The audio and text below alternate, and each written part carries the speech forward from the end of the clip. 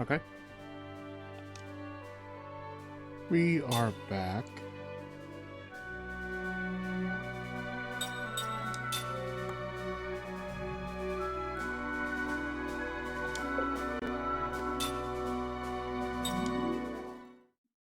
So let's continue on.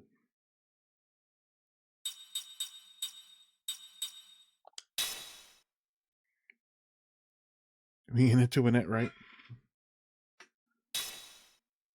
Yep, this too begins. I think I'm fine. Mac will eventually level up, so... Oh, did I not give him that?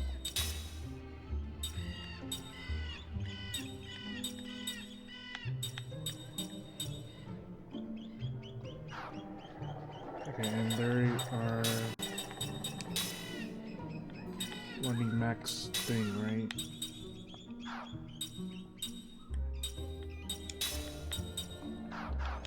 Okay, well, I think what I'm gonna do is I'm gonna battle. It should be maybe at least 2 more battles at least. Hopefully I can get the battle where it gives me 4 skill points. Ha! Not too smart, eh? This will give me 4.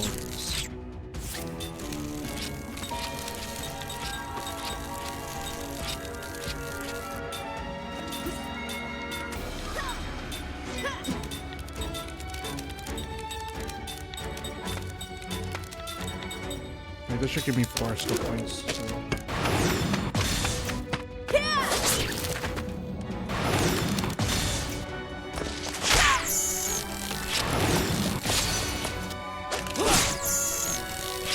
Oh no. Okay.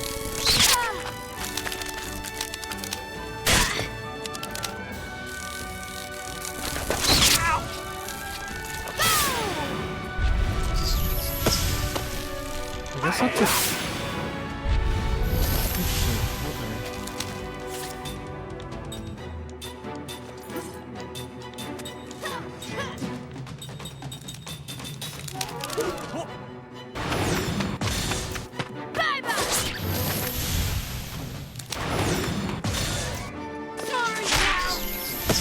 Good job, Mac. I wonder if Mom would be proud of me. Okay, just wanted them to have that combo attack, so... Equip. So they could work on something else. Counter. Yep, definitely want counter on next. Well, counter's not that much, huh? A wall? Is there a boss coming up? I feel like for bosses, I'll put on like wall. But counter, I kind of want counter. Oh. Do we have story time to begin this stream also?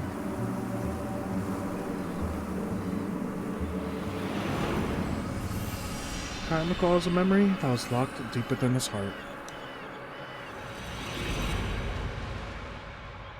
The dream has been revealed. Okay. What is this one called? This happened a long, long time ago. On a small island which has since perished, they had an odd custom. They mourned their dead with song. The elegies. Is it elegy? Or elegy? I think elegy. Correct me if I'm wrong. Elegy Island. The songs would play without ceasing from the last moments before death.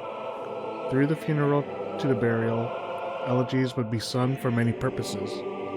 To ease the grief of the family, to recall the legacy of the deceased, to appease the soul of one who died under stressful circumstances, to celebrate one person's having lived to a ripe old age, or to evoke anger at another pointless death.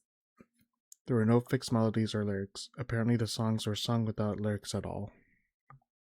Elegies, okay. Yeah, so G.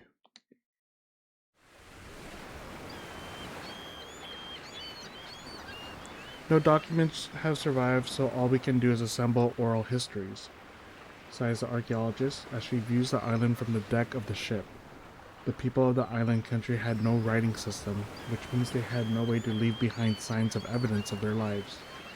I wish we could at least interview a few survivors, but there weren't any. Every single person was killed. The research team's archaeologist is a young woman in her 20s. Her country is the one that destroyed the island. It happened while her ancestors 7 generations back were still young people. I hate to badmouth my own country, she says with a shrug, but they really didn't have to go that far. That far is no exaggeration. Her country prided itself on its overwhelming military force. For it is to gain mastery over the tiny island would have been as simple as twisting an infant's arm. But her country believed in oppressing the neighbors with force. The leaders were thinking more of those neighbors than of the island itself. When it launched its all-out attack, the island was a mere object lesson. It was scorched from end to end. Every human being on the island, from newborn babies to elders on the verge of death, was killed without mercy. It's odd though, says the young woman with a grim smile. There are hardly any records left from that time, even in our country. I suppose what they did was so terrible they didn't want their descendants to know about it. Her remark prompts some older scholars on board to clear their throats, at the sound at which she snaps her mouth shut. Sorry, she whispers. You're not much older than I am. You probably don't want to hear about all this old stuff anyway. I do, though. What interest can a sailor like you have in these boring academic matters? Chaim only shakes his head in silence. Suddenly, things become very busy on deck. The boat is approaching the island and has entered a stretch of intricate channels where the skills of the crew will be tested. The boat's swain calls Chaim. Oh, I'm sorry, the woman says. I shouldn't be monopolizing your time. You've got work to do. Even as she apologizes, the talkative young archaeologist asks Chaim, do you mind if I ask you one last question? Please ask away, he replies, stopping in his tracks. She looks around to make sure no one is listening and whispers, I'm sure this is your first time taking research team over. Uh-huh.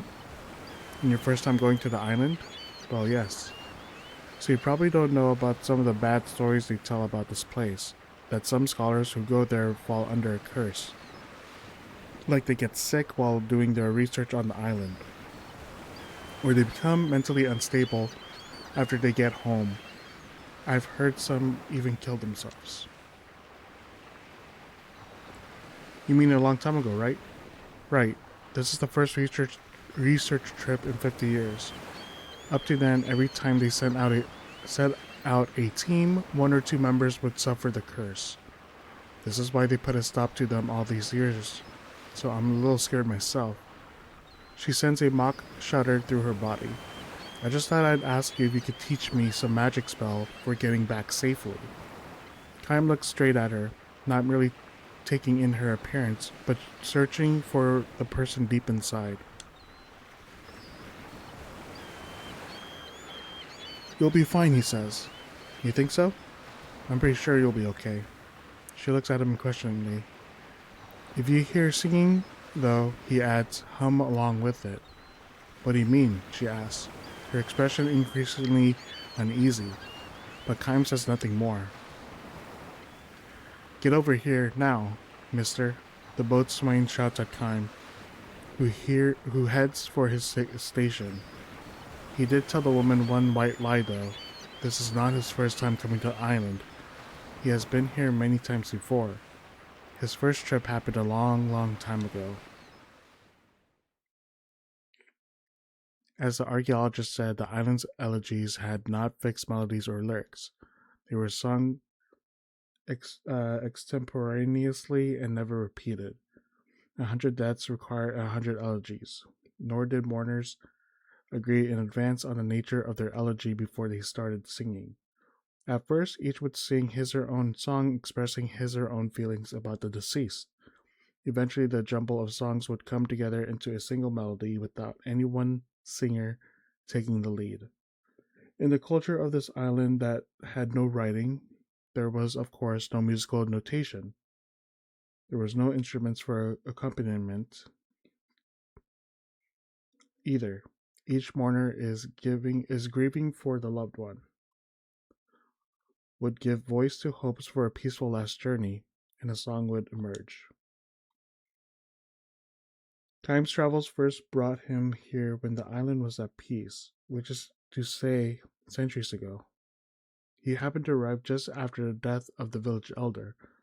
For 3 days and nights, an elegy was sung around the clock. The people's songs, which shook the darkness and reverberated all across the clear blue daytime sky, left its mark with a certain ennobling comfort in the breast of Kime, a man for whom fate had decreed that no one would ever sing an elegy. To think that such an island had been burned to the ground. The people fled in all directions at once and were murdered one at a time. It was an absolute bloodbath. Time knows about the atrocities that accompanied the butchery, the things that were not handed down to the generation of the young archaeologists. Had it wished to, the women's country could have taken control of the island in a single night, but instead it used its military power to chase down each of the island's inhabitants over a period of several days, as if carefully filling in the blank spaces in a coloring book. The island became enveloped in elegies. At first, while the living still outnumbered the dead, voices in elegiac song all but shook the island with their volume. As the days went by, however, the dead came to outnumber the living. The sobbing voices and song grew even fainter. When the battle reached its final phase, the few remaining islanders who had been cornered in the island's northern tip fled into a large cave. They resigned themselves to death.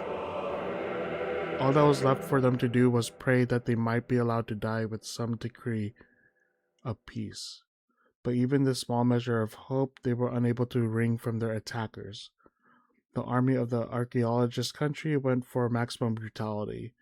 They entered the cave with every weapon at their command, and they dragged out and killed one islander per day. Today it was an old man, the next day it was a young man.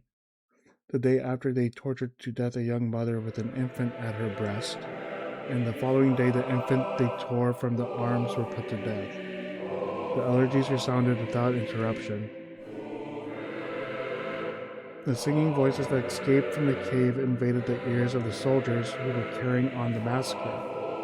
The soldiers with kind hearts collapsed one after another, or they went mad and left the front line. Song was the final weapon of the islanders, who had no other means to fight. They went on singing as they struggled against the starvation, thirst, and their own fears. The commanding officer of the anti-insurgency force ordered his men to fill in the mouth of the cave. If they burned the people alive, he thought the singing would no longer be audible. Nevertheless, faint singing continued and went on day after day. Rainy days, clear days, daytime, nighttime, it continued, but no longer without breaks, which gradually increased in length. The singing went beyond being an elegy for a single person and became a song suffused with the sorrow of all the living things on the island. About the time the season ended, the last thin thread of singing died out. The army left the island. Not a single record of these military operations was left.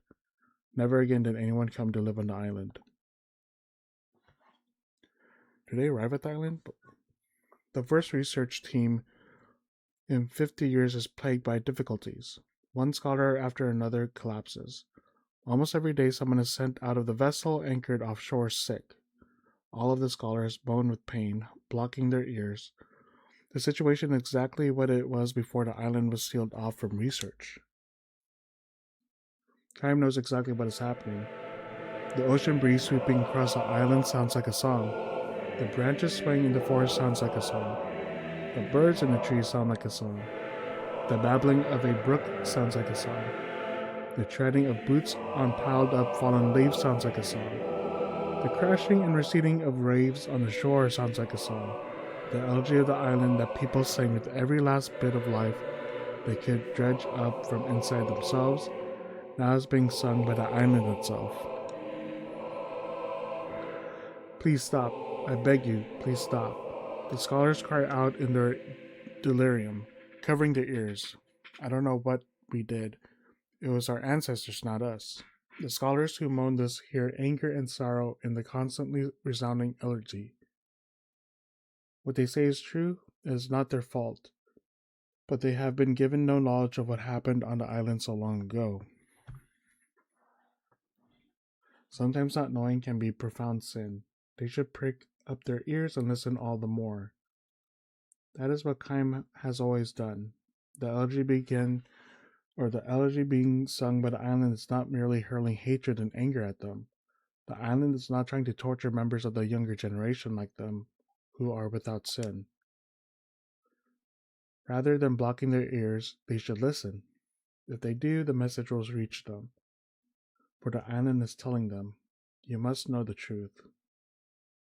You must know what really happened on this island so long ago. The investigation ends much earlier than originally planned. Most of the research team have returned to the ship, their health broken, and some of more seriously ill members have been sent home.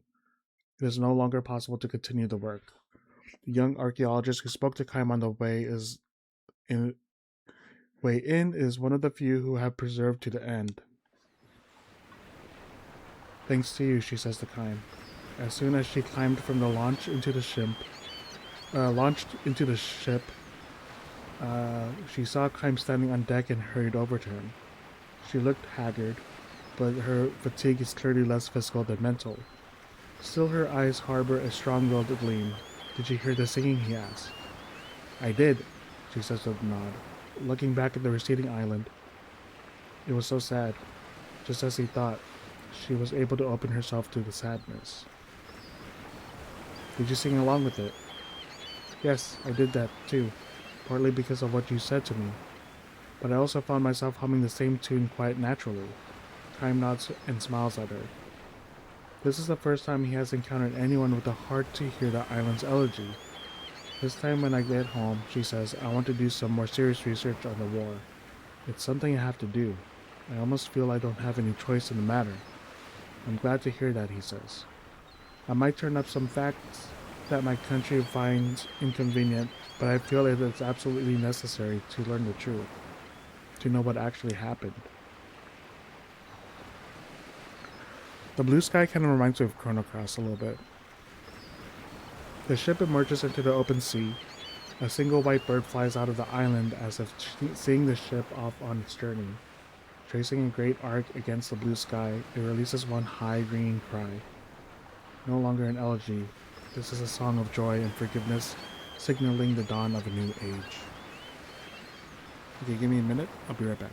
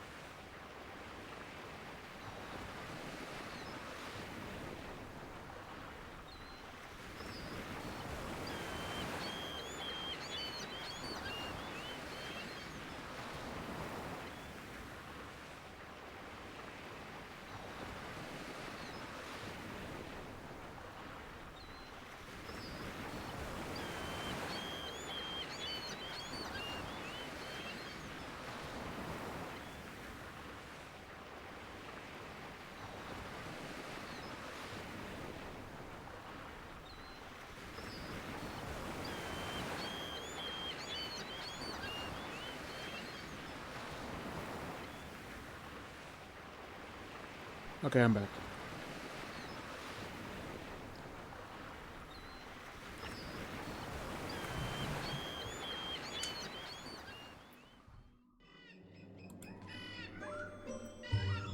Okay. There we go. Hold on, let me check something. Did I do this? No, I didn't. Hold on. Okay, we're ready. Okay, let's continue on with the story.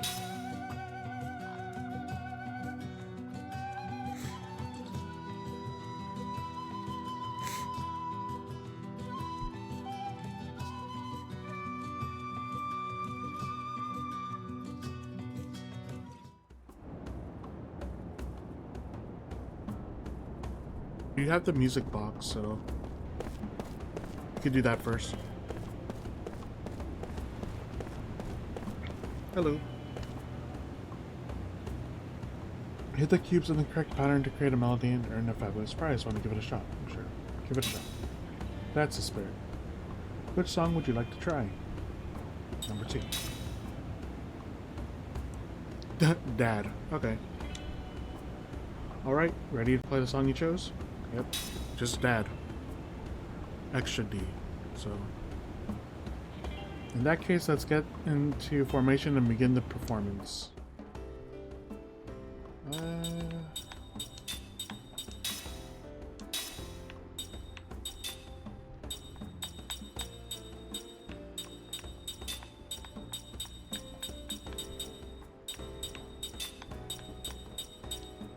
I don't think it matters, but okay, that's it. Just Dad. I don't know what the prize will be.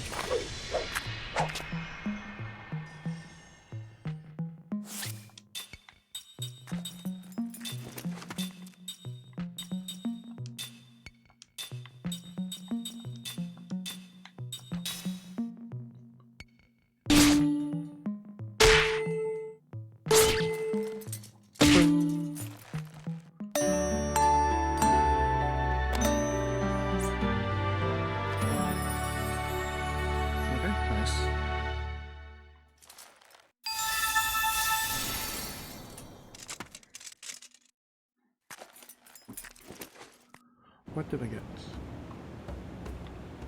Congratulations, that was some superb playing. To commemorate this first performance, I'd like to give you this. What did I get? Oh, Dodger. See you later. Come play soon, okay? Come play again soon, you hear? Okay. Dodger. I guess it's just race point invasion. Yeah. Okay, there is one person that wanted,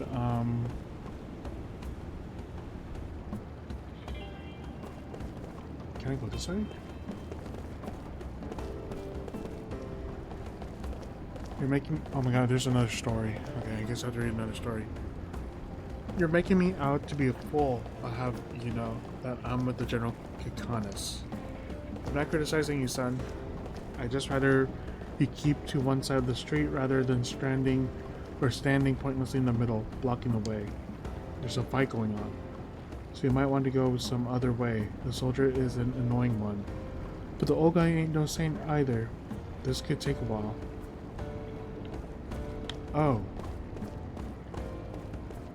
This is not a story. Okay.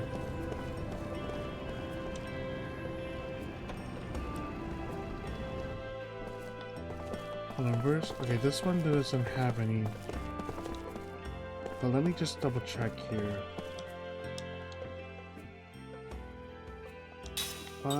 Yep, everyone's still fine. Alarm clock and stabilizer. I don't think I have stabilizer. Let me check. Alarm clock and stabilizer. Alarm clock I have. I don't have stabilizer.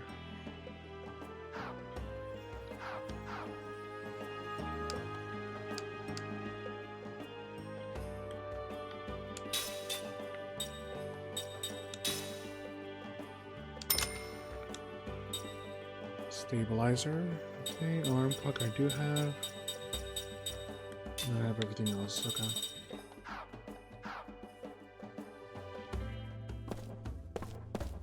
And then let me check. Can I ring assembly?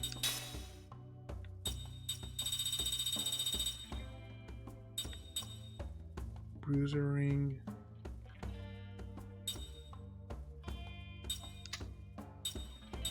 Interesting. Okay.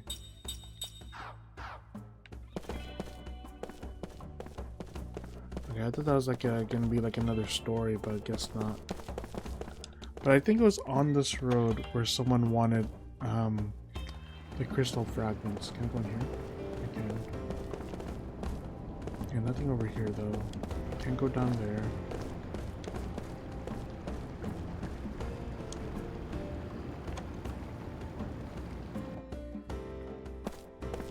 Nothing in the back, right? Yeah, nothing in the back. Let me take a look. I think 15 of each is fine. Yeah, I think 15 of each is fine. And nothing here.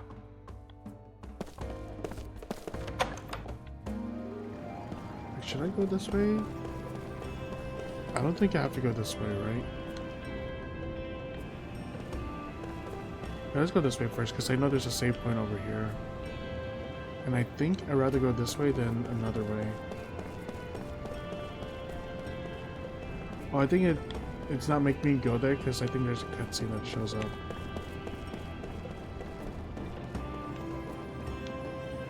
I believe there is something over here where someone wants crystal fragments from the forest. Oh, this guy. I'm still not feeling it right now. I'm sure I can make something if I had some crystal fragments from the crystal forest. I know, maybe if I can get 19 more. Sure. You brought a lot of crystal fragments in for me, haven't you? This mysterious light. Oh yes, it's coming to me now. Thank you for this rare relic. I think I can feel my muse returning. I'm afraid I have little to reward you with, but here is the very first piece that I ever created. Please take it with you. Life brooch. Ooh, okay. Life brooch. What is that? Increases max HP. Okay, you will learn that first. And you get the other one, stabilizer. That is fine with me. Okay, that's all I wanted. So let's go save here. And then we'll continue on with the game.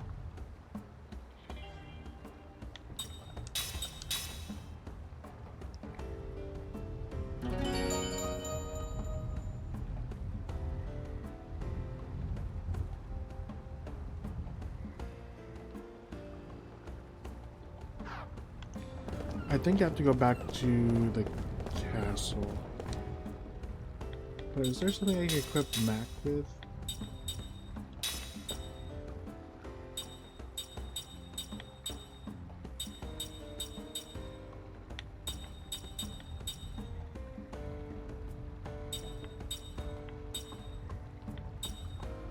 I guess I could have Thief's Bracelet for now.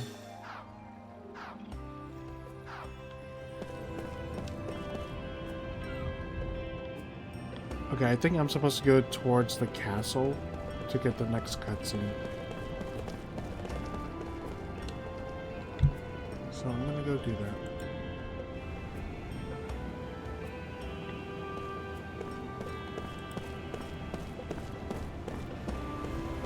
Yeah, no one's here, so I have to go this way.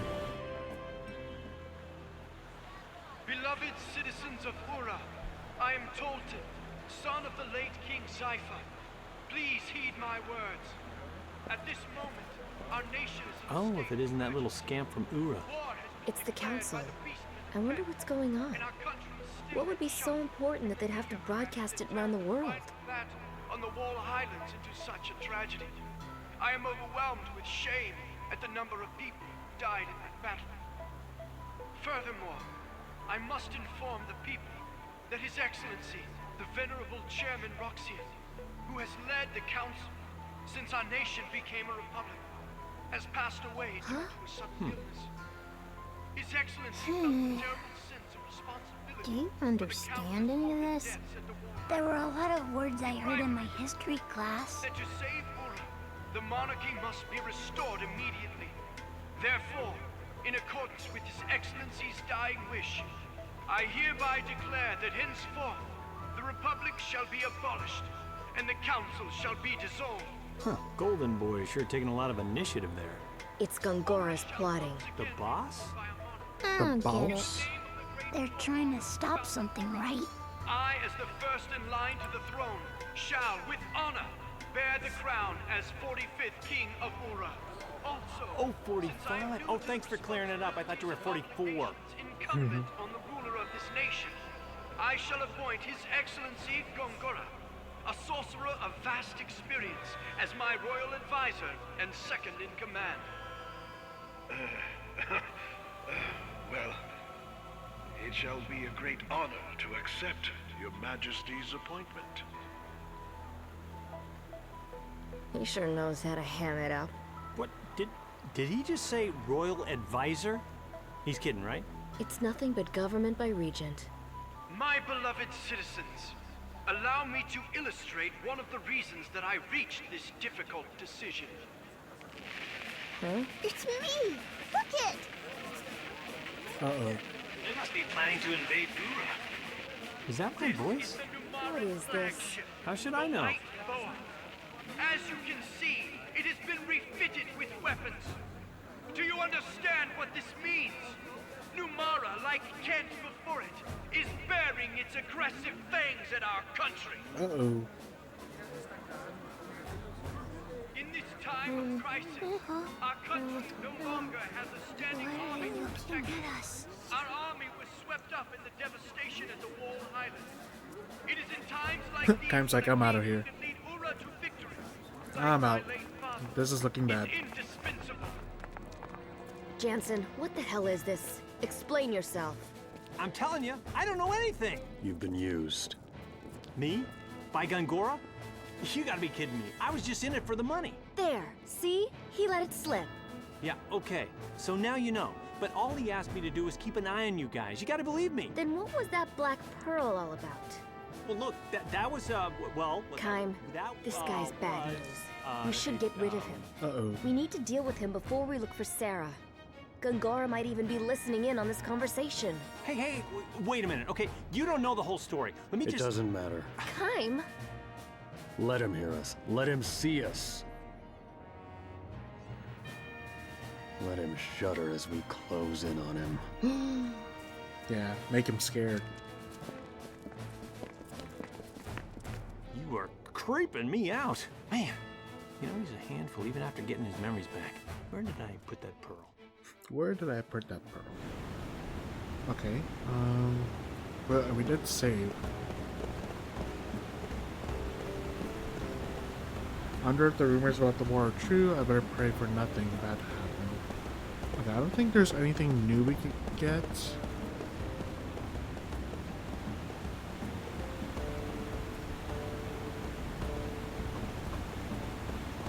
Do I just go back to the castle? There are a bunch of soldiers over there. We better stay away from now. Okay, so it wants us to go back to the castle. Can I even go this way? No, okay. Oh, I can. But this is the way I'm supposed to go. Get down!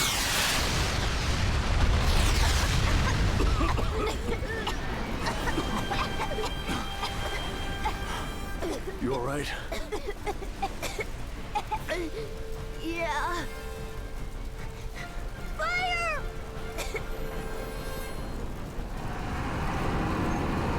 Okay, there we go.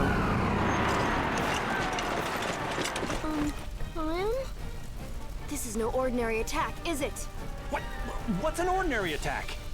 Cook, Mac, now's the chance for you to slip into the smoke and run. What? No way! Move! If you stay here, you'll be in our way. That's not true. We're in this together.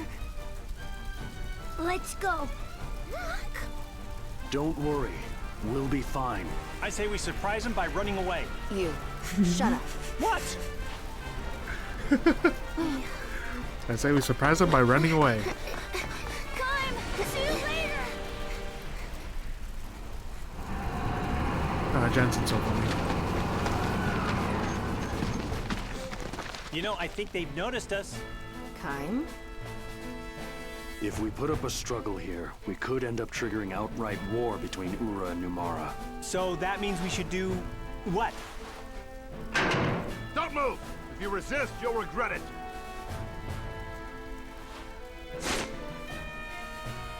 So we let ourselves get caught. That's brilliant. We should let them know fighting won't solve anything. Then we'll need the power of the Queen. Power of the Queen. Good idea. You know, me and the Queen are tight. Yeah, we go way back. No problem. Yeah, right. You're wise to surrender, spies. We're not spies. We want to speak to the proper authorities. Bum, ba-dum, bum. Okay. Well, we're back in prison again, I guess.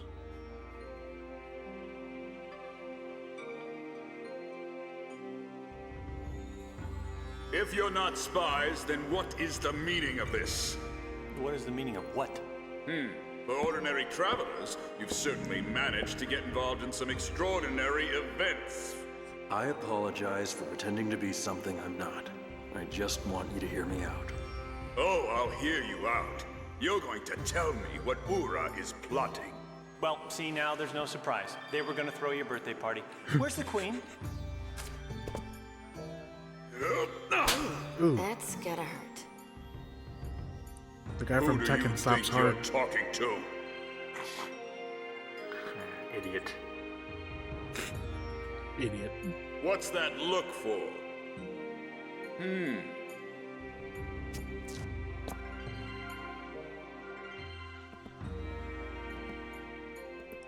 This fellow senses something unusual in your eyes.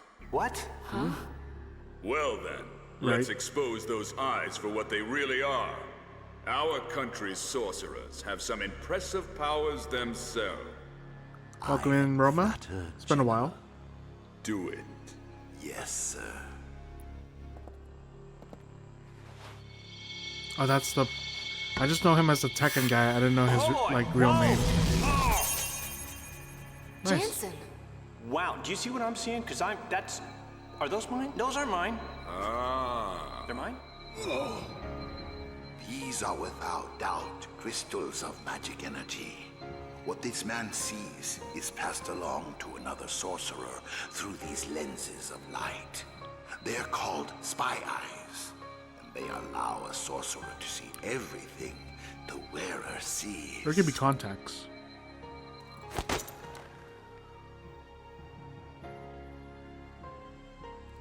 Spy confirmed. Awfully elaborate stunt to pull.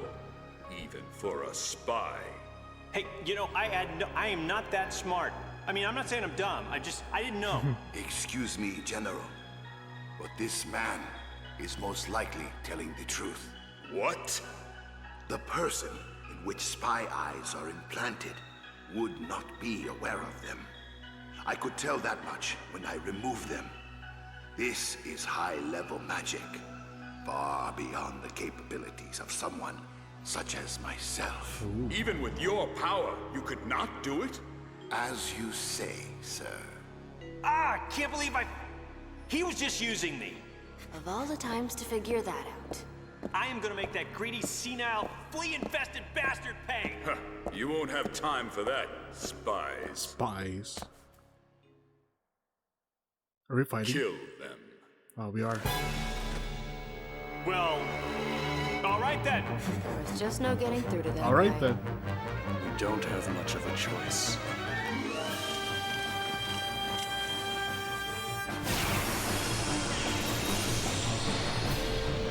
Yeah, all's been well, you know. The year's been so-so, but, you know, it's almost to New Year, so can't wait. Hope everything has been good on your end. They don't have anything to steal white, right? No. so let's see if Time and Seth can take out that one. You just shield us. They seem to be magic based, so I'll do barricade first.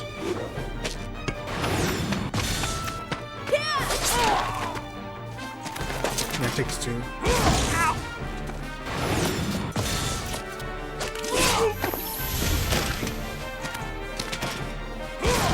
That sounds physical.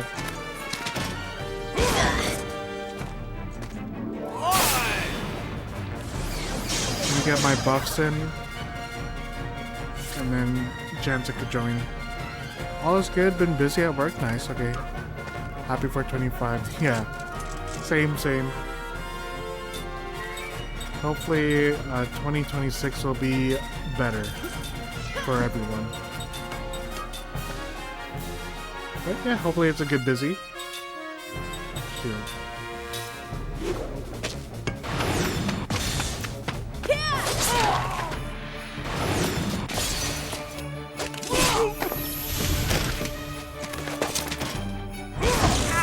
Ow. Oh, that hurts. Again, hopefully this is the last turn. And I think, are they weak to anything? I don't think so, huh? Just do... flare.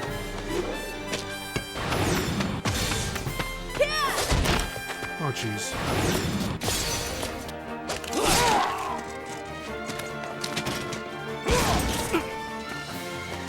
Hit time. Thank you.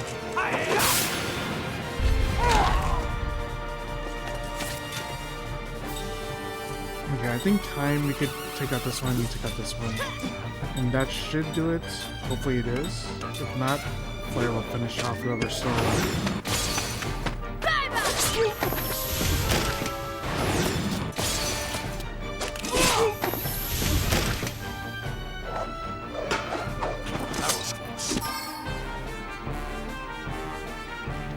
Almost a level up.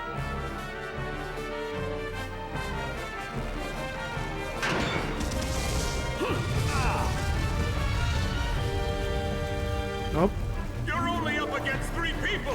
What are you doing? Are we running? What's happening? I can't see! It's cold here. Up there in the undies. And Temu, Tekken guy. Are those your moms? I don't believe it. What about you? Just go on. Yeah. Get out here. Hey, come back here. Who did this?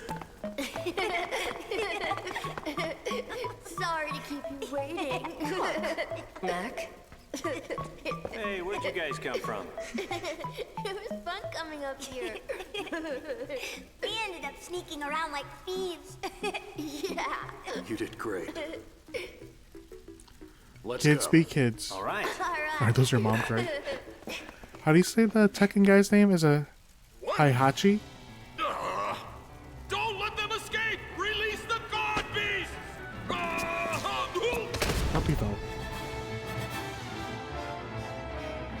Yeah, I think, is someone continuously chasing me? Hey Hachi. Okay. Hey Hachi. Great, thank you for letting me know. What are you doing? We're gonna get caught. Okay.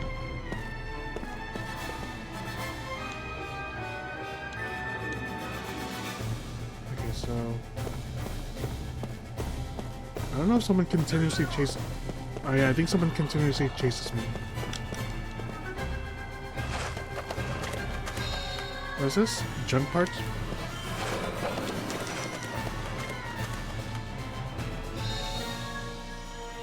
Seed? Anything down here? Treasure. Okay, he just runs away. Oh, maybe I could just wait. He's just waiting there. I pronounce it Hey Hachi. Okay. Like he's just waiting for me to move? Let's see if I can run past him. So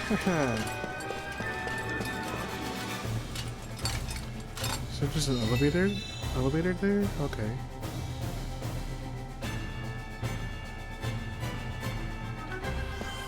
Bye-bye.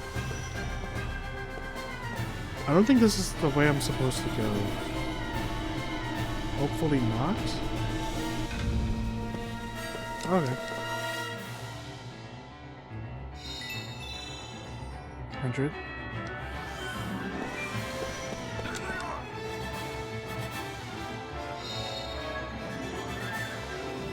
Oh, he's there. Okay, bye-bye.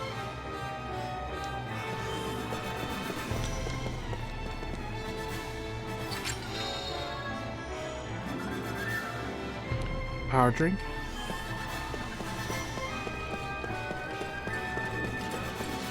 Oh, I hear him.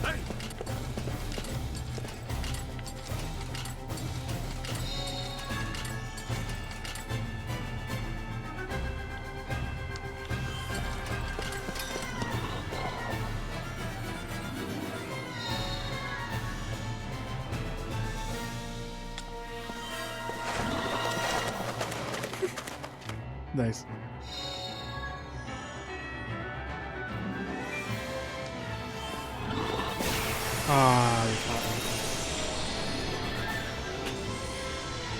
Okay, I think I'm supposed to head down.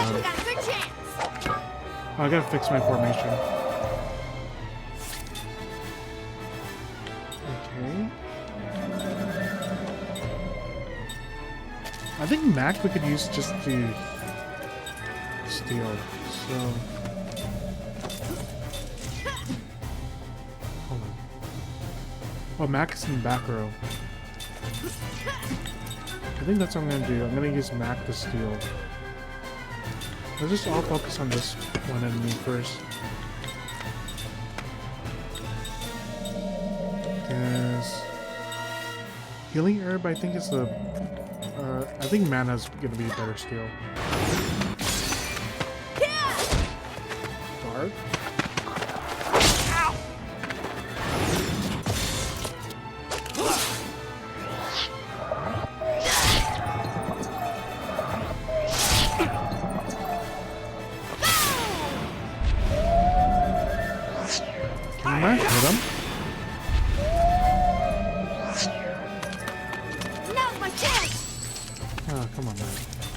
Let's just, you guys focus on that one then.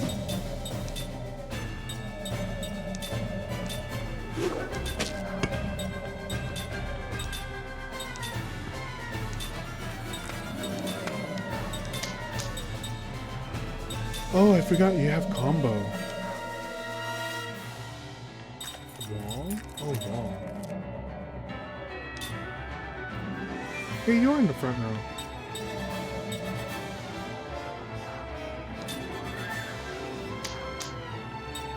I do like combo attack.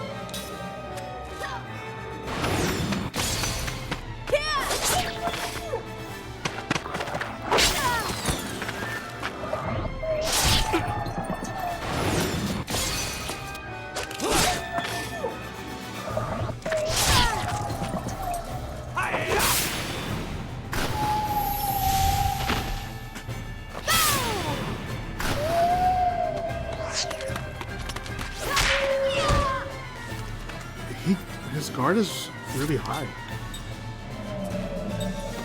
Okay, I think you two can handle this. And then you can finish this one off.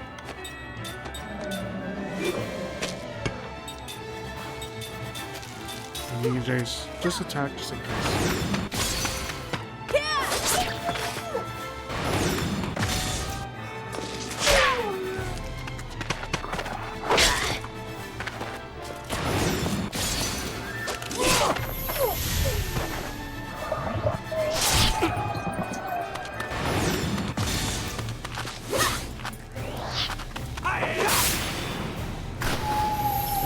Let me finish the top row. I am the greatest!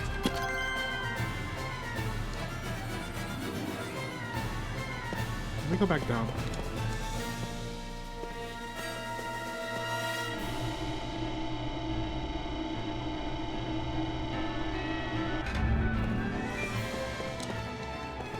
Oh, okay, hold on. 6 generators. Okay.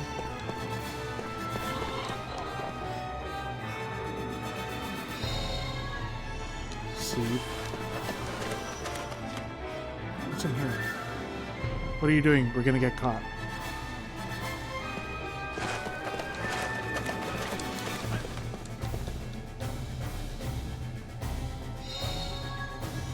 Black pearl powder.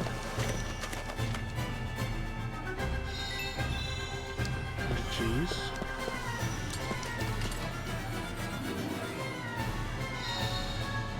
Few redstones.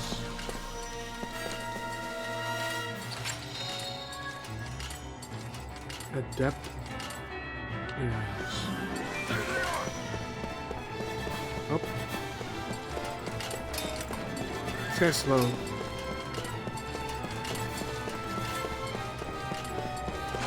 Oh, jeez. Okay, so let me finish going... Yeah, let me check everywhere again. So let's... Ooh, he missed. Oh, I can't go left anymore. Okay. What are you doing? We're gonna get caught. Bye-bye. Nope. I'm fine. Good thing is, I'm gonna get XP for it's Matt. tough being so popular. Oh, these guys, okay. At least I learned. The attackers will go for them. Win.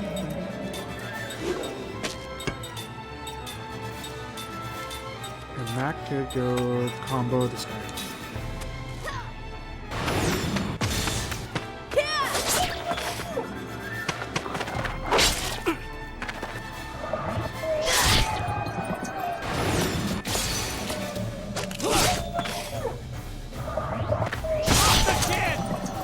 Dizzy. Please tell me he doesn't attack us. Oh, good job, Mac. Good, he doesn't. 84. I'll leave that to Mac.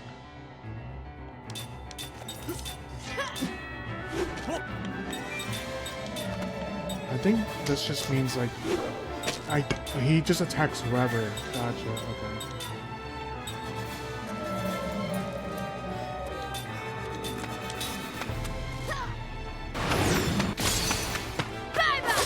Max should be good enough to take this guy out. Nice. Good job, Max.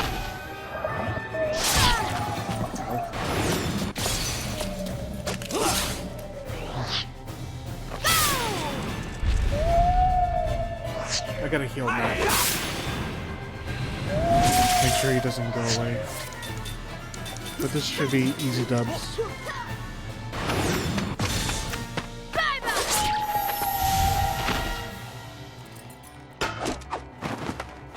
Phew, that was a close one.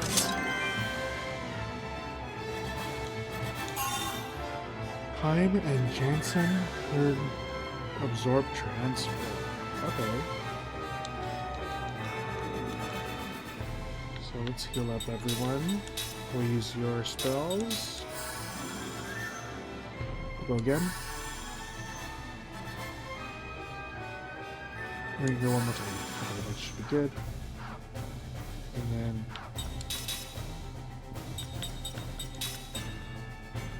oh, level 3. That could be good for Mac. Should it be good for Mac? I don't know. But let's go. You can start learning this now.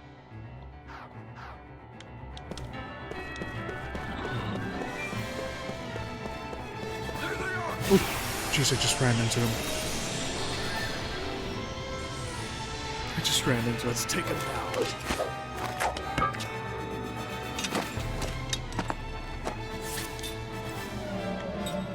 He's in the back row? Okay, so...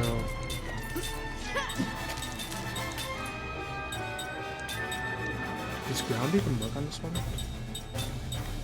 Let's do aqua.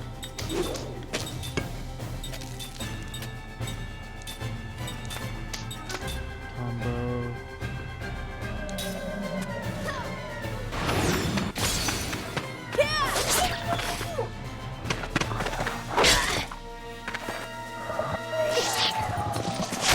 Good job, Mac. I love that.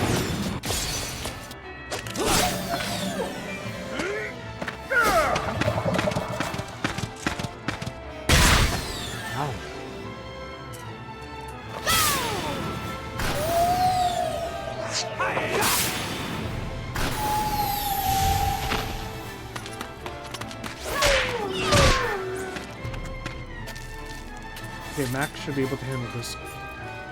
Oh, it's close. I just gotta attack this guy. Yeah.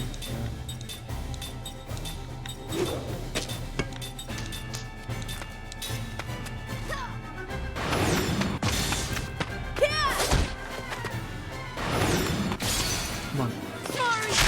Good job, Mac. Let's go.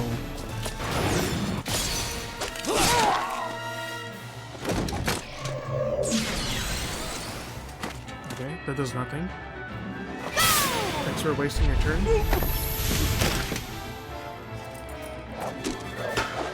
There's a match for me.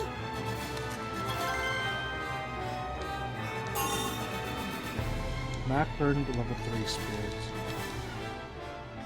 Did you guys find the skill yet? I think. Oh, okay, so there's one more battle away. Okay, that's good. And then I'll probably give you guys. I don't think you guys really need to learn spirit magic, but I'll probably put on power hit next for both of you. Oh, hold on, what's Jansen's?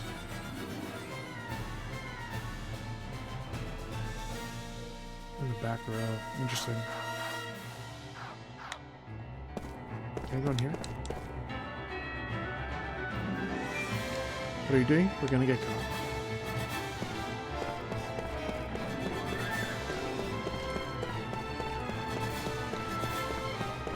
Can I go this way? Okay, let's go back to the first floor.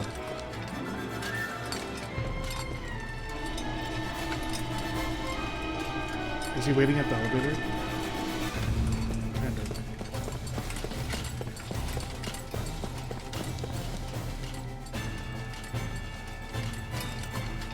Gonna get caught?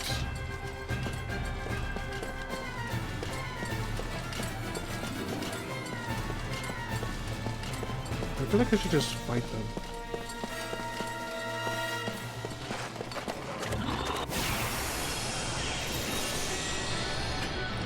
I think I should just fight them. But we'll see.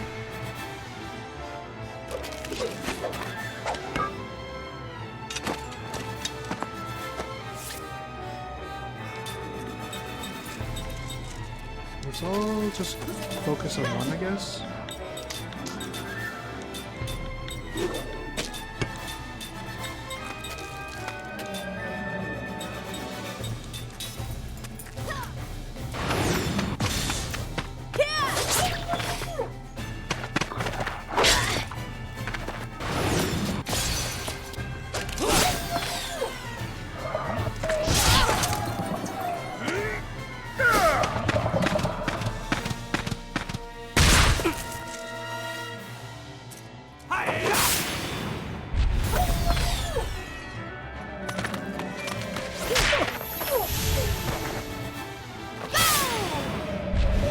I guess she hit the right person.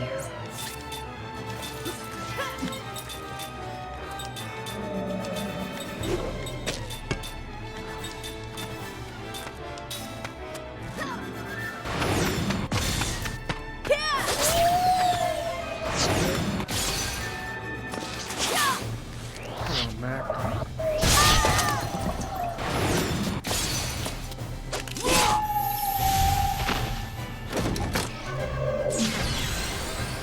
Bad timing on that.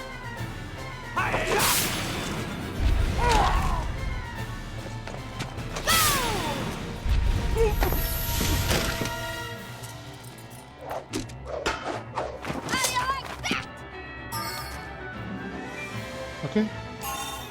I'm inside.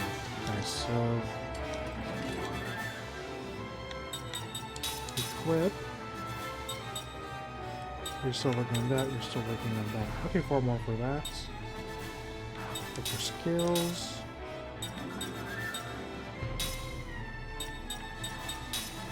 We'll go to... Do I want to learn? No, you guys are not really magic users, so... We do that. Go wall. Or power hit. Okay, nothing to the left, right? Nothing to the left. Okay, at least I fully explored.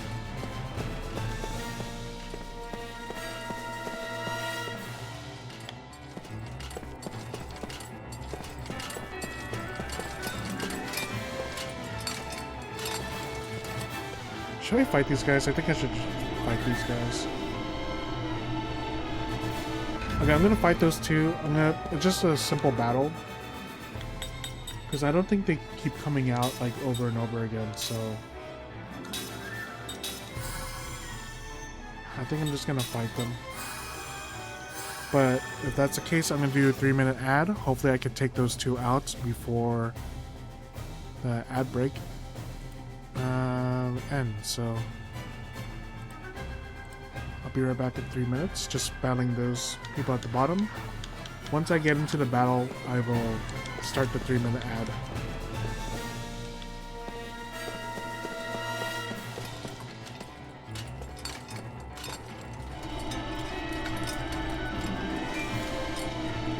Okay, oh, they're just standing next to each other? Okay, be right back.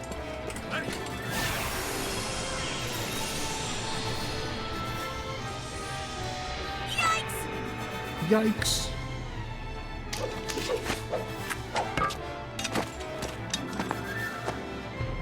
Oh, you have a magic user in the back. Okay. I think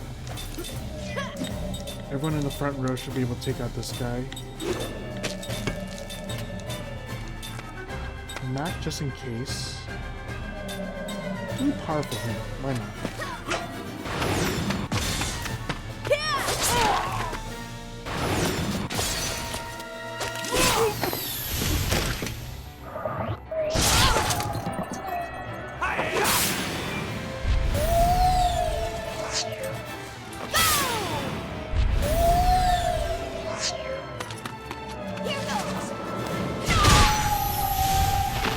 Good job, Mac. Yeah, good job, dude.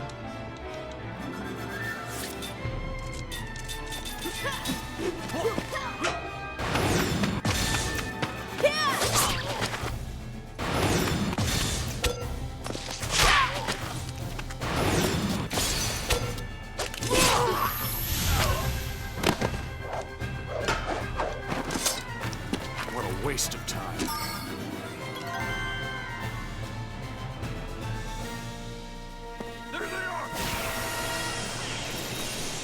Okay, nice, nice. Ha! Not too smart, eh? Not too smart, eh? Got these guys again?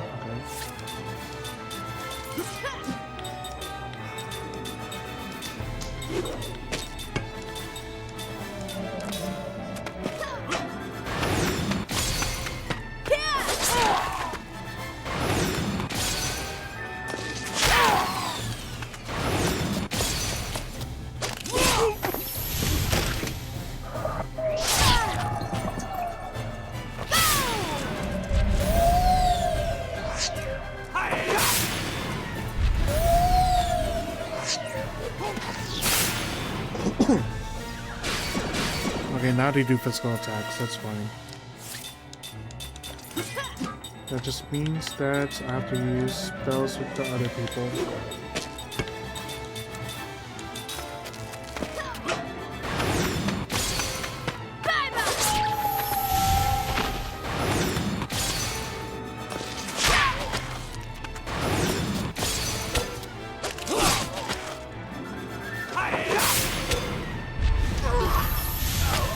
Okay. Get the free I am the XP. greatest! Set and cook. Mental stability. So Seth learned that. Okay, welcome back, everyone. Life boost. Alright, and you're still learning that. Okay. Okay, you defeated everyone on this floor. Yeah, I don't think there's an unlimited amount of enemies that shows up. And if that's the case, why not just beat them up? Is there anything over here? I already beat up the animal up here. Ha! Not too smart, eh? Not too smart, eh?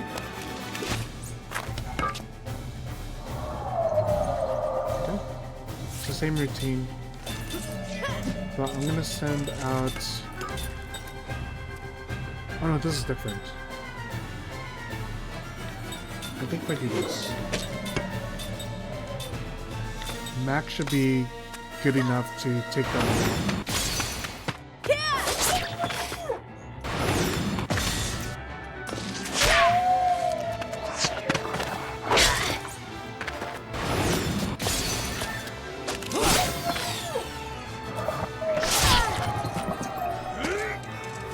This is a powerful attack. Oh, not cook.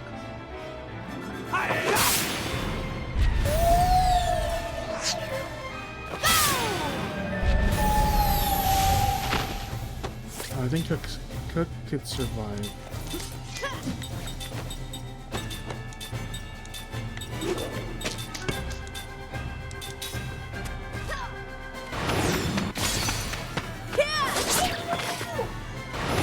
Please just don't hit Cook. Grab that. Wall, thank you. Cook, get your revenge.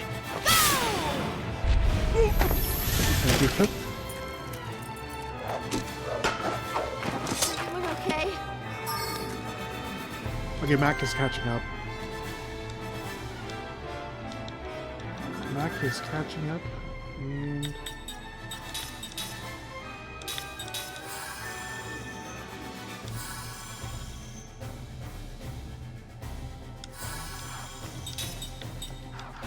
That should be good enough. Okay. So I think we're all good. Already tried to go up there. Oh, there's a... I already beat up a dog in this game, or on this floor, so we could go up. That's fine. Oh no, we're going back down.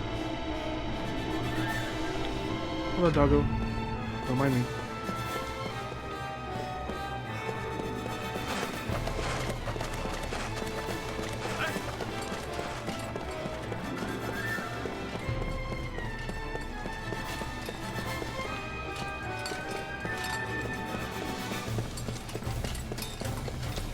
Okay, we're good, because I think I already fought these guys.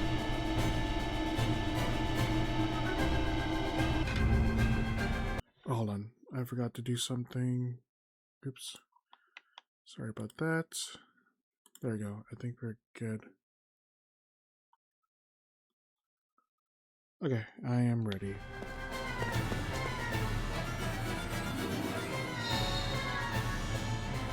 Anything up north? Oh, jeez. I'm fighting it. That's fine. More XP. You know, it's tough being so popular. Oh, jeez. Okay, at least they're all in the front row.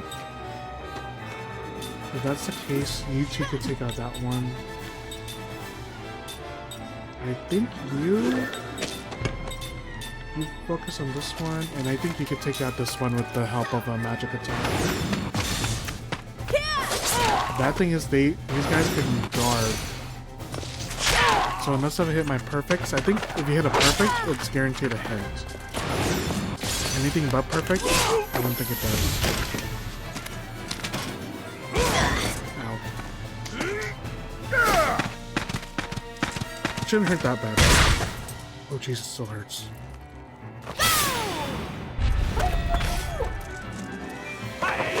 Is that good enough to take this one? Yeah. Take out this guy. Everyone else focus on the Robo Dog. Looks like a robot dog.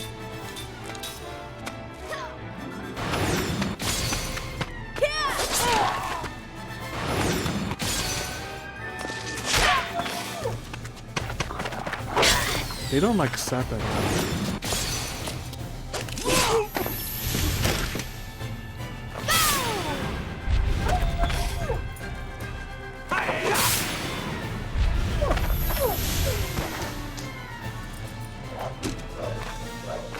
That wasn't very fun.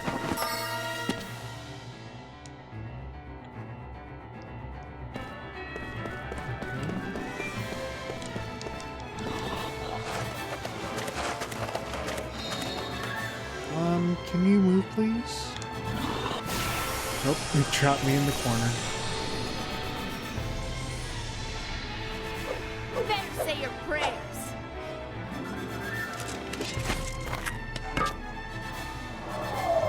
Okay, I remember this. Okay, so this one. Use to attack this one.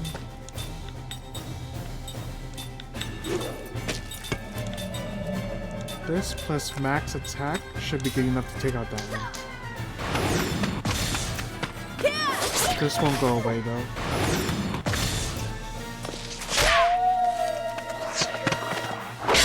Oh, I forgot to heal Seth. She could die.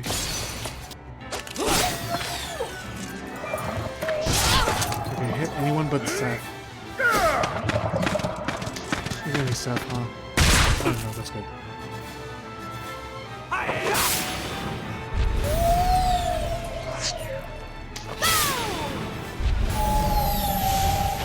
Nice.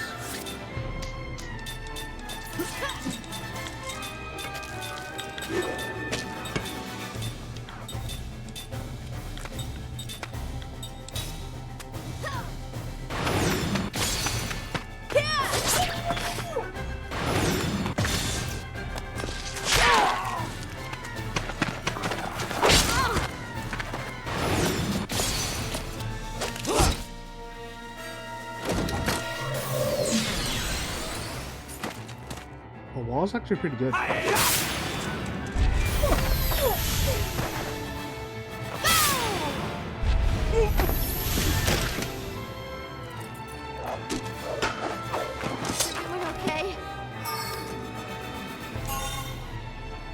Time sets.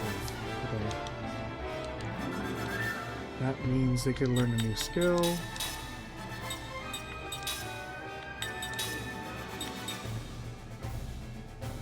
Screw it, let's do wall. What did you get? Mental stability, reduced interference with magic.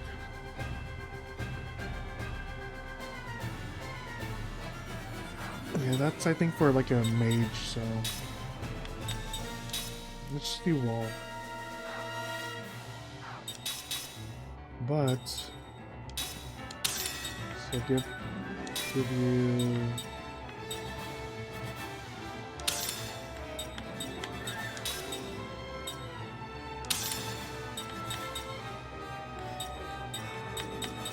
okay, I think we're good.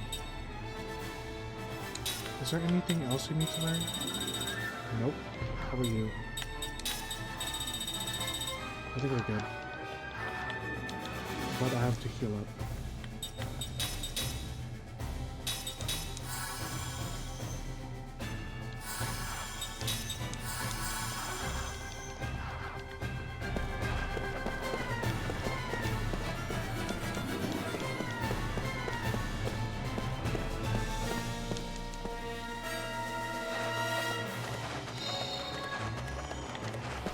Angel's Plan. Oh.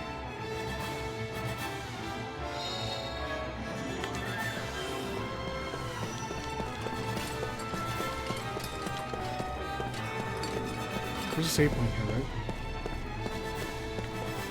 Right? Okay, good. Here it is.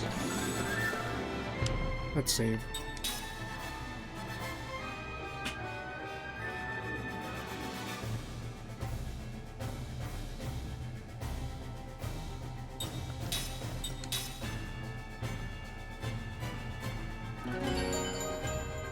Okay, let's see what this place is.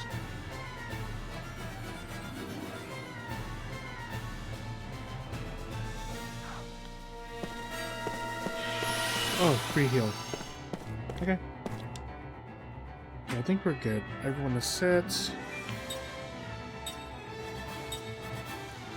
Okay, let's go.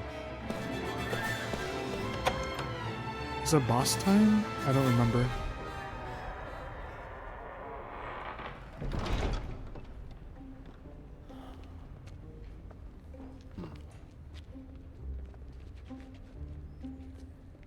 Whew.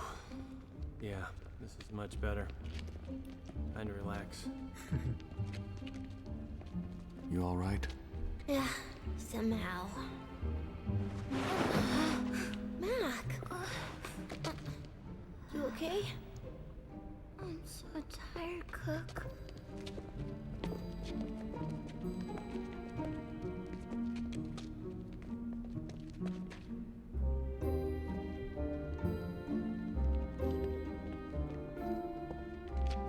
Looks good.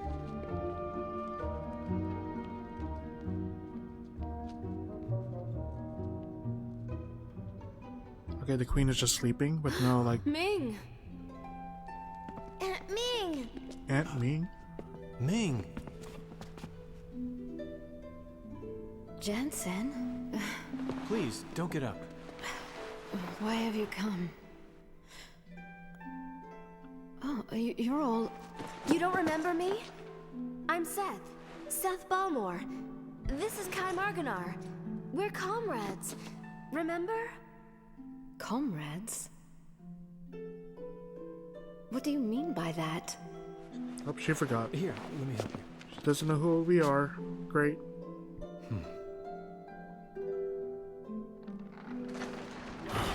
Huh?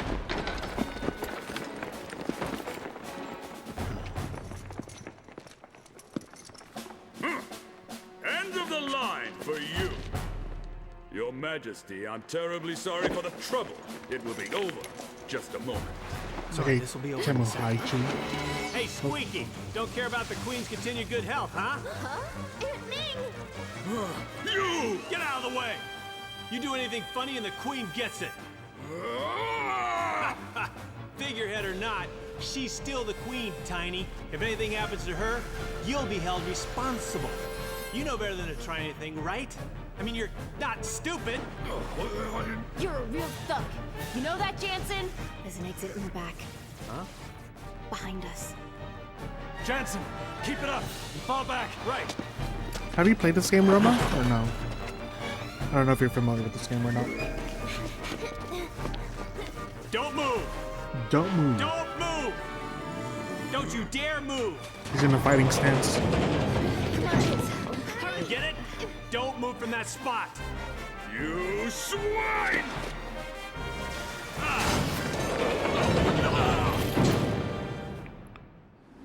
Oh, but you know of the game. Okay.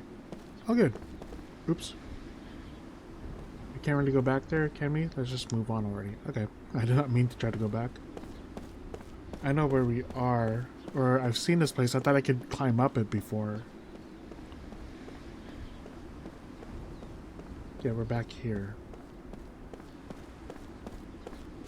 Yeah, I tried to climb up this before. We can't fight here. It'll be hopeless. Let's get out of here now.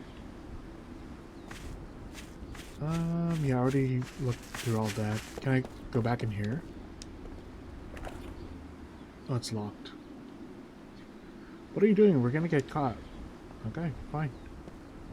Fine, fine. So can I climb up this way?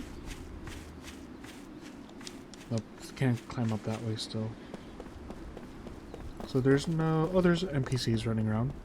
Did they say anything different? Enjoy your freedom while you can. The Queen will pass judgment on you soon.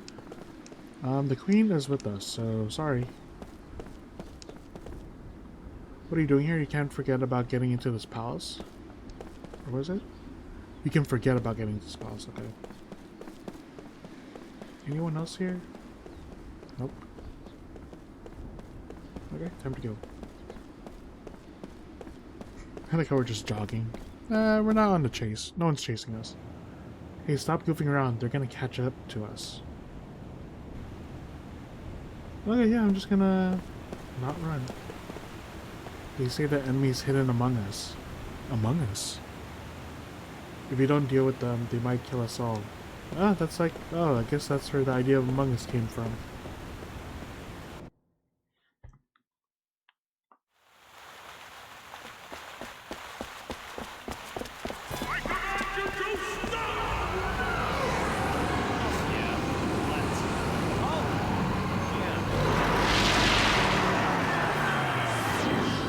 This guy's annoying.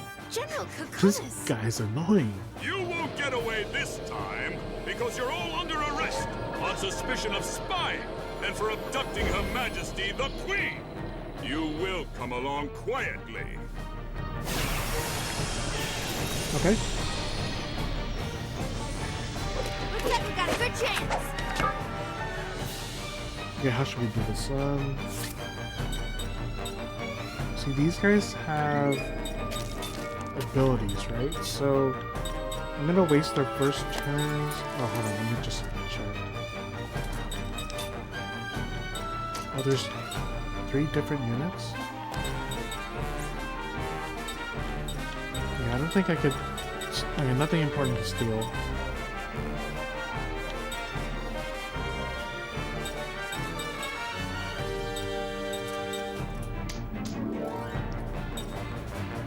Okay, so... Let's do this. Go to all shield. Actually, no, because I need to consider, so... Yeah, let's do this. So, all shield. Kind can do that. You could do... What was it? Okay, Kind, all shield. Seth, all barricade. Jansen...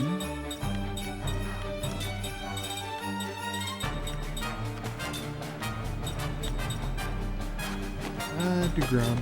We'll focus on the tank. The tank unit.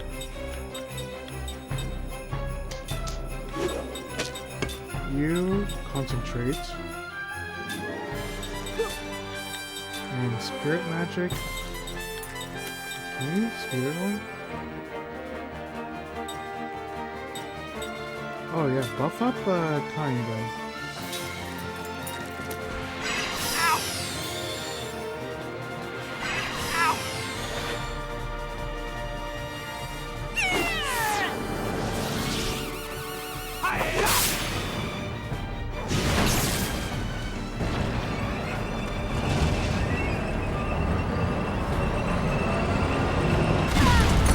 Oh, that's rude. Let's go!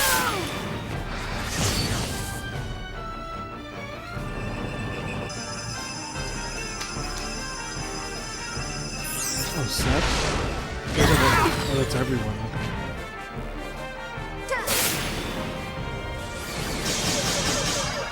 Okay.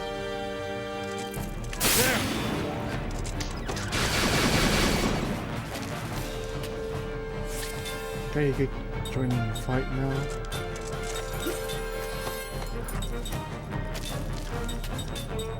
No point in stealing anything. Can you do anything that attacks everything? No. I guess ground. Let's go Aqua. I mean, casting support for. Let's do for Mac. And Mac raise. Mac, you're just gonna be buffing everyone.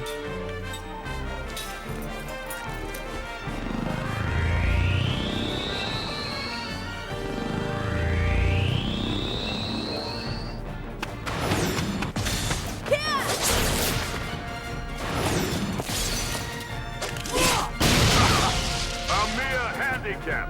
Consider yourselves lucky. Okay.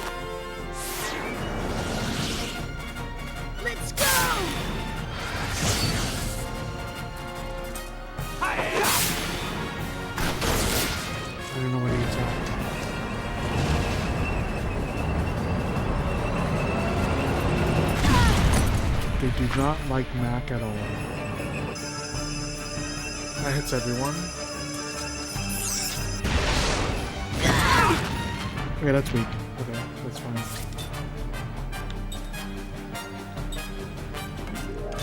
So 20 units. 20 units.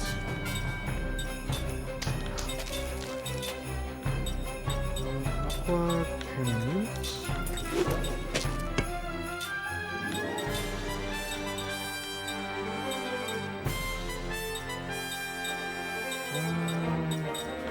Linda, I guess? Yeah. Go Jensen.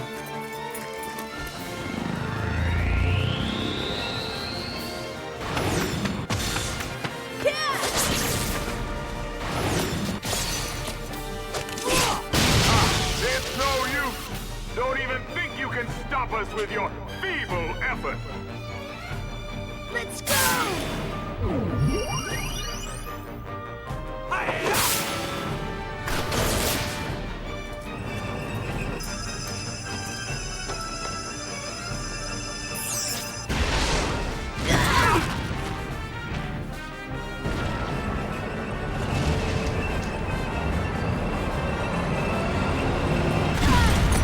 Okay, I'm healing Mac.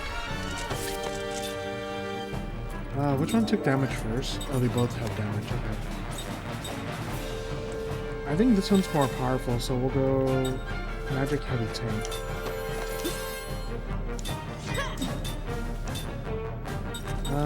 Do this. Heal everyone.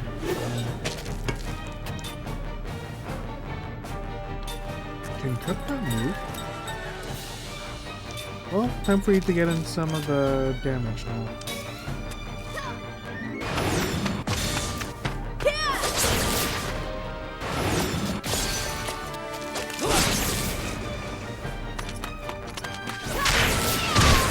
Oh jeez, that's weak.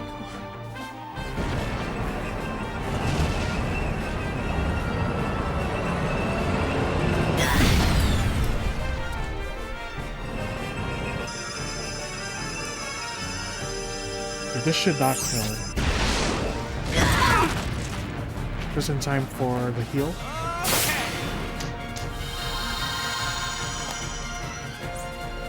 Okay, Cook should be able to attack now, right?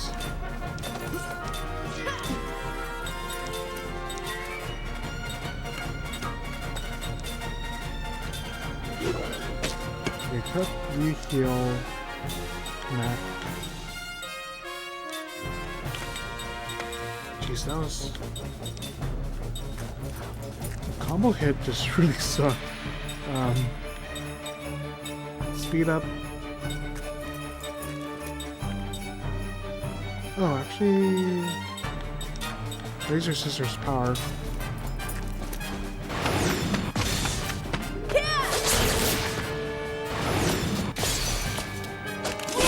Our tank is too magnificent to strike, is it? Haha! Don't you realize it's no use? Huh? Why aren't we moving? Go! Move! Forward!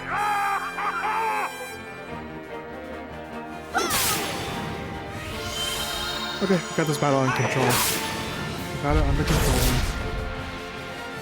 He only has one attacking move.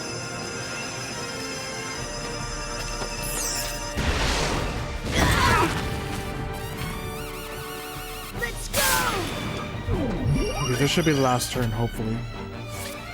So everyone just do your most devastating attack.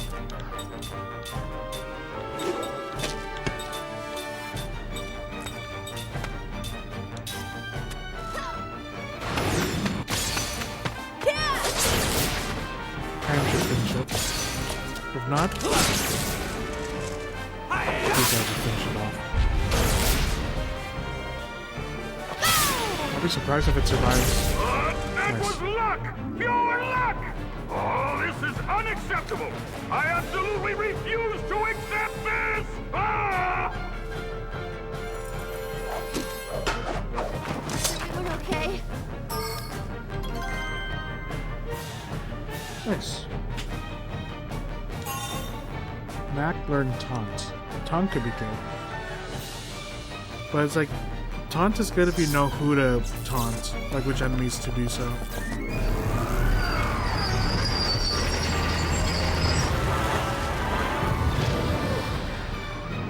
Yes, all right. Ha! You had that coming. Why don't you just go back to bed and start the day over? Oh, what are you doing? Fire! Shoot them! Uh-oh.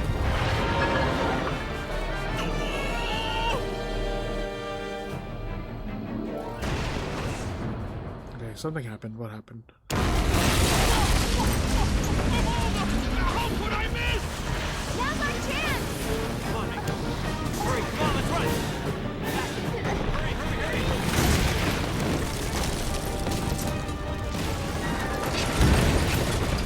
Oh, come back, Howard! Oh, my hand!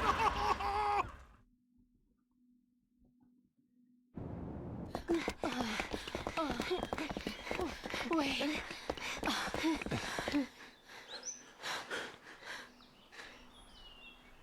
Yeah, sorry about that thing back there. Don't be. Well, I didn't want to pull a stunt like that, but listen, did I hurt you? I'm sorry if I did. I didn't mean it. It's fine. Everyone is safe now after all. Well, you know, I should really be thanking you for helping us escape. Well, since these children were there.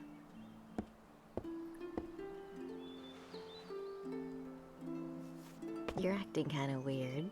You got a crush? Would you shut up? We had a moment there. Aunt Ming, are you okay? Yes. Cook? Mac? Why are you two? Did something happen to your mother? She's passed on. Please don't let your spirits fall. I'll always be with you. Thank you, Aunt Ming. Oh, why would a big boy like you be crying, Mac?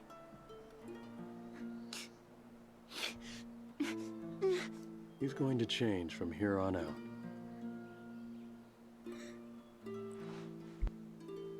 Seth. What you said earlier, that we were friends, is it true? Yeah, but this isn't the best place to stop and talk about it. We need to get out of town. What will you do, Your Highness? You said earlier you couldn't leave because you were the queen. I'll go with you. It seems I must. You'll come with us? Yes. Awesome. Awesome. Alright.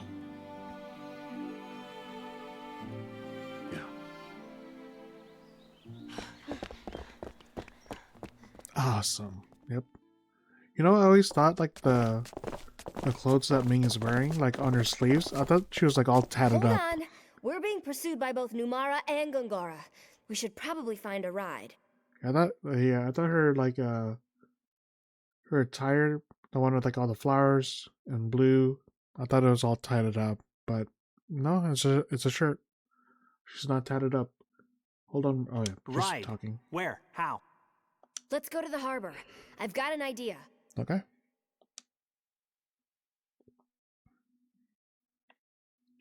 View composite magic tutorial. What's this?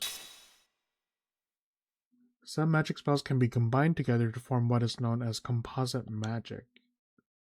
To cast a composite magic, you must be able to use both of the spells that compose it.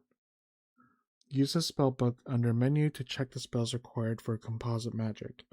Any composite magic for which you lack the required spells will not be displayed. Oh, interesting. Okay. You can only use composite magic spells for which you have the required skill level. Okay, interesting. Do I have it in a party? Ooh, I do. Nice. Okay, hold on. Let me be right back really quick.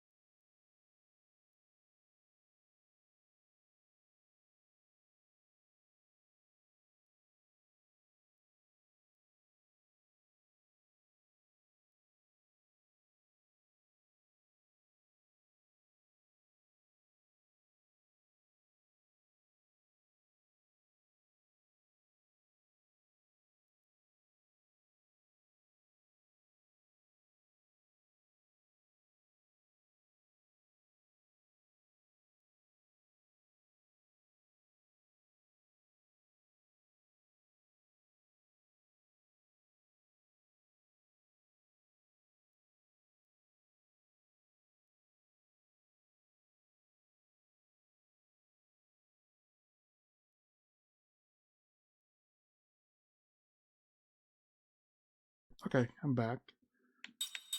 Can I sub her in formation? I think I can, yeah.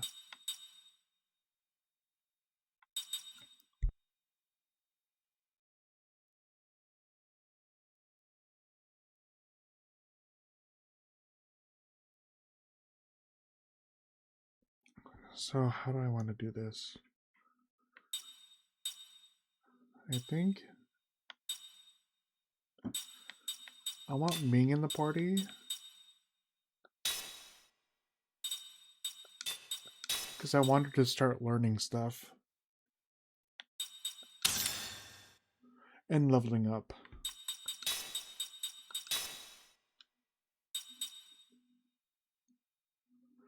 Oh, she's the one. Okay. Yeah, she has a lot of stuff to learn. Hopefully I can find a good place to level grind. But how are you guys doing? 13 more. So I guess in the meantime... So let's do a short one. 8. Learn that. I don't know why I have that.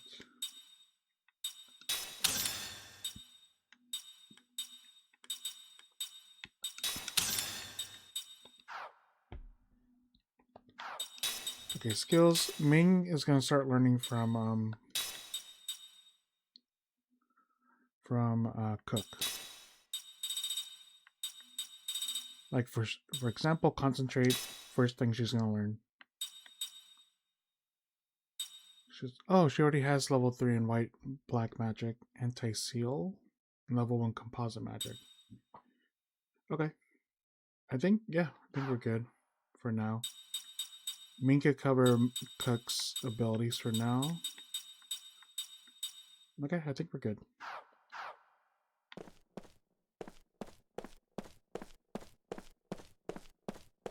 Bye-bye. Oh, hello.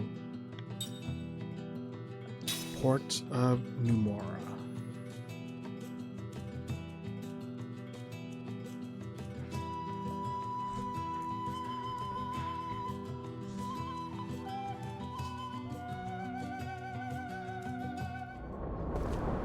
The shipyard is... I like how a soldier just walked past us. Doesn't know what's going on. The shipyard is up ahead. That's where the latest model is being built. We should go take a look.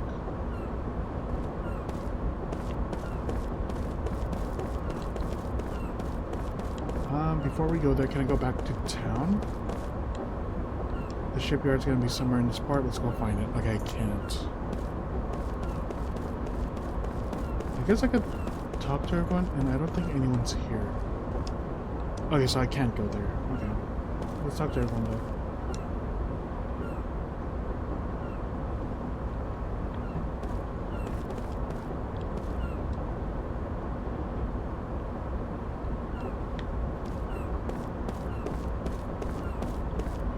Let's talk to everyone. See if he knows anything.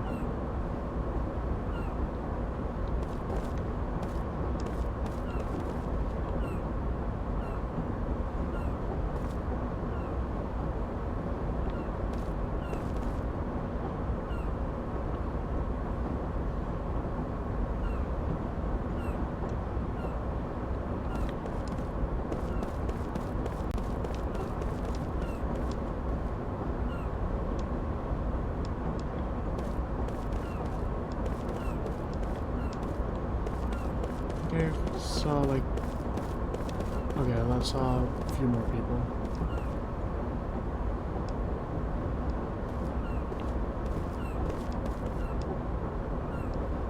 But do I know?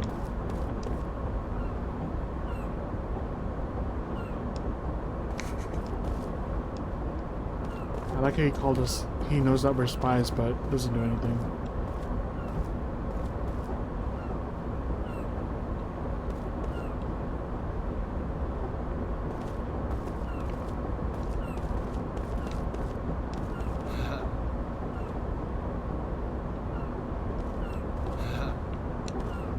Person.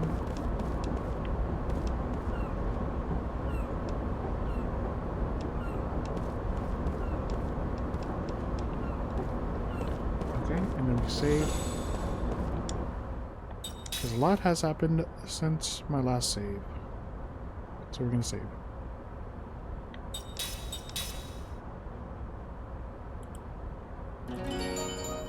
Saved. Nice, nice.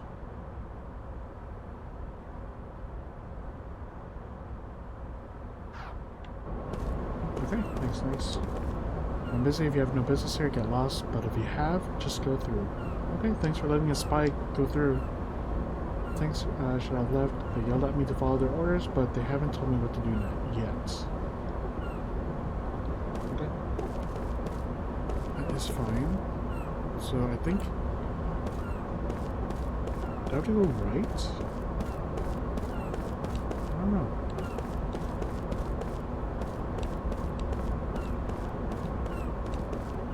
So I think it wants me to go on the boat. Oh, hello. What is this? They always tell us to be faster and faster, but these things take time. Just when we already are on the verge of finishing the speedboat too. When the work is finally done, those inside the shipyard will be able to leave until then.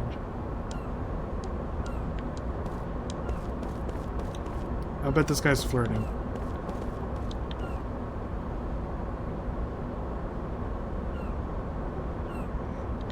Nope, they're not flirting.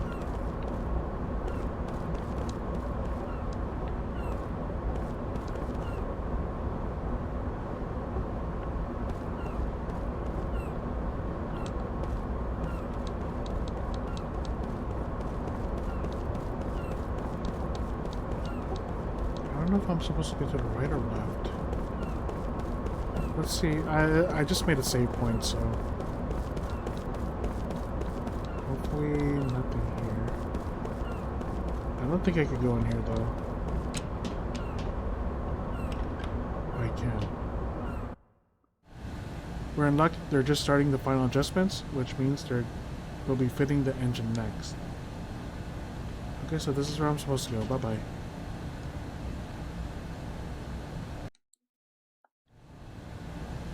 Okay, let's reset.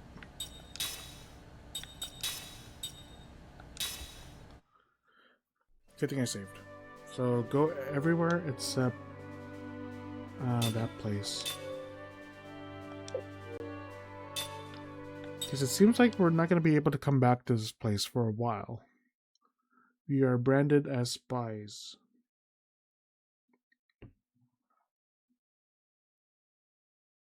Yeah, good thing I saved. Yeah, because I feel like we're not able to come back here, so I don't want to miss anything that I could get. Okay, so let's just go this way then.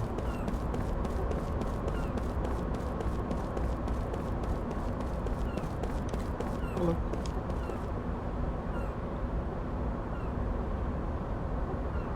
So turn yourselves around and get lost. Oh, okay. Wait, you're the Orange spy here over here, called the general. I like how they know that we're the spy, but they just stand there like, hey, someone get these guys.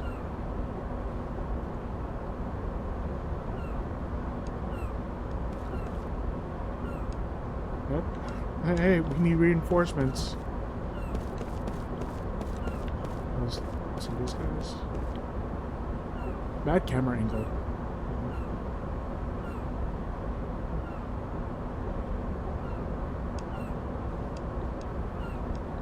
Okay, they say the same thing. I believe you.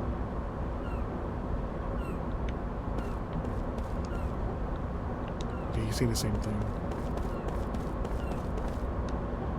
Okay, a terminal for the white boa. Looks like they don't want us in there. Are we expecting anything else? Anyway, this isn't the place we're looking for. Okay, so not over here. Yep. Okay, so I guess I did that for nothing. Oh, hello. It's more dialogue. Yep, something big is happening. And then, yeah, no one was over here.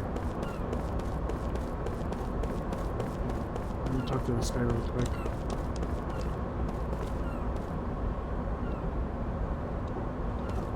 Okay. Yeah, nothing. I'm just gonna talk to the people really quickly, like 2 times. Because I don't know if there's anything where like I have to talk to everyone achievement. But I don't want to just miss an NPC if there's such an achievement like that, so.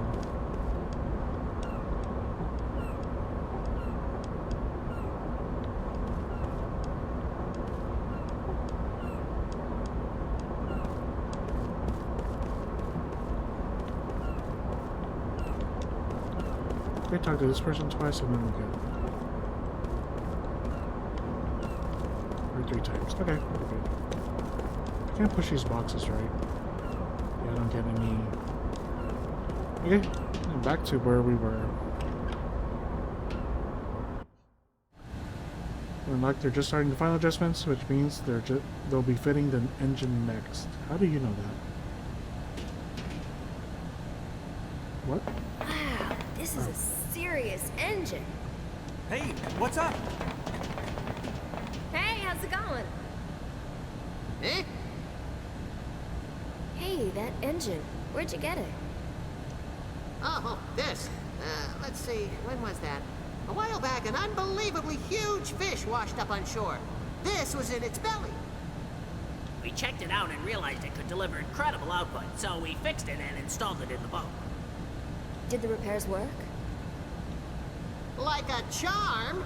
That boat was built to be General Kakanis' command vessel. Installing it is all that's left to do. I see. Thanks. Don't mention it. A huge fish, huh? You know, a while back... Is there something you remember? I really depended on it. Depend on what? The fish or the engine? The engine? It's from back when I was a pirate. Huh? Seth, you were a pirate? Yep, that's right. Wow! Cool. Amazing! That is so cool!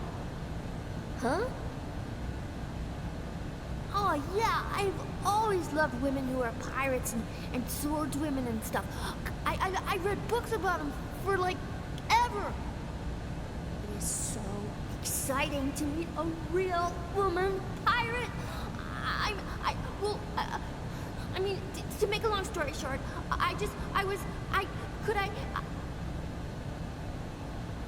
She wants to be your apprentice. Yeah. What he said. Could I? So, Seth, Mistress Seth, please, let me be your apprentice.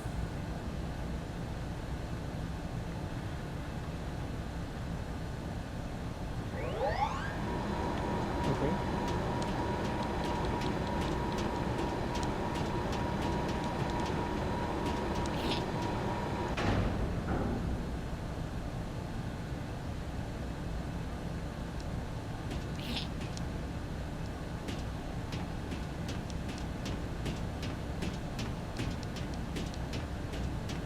Okay, we just leave, I guess.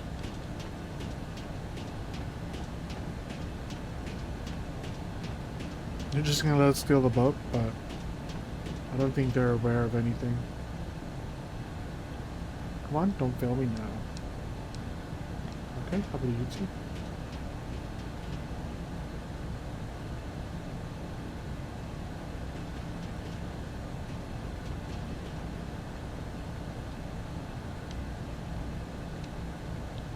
Okay, anything past here? No.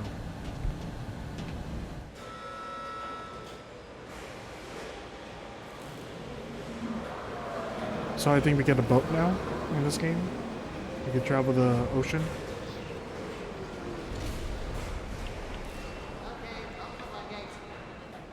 Inform General Kakanis that the engine installation is complete. He said to call him when we're ready for a test ride. Alright, yeah. Oh, hey, look! Someone's on board! Hey yourself, you little toad. What are you doing there? Get off! Go!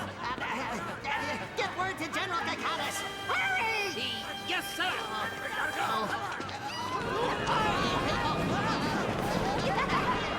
Somebody grab them! Attention, General Kakanis. Your ship is leaving. Thank you. Ah, all right. Should be easy.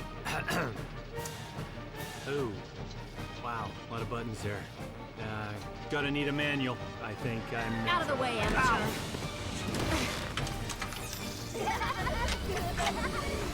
Here goes. Starting engine. Kids being kids.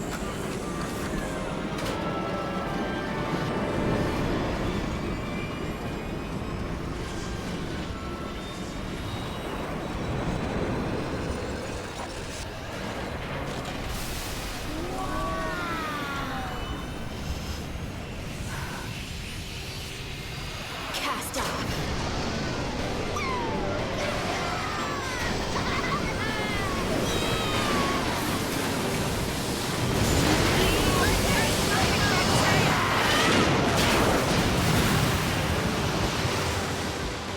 I think the girl is the VA of Lil from the Rugrats, but I think the boy is not the same VA.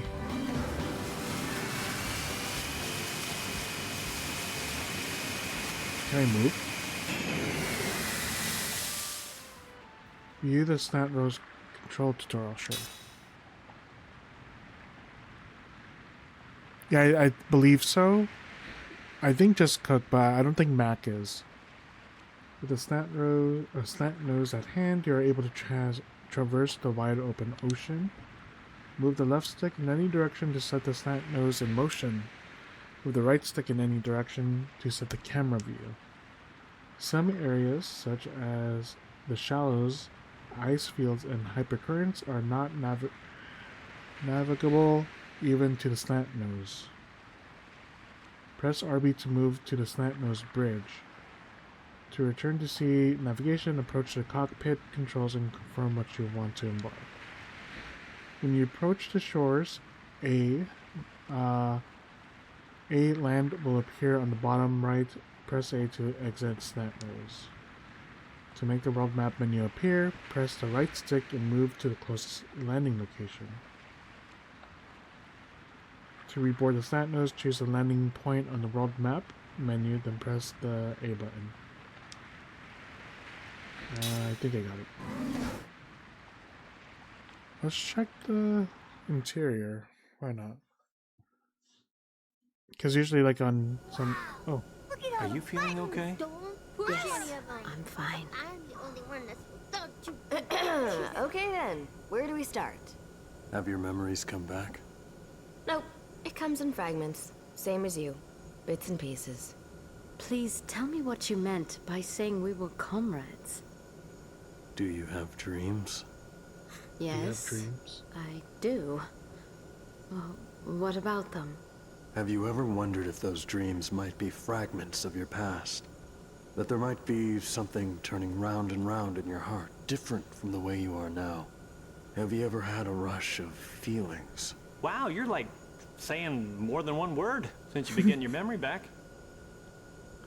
Well, you're still as fun to be with, though. Well, have you experienced anything like what Kaim is talking about? I'm not sure. You know that you're called the 1,000-year-old queen, right? And your body is supposed to be immortal? Yes, but I don't know why I'm called that, or why my body doesn't age. I don't understand anything. That must be why Kakanis looks down on you. You've lost your purpose. It's just that... How should I put it? I often feel as though there's something terribly important that I'm forgetting. And it pains me. As though it may not be in my memories after all. But my heart remembers the pain. There have been many times recently when this has happened. My body wouldn't move, like it was exhausted. And then I would collapse. When I felt this vague sense of unease coming on, I would often play the harp, and that would calm my mind. So that's what you were doing when we met? Yes. Kakanas frequently advised me to lift the country from its isolation. At those times, he recommended nothing more than expanding our information about the outside world. But it seems that his true objective was something else. No, this is what they call fate. See, meeting me was predestined. That means Kakanas just played a role. He was a pawn to make it happen. All right, that's enough, buddy. Ow, hey! All right, Seth. Ming, I felt the same as you until recently. My memories were locked up. Your memories were locked up? You, me, Seth, and Sarah. And one more whose name that you as queen should know. The Urin sorcerer, Gongora. Yes, I'm aware that there is a sorcerer called Gongora, but... The five of us were once comrades. We had a 1,000-year agreement. We came to this world to accomplish something important. For that reason, we were made immortal. We don't age. When the end of the 1,000-year agreement drew near, Gongora betrayed us. Though we couldn't die, he inflicted pain on us that was worse than death. Pain? What kind of... He deprived me of someone more important to me than myself. He cruelly stole her from me, and inflicted a deep wound on my heart that can never be healed. I also had something important stolen from me. Gongora used magic energy to block my memories and seal them within me. After he wiped out our entire lives, we became like living corpses. Then I too have had something very important stolen, and my memories locked away? Yes. What could possibly be so important? Don't push yourself. Take all the time you need to remember. Oh yeah, I have something to return to you. Return? To me? Ooh, shiny. This really saved me. I met you before, didn't I? Yeah, 200 years ago. I borrowed this from you back then. I must meet with Gongora. That's what we plan to do. He's up to something that involves Grand Staff. We have to stop him. That has become our mission. Guess that means our destination is Ura, right? Hold on. If we go to Ura, we'll have to cross the ocean. In a boat like this, there's no way we'd make it. Even with your engine, Seth? It's an old clunker. Oh, it's got power to burn, but the ship itself wouldn't be able to handle the strain. It would fall apart. Aww. Why don't we head for Gotza? They've made the most progress with magic technology. I am the Queen of Numara. I shall request aid from the King of Gotza in the name of our countries and for the world's future. Okay.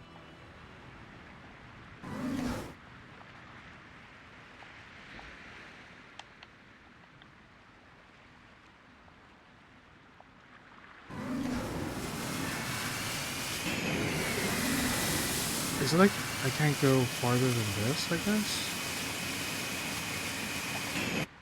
I'm looking at the map.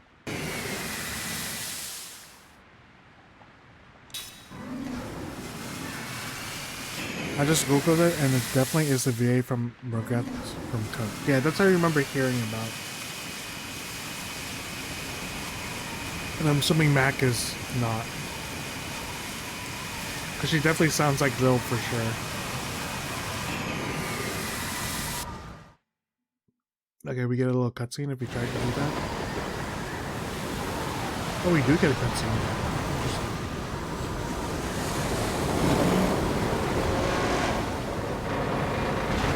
Oh, do we?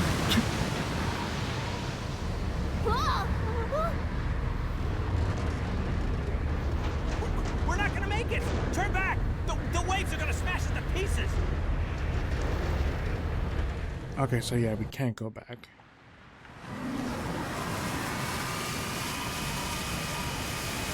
Okay, so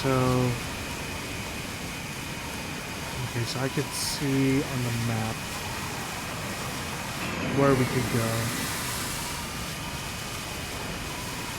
Right, so that means I can't go this way. Right? Yeah. Okay. How do I change? What's on the map? Is it select? No, select this makes it larger. Okay.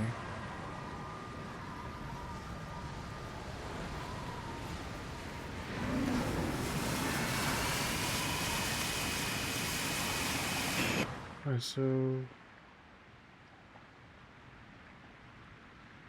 I guess those are landing spots? So I could only go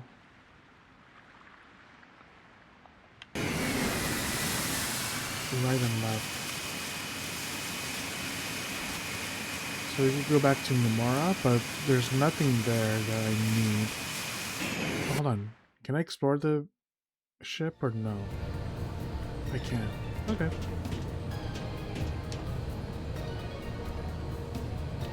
General Testosterone is throwing a big hissy fit right now.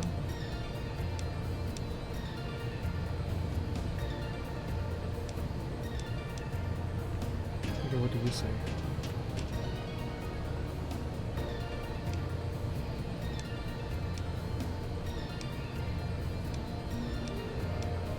Okay.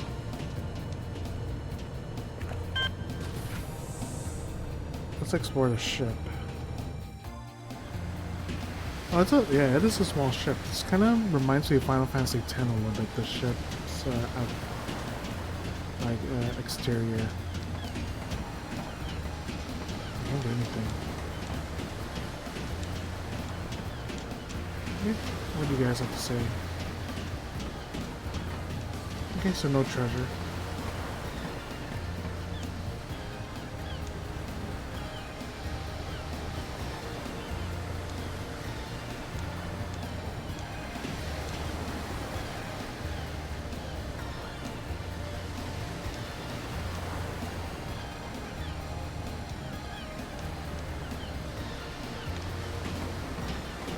Okay, so nothing really. Nothing really on the ship. I guess the two items, the two bright lights are landing spots, I'm assuming. You want to know where to steer the ship? No.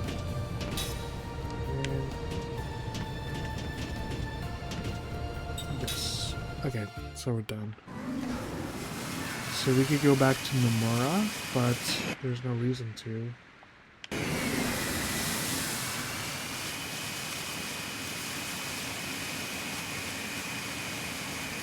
This is Nomura, right? Yeah, no reason to land there.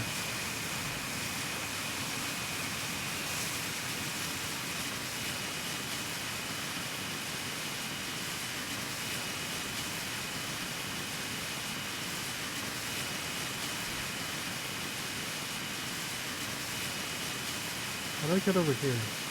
Can I get over here? Oh, I can. Where's this place? Nomura Atoll.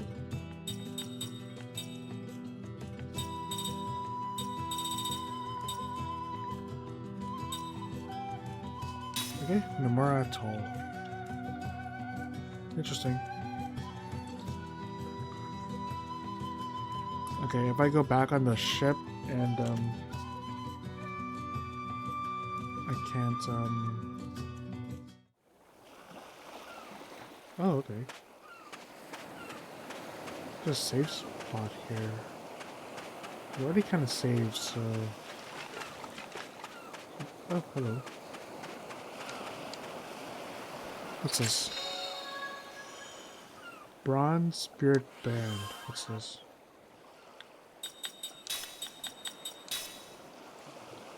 Well, actually, since I don't need to do this, enables use of Spirit Magic level 2.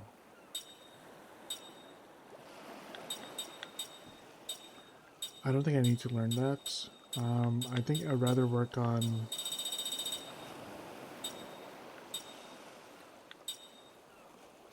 Let's do... this. No, I already have that. I'll work on that.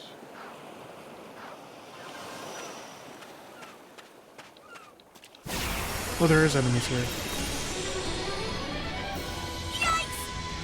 Yikes! You can see Ming in action.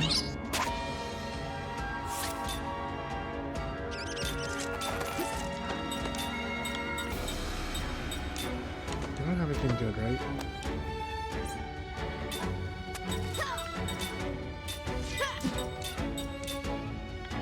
Waters or ground?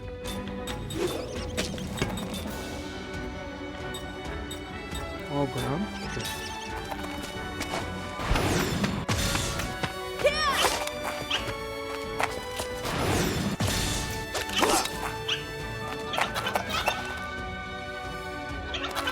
Okay.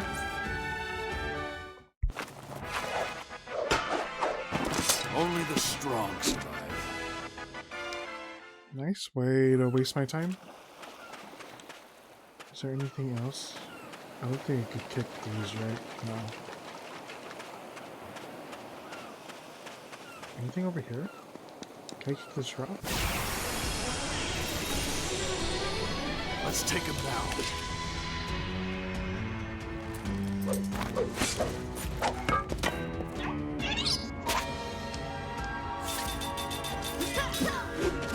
I think they just flee, so...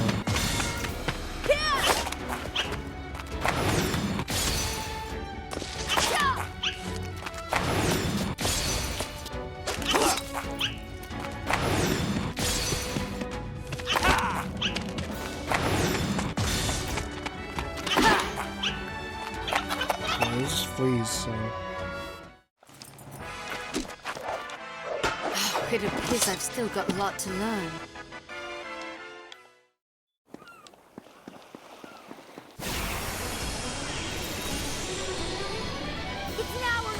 Oh yeah, I tried, but I think it's just too fast and it has its turn right away.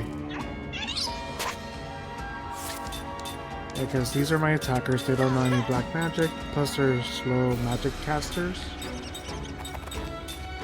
I don't think they get a turn out fast. A bit of Mac, maybe? But I think Mac is slow too. I could try to speed one up, maybe? I think they're just too fast and too elusive, so...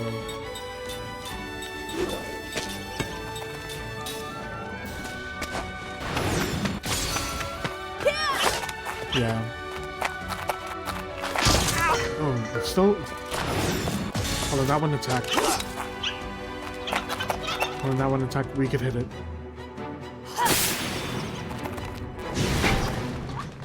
Okay. Yeah, I'm not supposed to beat these guys now. 1 damage. Let's go! Yeah.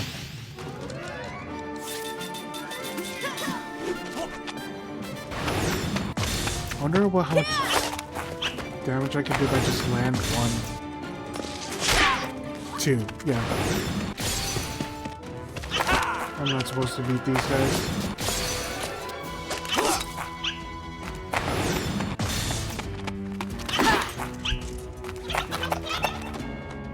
You're just wasting my time. Well, that seemed like a needless battle. Yes, very needless indeed. There's something over here. Oh, hello. What's this route? What is this? Regenerate, okay.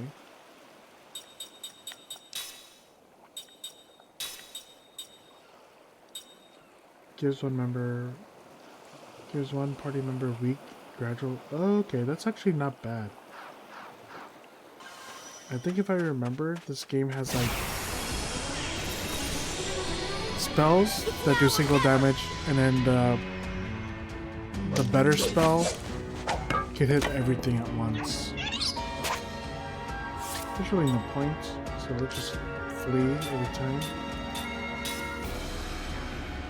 Forgive me. Yeah.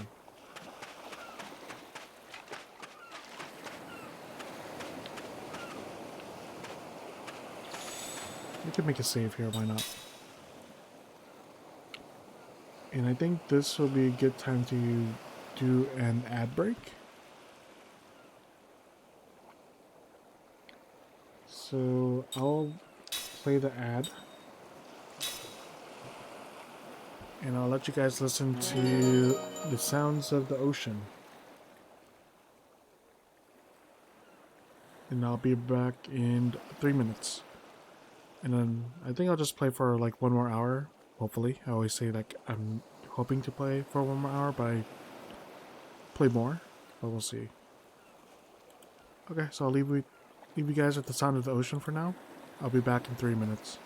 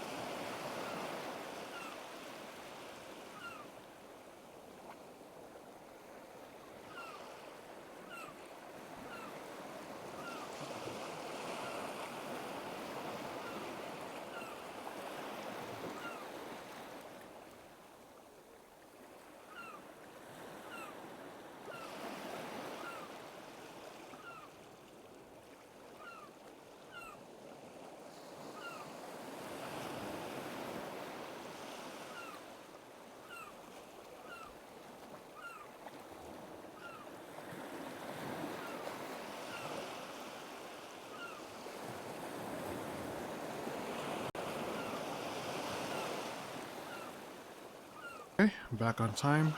We should be back from the ad break.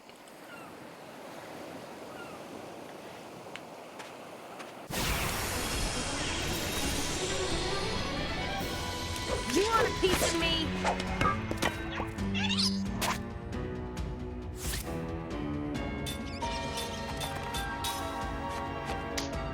Forgive me.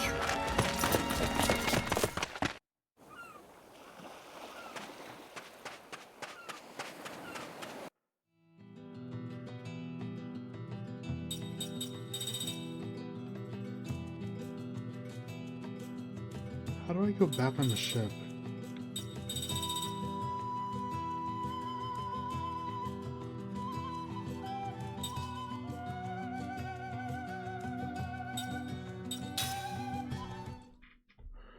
Okay.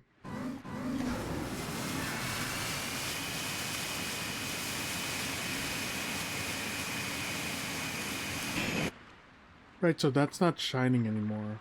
So I think that's how it goes.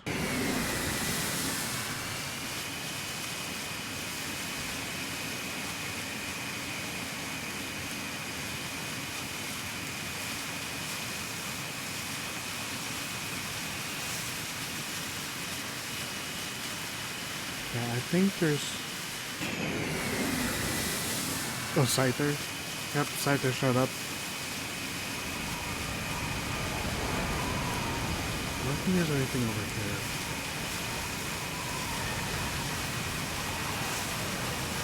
I could take a look. Yeah, but I think there's nothing I could do.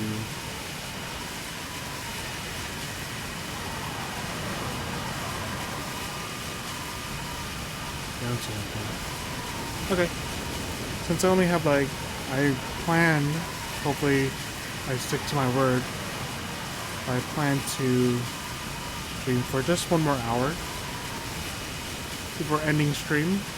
Let's just go to the next area. So, to the right. So I can hug the island.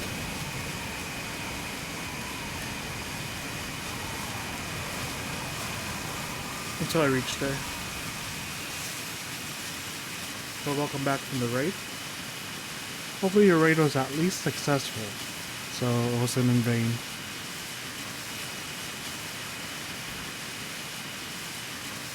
Can I land here? Nope.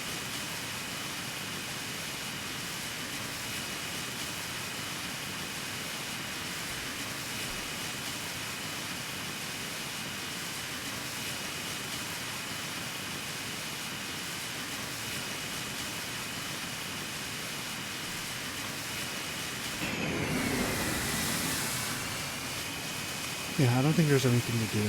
I think if anything, because I don't think we're even supposed to go to that beach,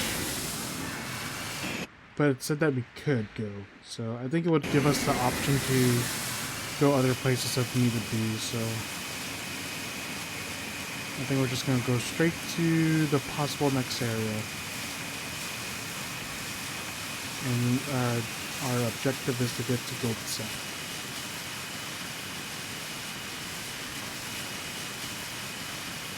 So what is over here?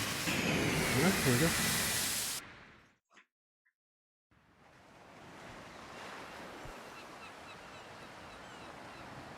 Land at last! Dry land. No more worrying about sinking on that stupid ship. Ow! Hey, what the hell was that for? The slant nose will never sink. Not with the captain's engine on board. You think you're so cool now that you're a pirate? Well, I'm gonna teach you a thing or two about the pirate code. And what code would that be? What code? Well, that would be a secret pirate code that we would do if we had the time. Good luck, kid. Hey, Grandpa! Wow, you have Cook is such a and what a kick! Boy, she's strong. That Cook. Ha ha. I have no idea what you just said. Who's gonna punch a saying kid? Is that Cook is as cute as a button. She's just, oh, you must be proud. You lying creep. Cook, it hurts when you get kicked, you know? But he insulted the captain. Isn't that right, Captain? Captain?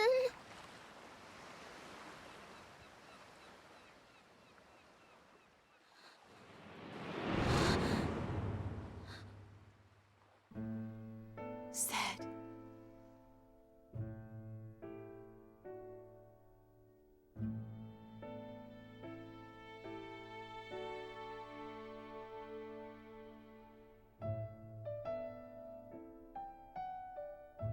Okay, we got story time. Let me read the first page and then drink some water.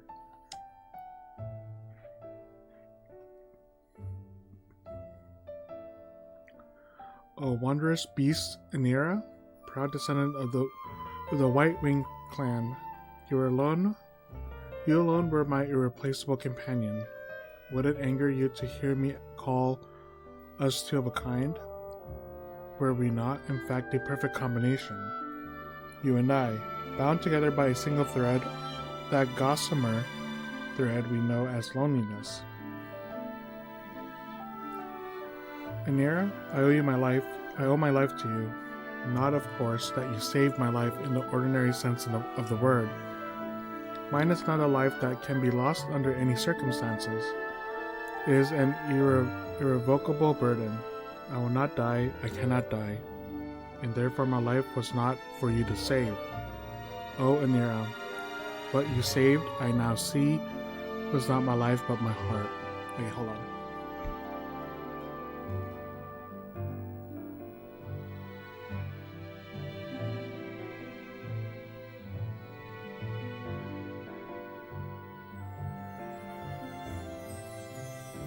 So I'm assuming this is Seth's stream.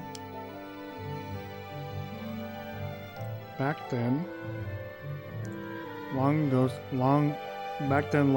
centuries ago, I was a pirate, the only woman pirate on the open seas, Seth Balmore. That name was known to all who applied the seas. Some spoke my name in fear and trembling, while others voiced it with deepest admiration. Some even called me the righteous buccaneer, nor were they far wrong, I'd say. The pirate ships I commanded had rules that were clear and strict. We targeted only one kind of vessel, those opulent passenger ships. The wealthy boarded them for pleasure cruises. We would put a bit of a scare into the passengers, of course. Maybe rough them up a little, but killing was strictly forbidden. All we did was squeeze a few drops of treasure out of the purses of those who had more money than they knew what to do with. We traded our booty for cash with shadowy dealers, and the money we shared in the world's dens of poverty. I would cringe at being called a champion of justice, but we prided ourselves on being far more than villains. I became a pirate for one simple reason. I hated the law. I hated even more those who flaunted the law for their own self-aggrandizement. Aggrandizement, in a word, I wanted a life of freedom.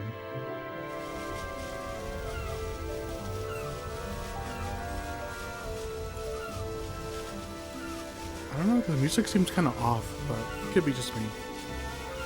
Whenever I stood at the prow of the pirate ship slicing its way through the waves, and I viewed the vast ocean stretched out beneath the clear blue sky, I felt enveloped in the joy of having taken limitless freedom in my own two hands. True, I need not traffic in the fear of death and aging known to all count as human. Who count as human, and because I will neither age nor die, infinite time means for me infinite freedom. Not bad, wouldn't you say?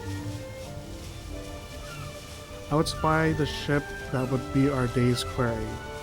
I was always the first to board it, springing lightly onto the deck without a shout. Or with a shout. I am Seth Balmore. Now, be good and hand over your money and valuables. Then taking the booty we had snatched, my men and I would raise a cry of victory and leap back into our ship. I was absolutely free, nothing stood in my way. Eternal life overflowing with freedom. Not bad, wouldn't you say? Righteous buccaneer? What kind of fancy pants nonsense is that? How about pirate bitch? Of course, one always hears such jealous ravings in all walks of life, but especially so in the thuggish world of pirates. Needless to say, I knew I had many enemies. Even a child would realize that being called a righteous buccaneer could only increase the number who hated me among such raping and pillaging brigands and pirates of the sea. But I didn't care about that. I could be stabbed with a knife or blasted with a cannon, and still I would not die. Immortal Seth, they called me, and it was literally true. Not just a figure of speech. I won't get in your way, I told the other pirates. But I won't let you get in mine either. I was afraid of nothing and no one. I lived the way I wanted to live and wouldn't, or shouldn't have, let anyone interfere with me. I went wrong only once, but that was all it took. In a moment of carelessness, I let them capture me. Of course, that alone was nothing for me to be afraid of, as I kept mentioning I could never age or die. It would have done them no good to try killing me. And they knew it. The most they could do would be rough me up a little and threaten to make it worse for me next time. They had to do something to show their men how tough they were. They couldn't just let me horn in on the pirate game and pretend it never happened. So I said, "Hurry up with the torture, will you? I haven't got all day." We were in a cave on a desert island. I was in handcuffs and leg irons, surrounded by half a dozen huge men, all well-known pirate captains. One of them was holding a long, thick chain. I get sick to my stomach just looking at your sweaty faces. Come on, hurry up and beat me with the chain. Or would you rather strangle me? Whichever you choose, hurry and get it over with. The men laughed out loud. Hurry and get it over with, said the leader. Too bad for you, Seth, but this punishment is not the kind that can be hurried. Oh, this is bad. I'm sorry. I'm just sorry we can't stay with you to the end. Yeah, chimed another man. Unlike a monster like you, we humans don't have all the time in the world. Okay, man, let's make it fast, the way the lady wants. Oh, jeez. Licking his lips, the man with the chain approached me. The two others grabbed my arm from the sides. They were not going to use the chains as an instrument of torture, but to rob me of my liberty.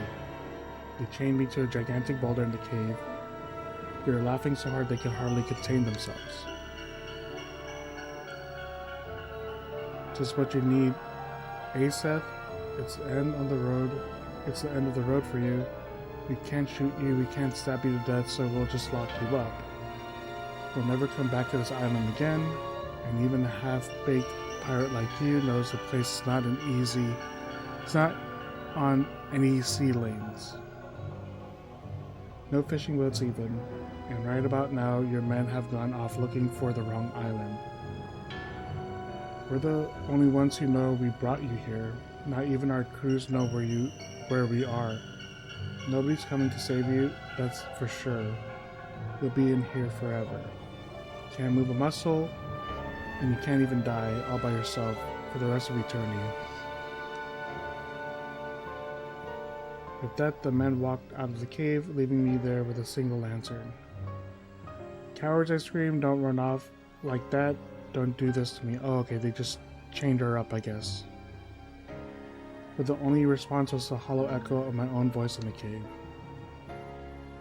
The lantern the men left behind was not meant as a kindness, but rather the opposite. It was a prop in their little drama. When it finally ran out of oil and went dark, it would impress on me the weight of the eternal solitude.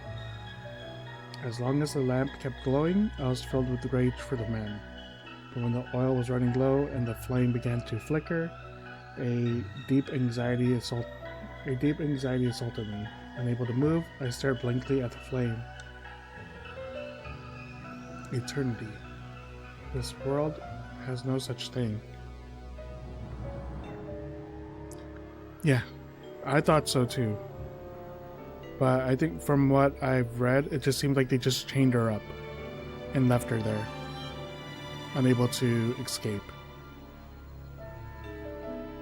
This world has no such thing, or perhaps it should not have. Solitude, I was always alone, or more precisely, I always ended up alone. It was my destiny.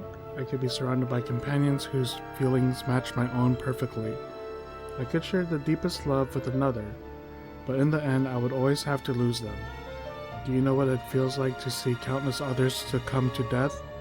while yourself are on the road of endless life.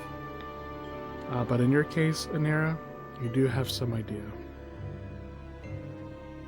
As I watched the lamp in the cave went out, a world of darkness spread out before me, and there I was, alone. No more would I taste the sorrow of parting, but neither would I be able to taste the joy of meeting, eternally without end, alone. I did not try shouting. People shout and scream for one reason only, because they want someone to hear them, because they believe there is someone somewhere who will hear their cries.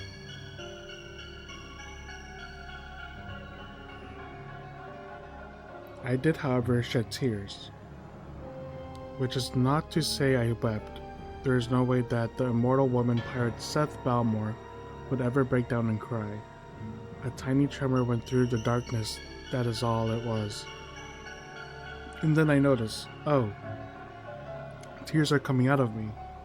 Really? That is all it was. The hours passed, or perhaps it was days.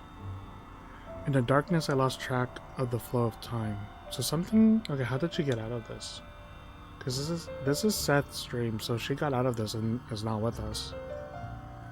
There was something else I lost track of. If all there was left for me to do was to stay by myself, struggling against eternal solitude, incapable even of rotting away, then what was the purpose of my living in the world? Perhaps the men who trapped me here had been right. Unable either to age or die, perhaps I was some kind of monster. Then why was such a monster living in this world? What was I supposed to do here? I did not know the answer to that. I would never know the answer to the end of my never-ending life. I felt frustration, sorrow, but above all, eternity was frightening to me. Solitude was frightening to me. I might have been trembling, or without even the energy for that, I might have been utterly drained. Whatever it was I was feeling, that is when it happened. Anira? That is when you first appeared before me. A tiny burst of light softened the darkness, and from the light, almost before I could wonder what it was, there came a voice. Are you two trapped in the prison of solitude? Who? Who is that? In the light, a flash of white wings. Then with a sudden increase in size and brightness, the light seared my eyes. Accustomed to total darkness, my eyes could not stand the glare, and for an instant they could not see anything at all. Grimacing, I clamped my eyes shut before daring to open them little by little. There before me hovered a pure white glowing beast. Its white wings were breathtakingly beautiful. How beautiful you were, Nero, but yours was not a florid beauty. No, it was subtly different. Your beauty wore a cloak of loneliness. I am like you, and when I cocked my head to look at you with puzzlement, you continued, I have been looking for someone like you for a very long time. You spoke slowly, majestically. Oh, immortal woman pirate, you and I share a single destiny. You know who I was. Together let us escape the solitude and make our way together, you said. Your eyes locked on mine. Escape from the solitude, the words continued ringing in my ears, but I did not know who you were. I could not be sure what you were, nor could I leap joyfully at the invitation of one I could not tell as friend or foe. Who are you? I asked. I am Anira, of the White-Winged Clan. White-Winged Clan? I had heard the name before. The White-Winged Clan were said to be wondrous beasts that had become extinct in the distant past. I have heard that the White-Winged Clan died out long ago. I am the last of my bloodline, the only survivor. Indeed, as I said, the last, which is why you speak of solitude. At that point, almost before I knew it, a weak, almost self-mocking smile crept over my face. I felt myself lowering my guard as I spoke to you. My chains, however, were digging ever deeper into my flesh and shackling my heart as well. You used the phrase prison of solitude before. It's true. This is a prison. Being alone for eternity is a prison without bars. You nodded at these words of mine, Anira, in silence. But then you said I was in prison too, until just now. I'm sure it's true to be the only living survivor. I've spent far too long a time alone. I know what you mean. In the legend, members of the White Ring clan are thought to live 1,000 years.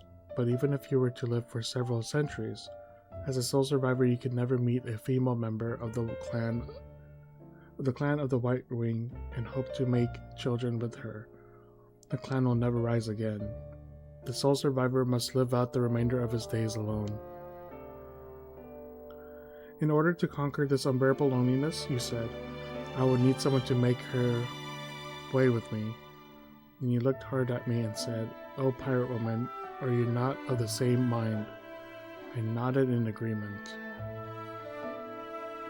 But then I made a point of smiling and said, as casually as I could, "In other words, you're lonely." Your beautiful face softened and you said with some embarrassment, "I wonder." According to the legend, as I have heard it, the clan of the White Ring are proud and love their solitude. This only increased your embarrassment, and you said solitude has its limits. That did it. I decided to trust you then and there. Well, if that's how you feel, you should come right out and say it. I want company. Company? Alright, a companion. A companion. Exactly, so it's decided. I'll team up with you. That ended all hesitation, just as you saw in me one to make your way together with. I put my full trust in you. Let's go wild on the high seas inside. Isn't that what makes our way together means? Isn't that what makes our way together means? You mean that I should become a pirate? You don't like the idea? You paused for the space of one's breath and chuckled softly. I've always wanted to give it a try. No sooner were the words out of your mouth than you leaped at me. With one bite, you cut through the thick chain that held me down. Oh, wondrous beast Anira, proud descendant of the White Wing clan. This was how you and I first met. In the 900 years since then, we raged over the open sea more wildly than I ever had before. When I stood at the prow of our pirate ship in search of prey, you were always there beside me. We became irreplaceable partners, friends, companions, family, as Vin Diesel would say.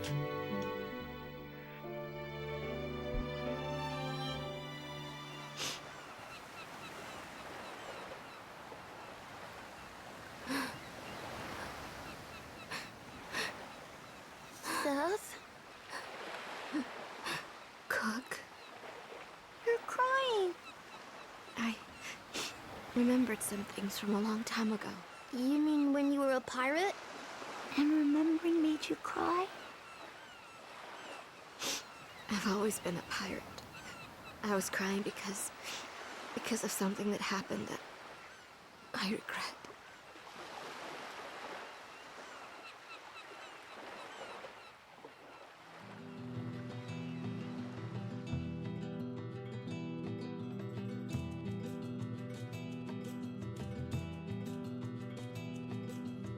Okay, we got a new city. Tosca Village.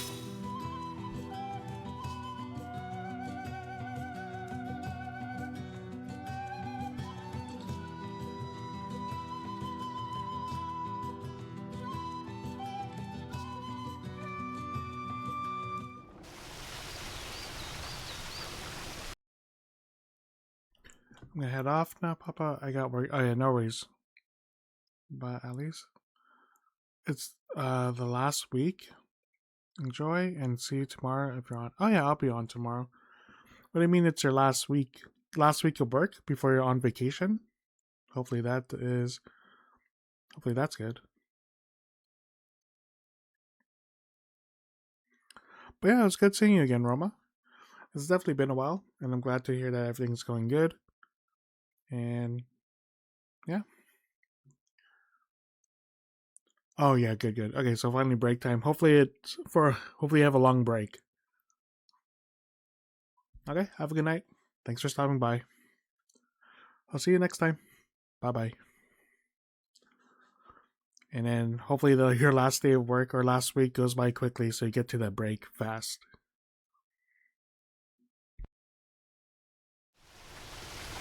Oh, we got a town. Okay. Gaim! Time. Look! It's Gaim! Oh, okay, so people know me here. Hey, everybody! Gaim's back!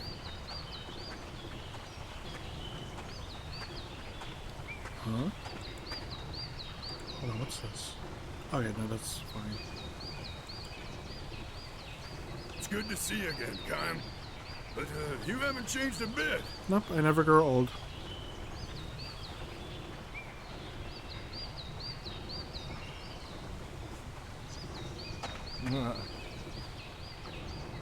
Kaim, don't tell me you're leaving already. It's been so long since your last visit. Don't go just yet. There's no rush, is there? Yeah, here's a good saving point. I don't know how long this town is, but I think after we're done with this town, I think that'll be a good stopping point. Because I think I could just try to level up Ming. Or not really level up Ming, but have her try to learn some spells from the mortals. Wait, it is late. Yeah, 12:40. Well, hey, almost done with, Oh, is that it? Oh, okay. So we're back to number 1.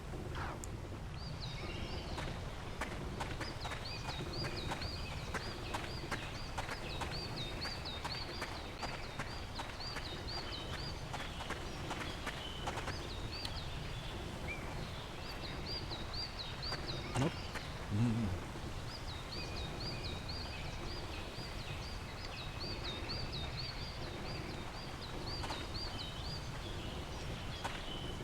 Is there anything to the right?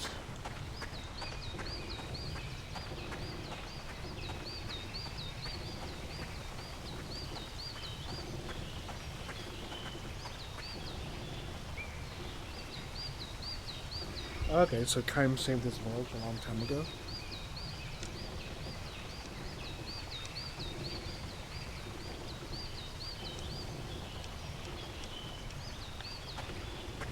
Okay. Okay. They were looking at this thing, but I guess not.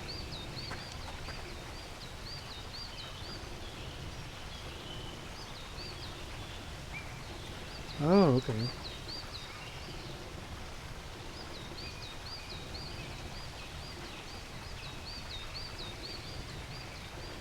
Interesting, okay.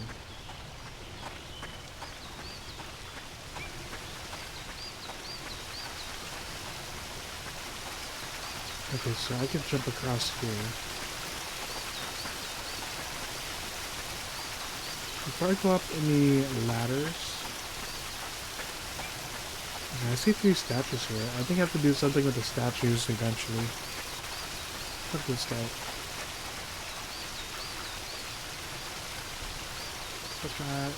Traversing to the cave, but with things the way they are these days, sealing it off is the right thing to do. Why did you close off the cave? How am I supposed to know what's going on to the old sorcerer's mind? Hello. What's this? Got another seed. Nice, nice. Okay, and there's 2 stores up here. Okay, so Jansen wants me to go in there, I guess. I talked to you, I talked to you, right? I talked to you? Yeah, I already talked to you, so let's talk to these two.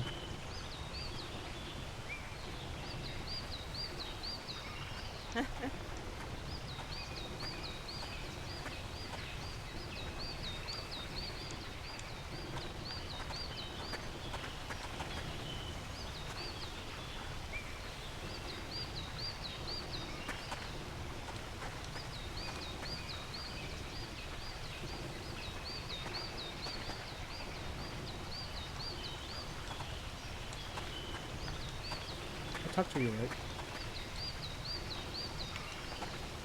Okay, let's go over here first.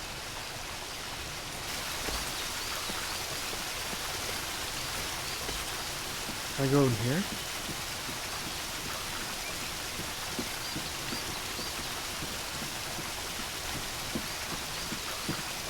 There's another statue in here.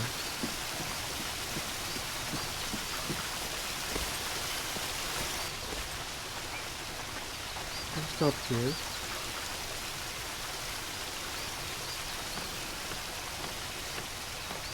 See where this goes. Oh, there's a whole bunch of other stuff here.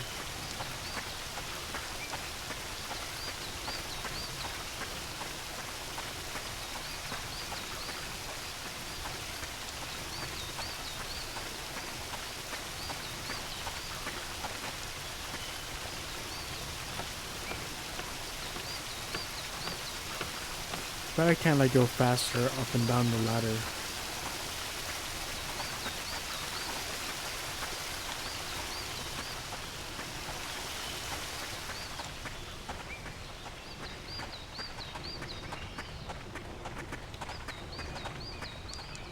Let's go up here.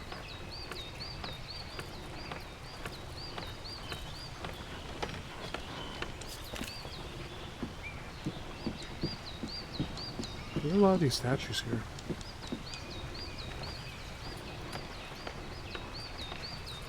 How much more to the next, like, ad break? Yeah, we got half an hour. Story took a while, but it's okay. Oh, hey, Kaim. You're Kaim, right? My grandfather told me about you. He gave this to me as a keepsake. It's really valuable to us, but it's what you use to protect our village, right? So here, Kaim, I want you to return it to you. Obtained magic-powered locator. Hey, Kaim, try it out now. I've hidden the treasure somewhere inside the village. See if you can find it. Here's a hint. It's hidden somewhere way up high. It's yours if you can find it. A treasure that's really high up. Sure. Using the magic-powered locator, you'll be able to look for treasures hidden all over the world. But to find treasures, you must obtain information on the whereabouts of those treasures. Once you get information on the treasure, it will appear on the treasure screen within the item menu. When you have your magic-powered locator and information, there will be a glowing point on the navigation map where you enter the area in which the treasure is hidden. The treasure is hidden at the glowing point. Search for it in the nearby area. You can increase the output of the magic-powered locator, enabling you to find a lot more treasure than with level 1 locator. Okay. Okay, so I see it on the map barely, so it's up here.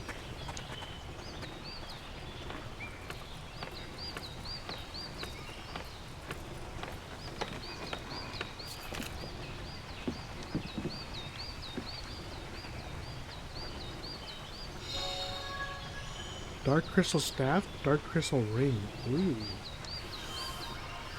What is this? I don't have anyone on my team. Okay.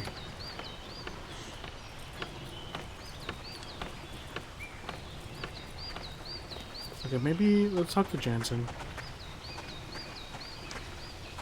You know, I have some serious trouble believing that you actually lived here once before. I mean, I can't even begin to imagine how someone like you could have lived here. Gah, don't look at me like that, jeez, I'm just joking.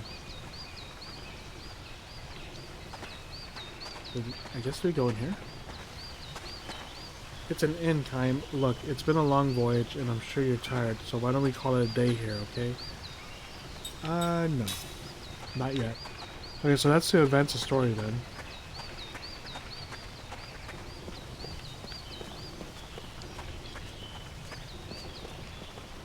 You brought us food and you're about to start this. Okay, so you say the same thing. Oh, hello. Okay, nice.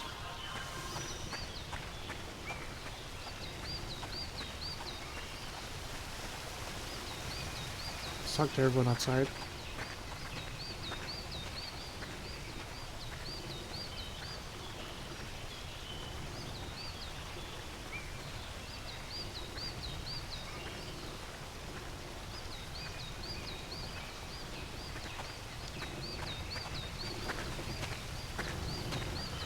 I've been in my fair share of battles, but one day, just as I was swinging my sword at someone, I suddenly thought, man, I wish I could have been a baker.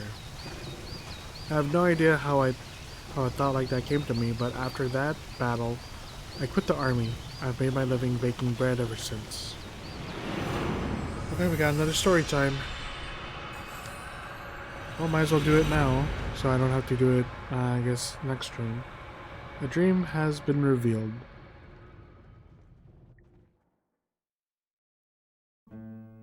What's this dream called?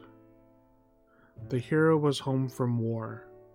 He had performed gallantly on the battlefield, advanced to the rank of general, and made a triumphal entry into the village of his birth. The hero. The villagers welcomed him with a festive celebration. The grown-ups were treated to drinks beginning in the afternoon, and the children received sweet confections.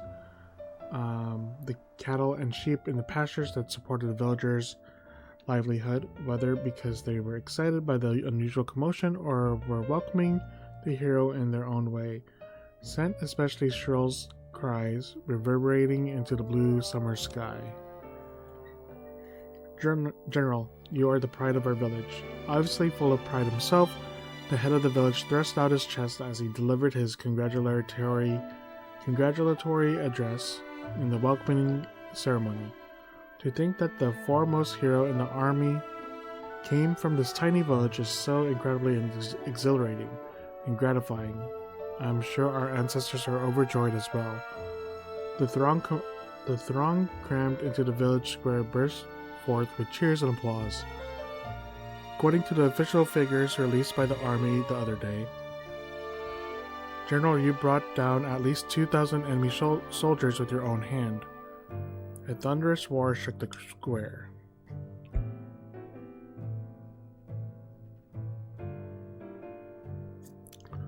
Come to think of it, the population of this village is less than 1,000. It's less than 1,000. This means, sir, that you managed to bury more than 2 of these villages' worth on your own. How fortunate for us that you were not one of the enemy. If by any chance there had been a warrior of your caliber on their side, we'd be all resting in the hilltop graveyard by now. A few of the women frowned momentarily at this remark, but the men, full of liquor, responded with an explosive laugh. Sitting stage center, the general lightly stroked his dignified beard. No one present knew that this was his habit whenever he was perplexed. When he left the village to join the army, he was just an ordinary soldier, a long way from growing a beard. Oh, is this Cloud? General, you are truly the savior of our army, and indeed of our entire nation. I understand you will be leaving it for another battle tomorrow, but we all hope that you will thoroughly enjoy yourself on this rare visit to your birthplace. The village chief ended his greetings and withdrew to the wings, whereupon the village's number one entertainer bounded onto the stage in the most comical way he could manage. Dear General, he cried, running over to where the great man was seated and going down on his knees. Oh, hear my plea. The general looked at him uncertainly.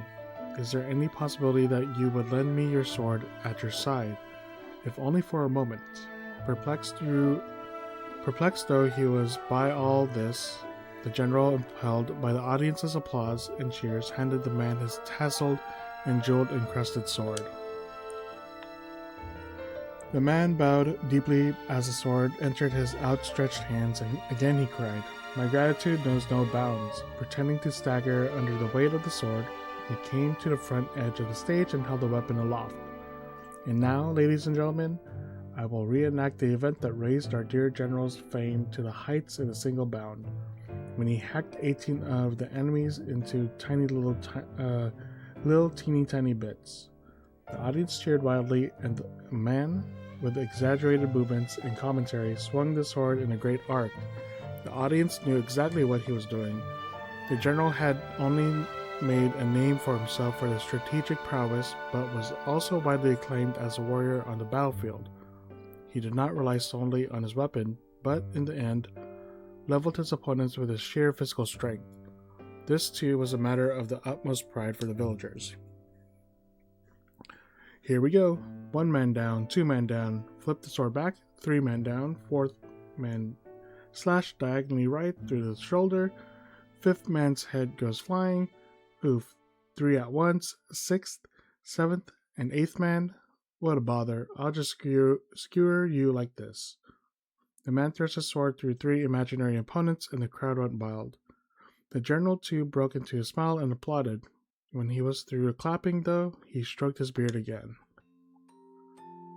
I'm sure you can understand how I felt at the time, sitting up there on the stage. The old general says to Kaim, before taking a sip of water from his leather pouch. His magnificent beard is completely white, so distant are the past events he is recounting. Kaim nods in silence, and the general continues as if mulling over every word. The more you know about war, the more you feel that way. I'm sure the villagers meant well. They just wanted to pay homage to their hometown hero. No, of course, they weren't being the least bit malicious. My village has the nicest people in the world, which is exactly why I found the whole thing so painful. I couldn't stand it after a while. Hacking 18 men to bits, the deeds of a hero are related to numbers. Surely the man who playfully swung the general's sword on stage that day could never have imagined the ones who lost their lives on the battlefield. The agonized expressions on their faces, the curse in their eyes as they stared into nothingness. But that's alright too. People who live peaceful lives don't have to know about such things. That's what people like us are for, to keep their lives far away from the battlefields. Don't you agree? Thanks to us and our killing of enemies, the people we're supposed to protect don't have to know anything about the bloodiness of war. Unless you believe that, what's the point of people killing each other? Kaim says nothing in reply. Without either affirming or negating the old general's words, he stares vaguely at the general's troops. What'd you say your name is? Kaim? I suppose you've killed more enemy soldiers than you can begin to count. There's no way I could count them all. I thought so. You have a flawless build, the kind that can only be tempered on the battlefield. Only a man who has survived one battle after another can carry himself the way you do with complete naturalness. How does a man like you find himself driving a horse cart over a mountain pass? Kaim is ready to leave without answering if the old man asks him a question, but the general inquires no further into Kaim's background. Instead, there is a sense of relief in the smile he bestows on the sight of Kaim resting his horse at the pass. I was 16 the first time I went into battle. After that, I just kept running from one fight to another until I made it all the way to general. At first, I remember the faces of the men I crossed swords with and killed. Even if you don't try to remember them, they get carved into your memory. I had terrible nightmares, and try as I might, I could never seem to wash off their stench of blood and splashed on my face and hands. That was a hallucination, of course, but it got so bad once that I spent a whole night in the river trying to wash myself off. The general paused a moment to think about his story, then went on. Well, after a while you get used to it. You get used to fighting and killing over and over again, your body and your mind and your heart. You just get used to it. That's how people are, so I stopped having nightmares. I killed all the enemy soldiers I could lay my hands on, and I forgot every one of their faces. It's the same for you too, Kaim, isn't it? Maybe so. It's like a curse. If you don't get used to it, your heart breaks. On the other hand, if you do get used to it, your heart probably ends up breaking someplace deeper down. The general casts a fond glance toward his resting troops, then slowly shifting his gaze far down to the foot of the mountain, he says, "So that's what it was like for me back then, when I returned to my birthplace in triumph." For the final event of the welcoming ceremonies, several children mounted the stage. And now, in honor of our hero, the children will present to the general a floral wreath more marvelous than the greatest medal there ever was. The audience went wild again. When the children put the wreath on their neck, the general favored them with a warm smile, the first honest smile from a heart that he had managed since climbing onto the stage.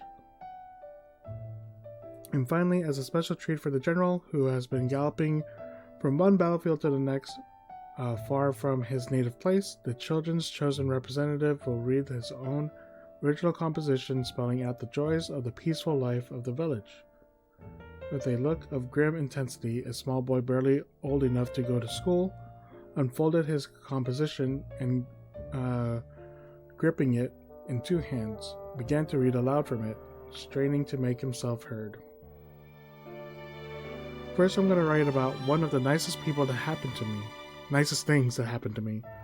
At my house, we have a pasture with lots of cows and sheep. One cow had a baby 2 days ago. I helped my daddy by stroking the cow's back with a handful of straw while she was having the baby. That makes the cow warm up so it's easier for her to give birth. The baby was born just before the sun came up. It was a tiny baby, but it could already stand on its own legs. A baby, wow. I'm going to take care of this baby until it gets big. Dear little calf, hurry and grow up, okay? The general had tears in his eyes. Now I'm going to write about one of the saddest things that happened to me. That was when my grandma got sick and died. She was a nice grandma. She was such a nice grandma. I know her sickness made her feel bad, but she was always smiling when I was around. She let me hold her hand when she died. I watched her face the whole time, because I knew I wouldn't be able to see her anymore, and I wanted to remember her even after I grew up.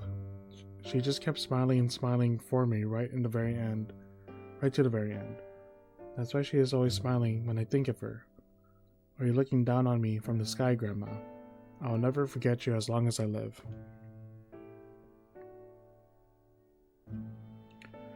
Tears were streaming down the general's face. When the ceremony ended, the general left his village and headed for the town where army headquarters were located. There he wrote a long letter to the king, and he gave his sword to the most trusted lieutenant. The general had decided to retire. This was as big a surprise to me as it was to anybody. But when I heard that little boy's essay, it occurred to me, what makes us really human is to celebrate each life that comes into the world and mourn each life that is lost. I didn't need medals anymore. I didn't need the honor of being allowed into the presence of His Majesty anymore. I wanted to be a real human being again. As a result, overnight, I went from being the village hero to being reviled as a traitor. The general turns to face Kaim and asks, "So are you going to mock me as a coward who ran away from the battlefield, or blame me for being a deserter who betrayed his own patriotism?" Kaim turns a gentle smile on the old man. "Neither," he says. "As a soldier, you made the wrong decision, but as a human being, you made the right one." The general strokes his white beard and says, "My habit has changed too. Nowadays, I find myself stroking my beard when I'm embarrassed." The two men look at each other and smile. "Okay, back to work," says the general, standing with a grunt. He calls out to his troops, "All right, men, it's all downhill from here. Let's give it one last push and get back to the village before sunset. The troops under the general's command consist of 30 sheep, not one of whom is likely to take a person's life. Tell me, Kaim, are you planning to go back into battle at some point? I don't really know, he replies. I'm content with herding sheep for now, the general says. I don't have the least regret for the decision I made that day. It would make me happy to think this could be a kind of lesson for you. With this parting remark, the general turns away from Kaim and begins walking. The sheep ambled along after him in newly reformed ranks. Standing at attention, the general raises his right arm and waves his troops on. Forward march!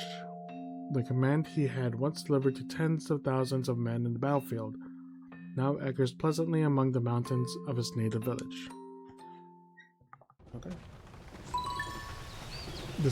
Discover treasure hunt information deep in memory. Okay. Being a baker is hard work, you know. It's funny to think that the bread I used to eat on the battlefield was probably being...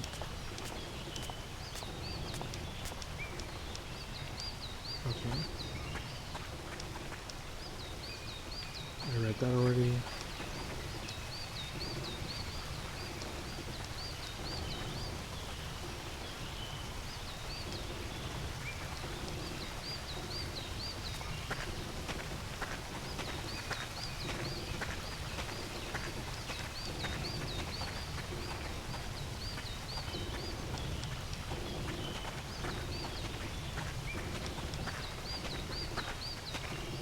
Kelidon is the guardian spirit of the village, but I have to be good or else he won't protect me.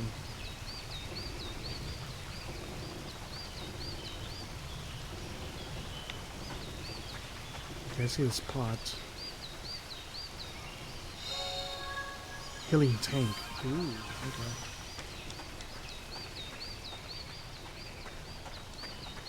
The road leads out of the village, but you'd best avoid it. It's dangerous out there. Okay.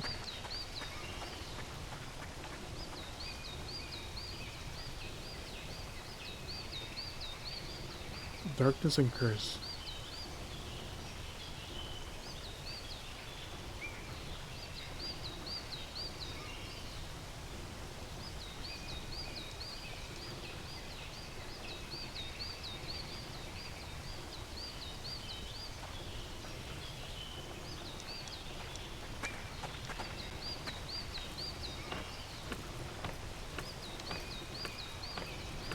Okay, let's check the other houses first. Oh, hello.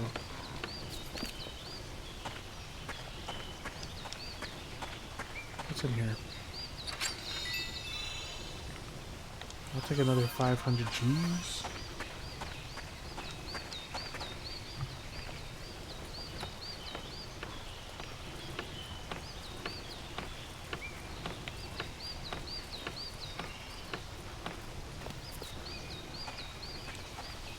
Okay, leave. The road leads out of the village, but really, Kaim, why don't you stay here tonight? Everyone's something.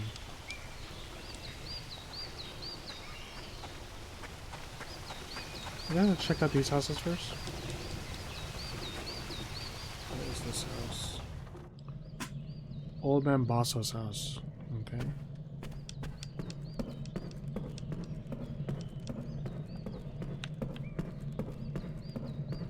Oh.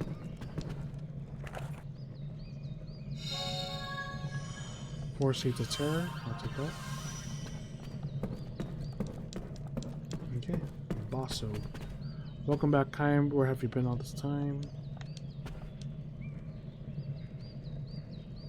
Why aren't Sarah and Liam with you? You haven't seen them in ages. Okay. I can climb this, right? I see another vase up there. Oh, hello. Give you the seeds. Earth charm. Ooh, okay.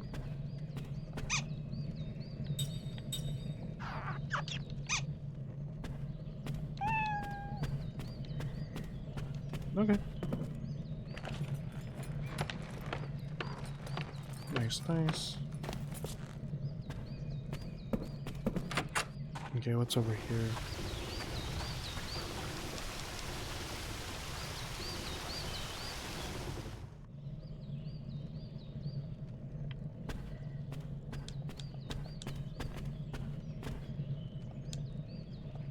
Hello.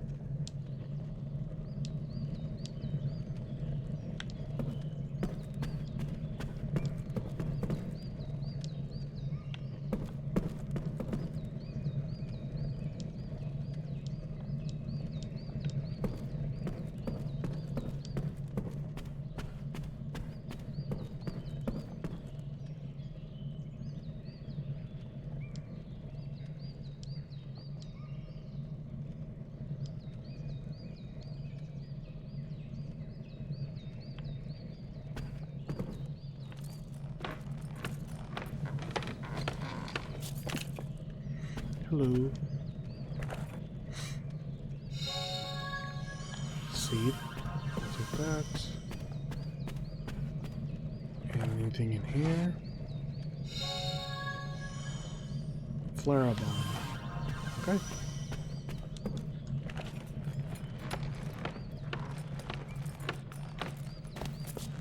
Okay. Bye-bye.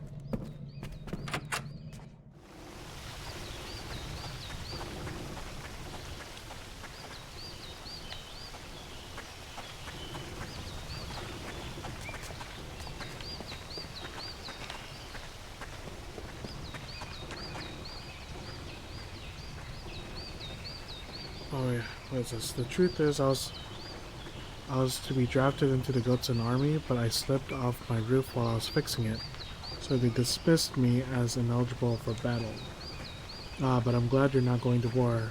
I'll be all by myself without you. Oh, we got another dream. Okay. Okay, we're gonna get rid of all these dreams. Or, we're gonna do all these dreams, I guess, before we end the night. Hopefully there's no more. Oh, okay. I see the change of music. There's no way to keep the village from becoming a battlefield. The enemy forces have crossed the northern pass and made their camp close by. The home forces are here too, sending one unit after another into the village to resist the enemy's attack. The place is a powdered keg. Ringed by the mountains, where two highways intersect, the village is a crucial focal point for transport. It cannot be allowed to fall into enemy hands, while its capture is essential to any hopes the enemy might have for victory in the war. Long years of fighting have come down to one major battle. It is the battle that must be waged. The logic is clear, simple and inevitable, and it will transform the tranquil village into a battlefield at any moment. The army has ordered the villagers to evacuate. Non-combatants can only get in the way. The enemy wants to settle this before the weather turns cold. So what does that mean? Another month? 2 weeks? Got your stuff packed? No sense getting caught in the middle and killed. Talk about dying for nothing.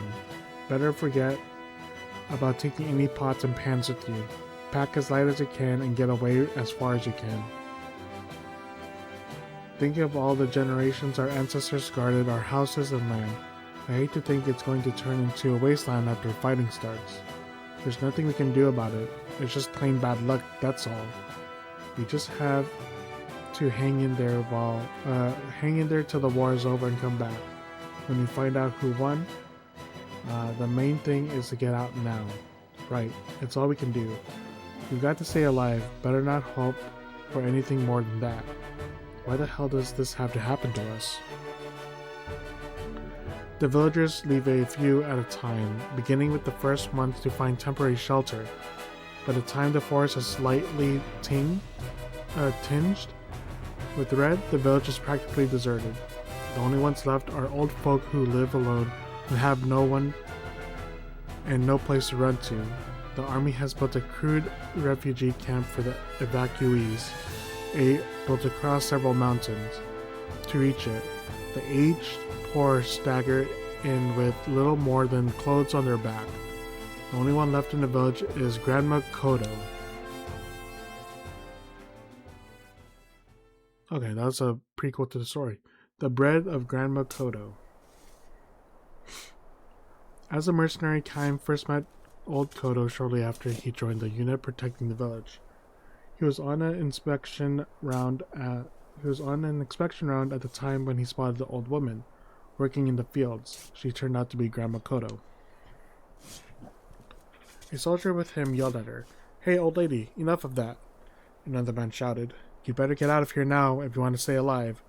The fight's going to start in 2 or 3 days. How many days do we have to tell you to go to the damn refugee camp?" But Old Kodo stayed hunched over, digging in the dirt. Obviously, she was not harvesting anything. If this had been a time when the grain had ripened and she was hurrying to harvest her crops, it might have made sense. But she was just turning the soil as if she had forgotten that a battle was about to start here at any moment. Is this old bag deaf? Or just senile? With a disgusted look, the captain called over to Kaim. "Hey, new guy, do something about this one. Drag her to the refugee camp if you have to tie a rope around her neck. We can't have her wandering around here. She's just going to get in the way when the fighting starts." The captain's tone was arrogant. The more cowardly and commanding the officer is, the more arrogant and overbearing his style becomes, and the less he is able to conceal his nervousness when the battle is nearing.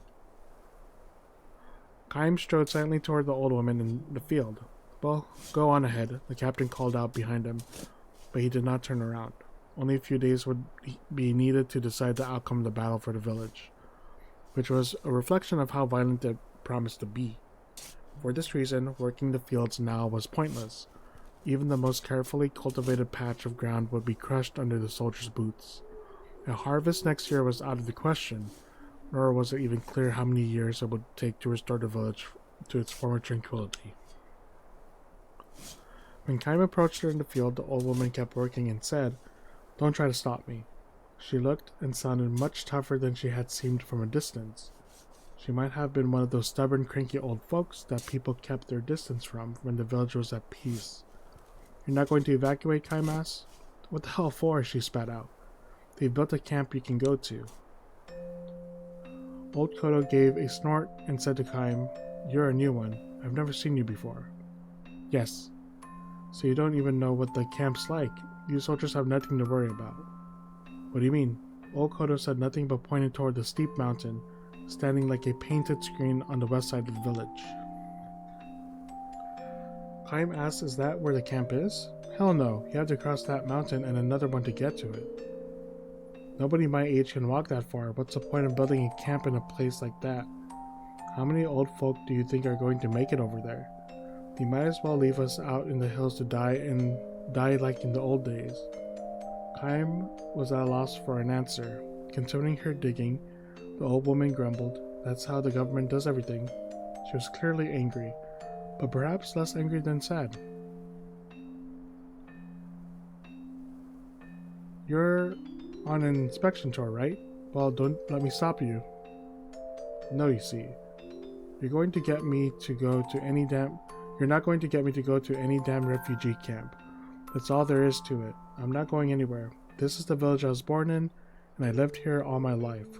I know how you feel, but this place is going to turn into a battlefield soon. I know that. So what?" Kaim was at a loss of words again. When she said that, she smiled and said, "You're a sweet young man, kind of unusual in a soldier." Her expression had softened for the first time. Once she stopped being so prickly, she smiled and the smile she produced was actually rather endearing. "When this place turns into a battlefield, people will die. Lots of them. I know that much. Don't worry, but I have work to do, soldier boy. Telling me to leave my work and run away is like telling me to die. So if I'm going to die anyway, and it won't be long now, I want you to let me do what I want to do. You shouldn't have a problem with that." Kaim fell silent, not because he was at a loss of words yet again, but because he believed she was right. If I'm going to die anyway, she had said, knowing that he would never be able to speak such words, he had no choice but to bow silently to her will. Alright then, run along there, Sonny. I've got work to do. What are you doing now? See for yourself. Sorry, I don't know much about farm work. Like all the other soldiers, old Kodo said with a smile, the only thing you people ever think about is killing enemies. You don't know anything about nurturing life. She let a hint of sorrow show again, perhaps somewhat taken with Kaim. However, she favored him with an explanation. I'm planting seeds, she said.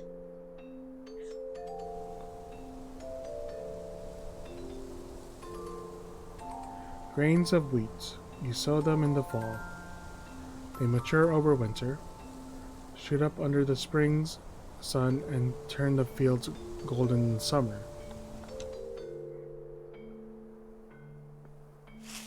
I always do my planting when the northern mountain peaks turn white, every year, and this year's not going to be any different. Would the seeds mature in the trample fields? Kaim had his doubts. Grandma Kodo, however, displayed not the least anxiety of resignation as she scattered seeds in the newly toiled soil. Her hands performed the age-old ritual with ease and naturalness, as if to impress upon Kaim the fact that what she was doing this year was nothing more nor less than what she had done every other year, or every year before. As a result, Kaim's next words emerged with smoothness that he himself found somewhat surprising. What if the seeds don't grow? Then just do it again next year. And next year's bad. And if next year's bad, I'll do it again the year after that. You have to plant the seeds. That's how I've lived my life. If you don't plant, nothing will grow. See what I mean? I think so. Whether it's a fight or not, it doesn't matter. I'm just going to do what I have to do. That's all. She spoke with certainty, her wrinkled face softening into a smile as she added, you can't even enjoy a meal if you know you haven't done things right. You're saying that this is what gives your life its meaning.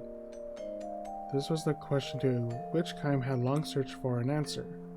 For what purpose had he been born into this world? What was he supposed to accomplish here?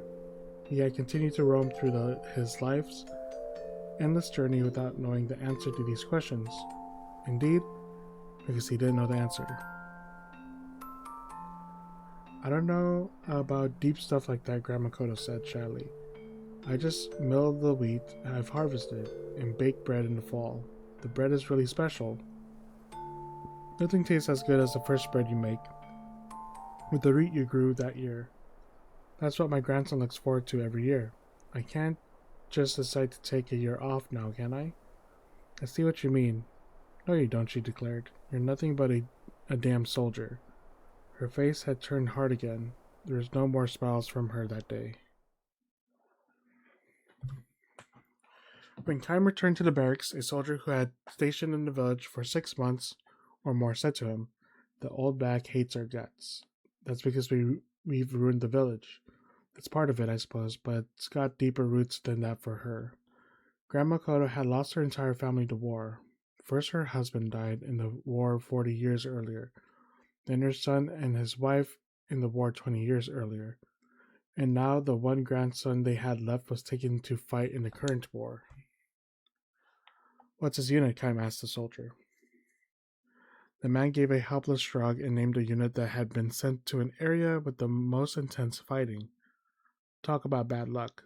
The fighting's so bad out there, if it was me, I'd take my chances on being executed for deserting under fire. He's got maybe a 50-50 chance of coming back alive. No, maybe 30-70. If her grandson were to be killed, Grandma Kodo would be all alone in the world. She would have no one to feed her bread to. It must be tough to be left alone at that age, the soldier said, looking at old Kodo. I can't help thinking of my mother back home. There's no way I can let myself get killed. She never stopped crying. Same for you too, eh, Kaim? Kaim said nothing in reply. He had no right to put himself in the same category as this soldier. The battle started 3 days later. The enemy's attack was even fiercer than expected. The defense forces had no choice but to put everything they had into the fight. Kaim stepped away from the battlefront and headed for Grandma Kodo's house. He found her leaving for the field as always. She gave no sign that she was afraid of the fighting. People who know exactly what they must do, and who refuse to be distracted by anything else, can be strong beyond all reason. Kym saw now that there could be far greater strength in a finite life than one that lasted forever. Because he sensed this so deeply, he stood before her, blocking her way. He lifted the tiny old woman in his arms and carried her bodily back to the house. "What are you doing? Let go of me. I'm not going to follow some soldier's orders. I have work to do." "Yes, I know that," Kym said. "So put me down now. I don't want to let you die." Holding her against his chest, he looked her in the eye and pleaded with her. "I want you to bake bread next autumn again from a new crop of wheat." She stopped flailing her arms and legs in a vain attempt to get free of his grip. She looked straight back at him, and as he said, "As long as you have someone to feed your freshly baked bread to, I want you to keep baking bread year after year." Old Kodo heaved a huge sigh and muttered, smiling, "I knew you were a very strange soldier." The battle raged on for several days. The arrogant, cowardly captain died in the fighting. The soldiers who told Kym the story of Grandma Kodo also died. Countless defense troops died. Countless enemy troops died. The village was consumed in the flames of war, and Old Kodo's field was ravaged under the heels of the military. Kym's side managed to stave off the attackers, then followed the retreating enemies to the north. All that remained in the wake was the empty, devastated village. The war ended as spring was giving way to summer. At the cost of massive casualties, the army repulsed the enemy's invasion. The village began to recover little by little. As Grandma Kodo had predicted, not one old person crossed the mountains to the refugee camp came back alive. Autumn, and Kym has come back to the village. He feels warm in his chest when he looks across the fields and spots Old Kodo sowing wheat. So, she's doing it again this year, and next year, and the year after that, for as long as she is alive. She notices Kym and crosses towards him with a welcoming smile. A year has passed. She seems to have shrunk somewhat with a year's worth of aging. "Haven't seen you in a while," she says. "So they didn't kill you. And I'm glad to see you looking well too. I heard you stayed near my house during the fight. You single-handedly fought to keep enemy troops away from it." Kym gives her a shy smile. "How's your wheat?" he asks. "All ruined, of course. Worst crop I've ever had. A few scrawny stalks, barely enough for one loaf." She tells him all this with surprising ease. Then she fixes her eye on him and asks, "Have some?" "What?" "Bread, of course. I'll bake a loaf now if you'll help me eat it." "Well, sure, but..." Grandma Kodo sees through Kym's hesitancy and says with a calm smile, "Yes, he's dead, my grandson. I got word at the end of the summer. I was waiting and hoping, planning to bake him a loaf of bread as soon as he got home." When she sees Kym hanging his head in silence, she adopts a spirited tone, as if she has to be the one to cheer him up. "Come on then, you eat what he would have had. It'll probably be tougher than usual, but with the wheat harvest being so bad, but I'm sure my grandson would be happy to know I fed my bread to the man who saved my life. So this old woman has lost her entire family to war. In other words, there's no one left to enjoy her bread." She urges Kym to wait just a minute while I finish this up. Sowing the wheat for next year's harvest. She does it because this is what she has always done, because it is what she is supposed to do. Kym stops himself from speaking the words, "Let me help," and he stands staring at Old Kodo's bent back. In the glow of the setting autumn sun, she is sadly small and sadly beautiful.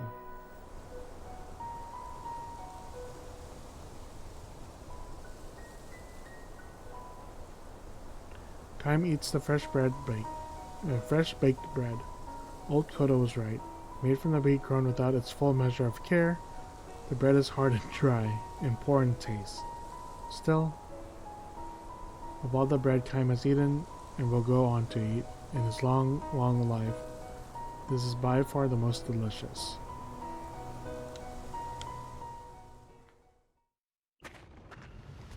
Okay.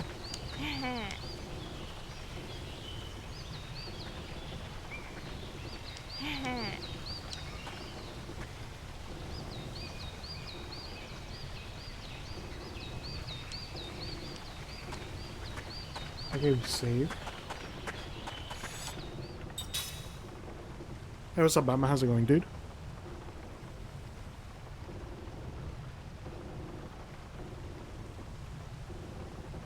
I think we are going back to the top. Yeah, we are. Chilling, nice, nice.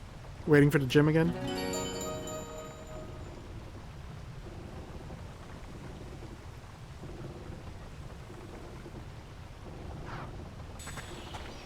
I don't know if there's another story. I don't think there is.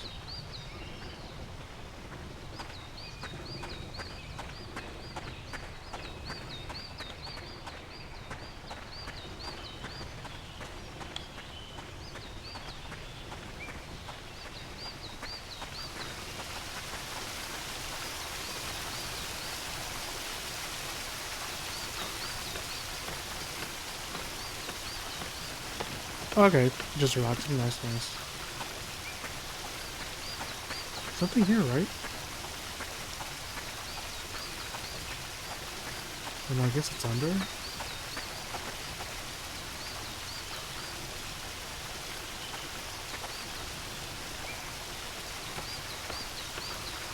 Okay, and what is your score of the Popeyes?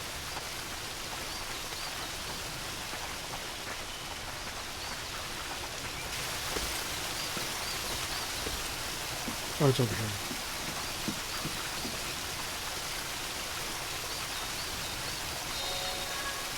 Medusa's head. What's Medusa's head? Oh, it gets petrified. Yeah, how did you like it, or did you dislike it?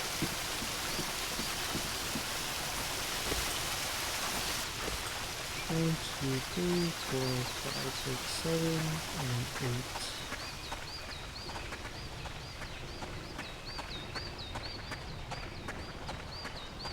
Okay, let me save again.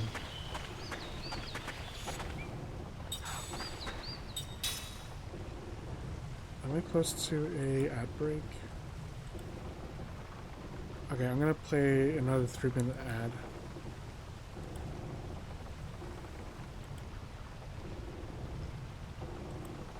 But once I'm done with this town, I'm good. I had the spicy super stack with Cajun fries, kickback sauce, and a chicken tender. It was so good. Easily the best chicken sandwich. Oh, nice. Okay. Yeah, I think Popeyes had really good chicken sandwiches. Nice. So all you had was the chicken sandwich, I guess? It was good? Oh, yeah, you said that. Okay. Oh, I read that already. Okay, nice, nice. Did you eat anything else besides the chicken sandwich? Let me just chill for a bit. Let me make sure that my stream didn't cut off, because it's been cutting off recently. Oh, still current. Oh, Cajun fries. You said Cajun fries too. Did you like the... Oh, so good, okay. But not as good as the KFC ones, okay. So there's not a lot, I guess, not a lot of Popeyes then. In the UK.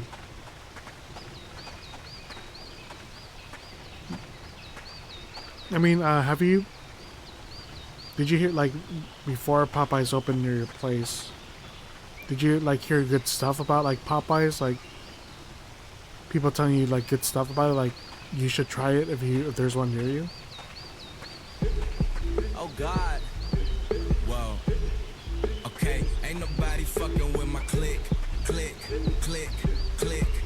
Yo, Avi, thank you for the raid, man. Appreciate it. How was your stream? Hopefully it was a good one. Nice, nice. What were you playing? Thanks for the shout out, Bumma. Oh, Hades 2. How was the Hades, man? I still have to play the Hades games. Also grinding for the final Hades. Oh, so you're achievement hunting. Okay, gotcha. So Masquerade, probably when you gonna stop slacking and get banned in late stream? I'm trying to. I'm trying. Oh, welcome in, welcome in.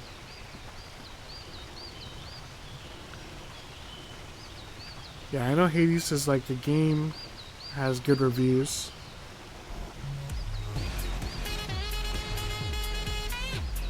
And thank you for the follow, Rip. Appreciate it.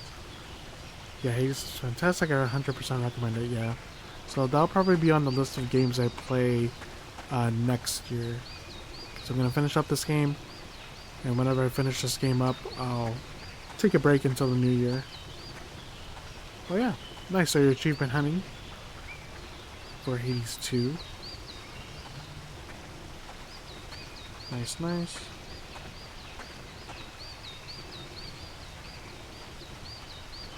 Congrats on getting the follower goal. Oh yes, yes. I am past 600. Nice. So I guess for next year I'll try to get to 700. Oh yeah, no worries. I know it's late. And yeah, get all the sleep you want. And then just enjoy the weekend. Hopefully hopefully you don't work tomorrow. Yeah, but thanks for raiding, AV. Appreciate it. Have a good night.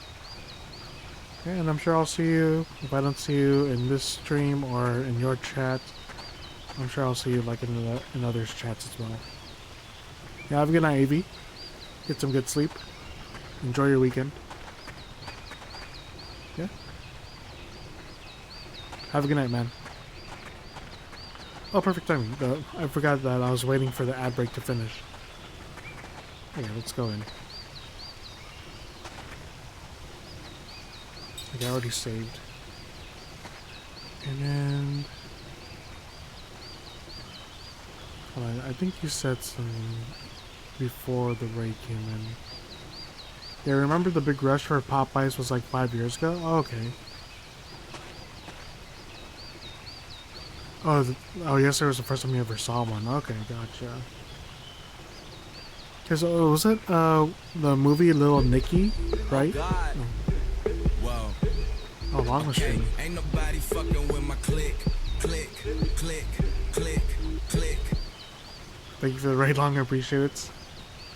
How was your stream? Sin, welcome in. Thanks for just mow all the time. Long, how's it go? How's it going? Yeah, what were you playing? Mundawn? How's that game? Was that like a spooky game?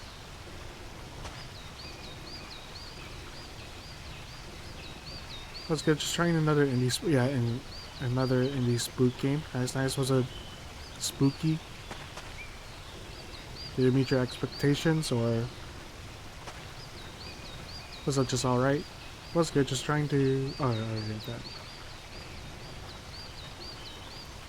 Yeah, good. That was good. Okay. I think I was gonna rest up at this place.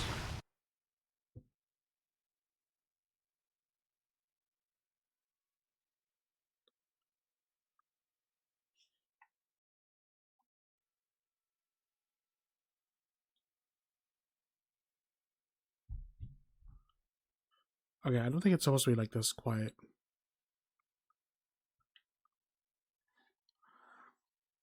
Did you guys like F up my audio?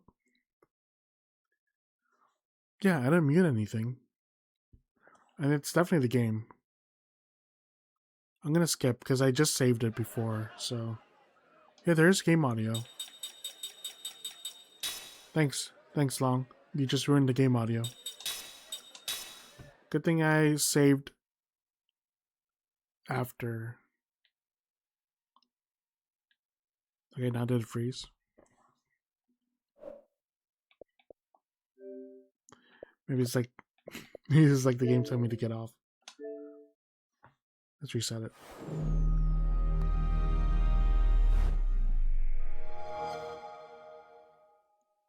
Yeah, but thanks for coming in, guys. Antique. Or Sin. I don't know why I said your full name. Sin, Nazuko, Long. Yep, Spook set in the Swiss Alps. Very pretty and some decent scares. Nice, nice. Haven't finished it yet, but we'll go back to it soon. Okay, gotcha.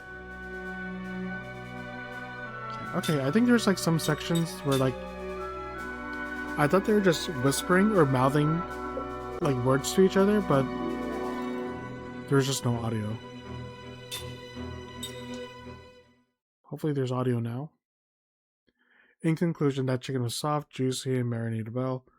The skin was so good. Well, glad to hear that you had a good time. Or like a good experience with Popeyes for the first time. But you haven't had the chicken yet, right? You just only had the chicken sandwich? Yeah. Okay. And tender. Okay, hopefully we have audio this time. If there's no audio, then something happened in the game. There you go. That's better. I'll go speak with the king. We've never met, but I've heard he's very wise. I'm confident that he has a ship that can get us past the hypercurrents.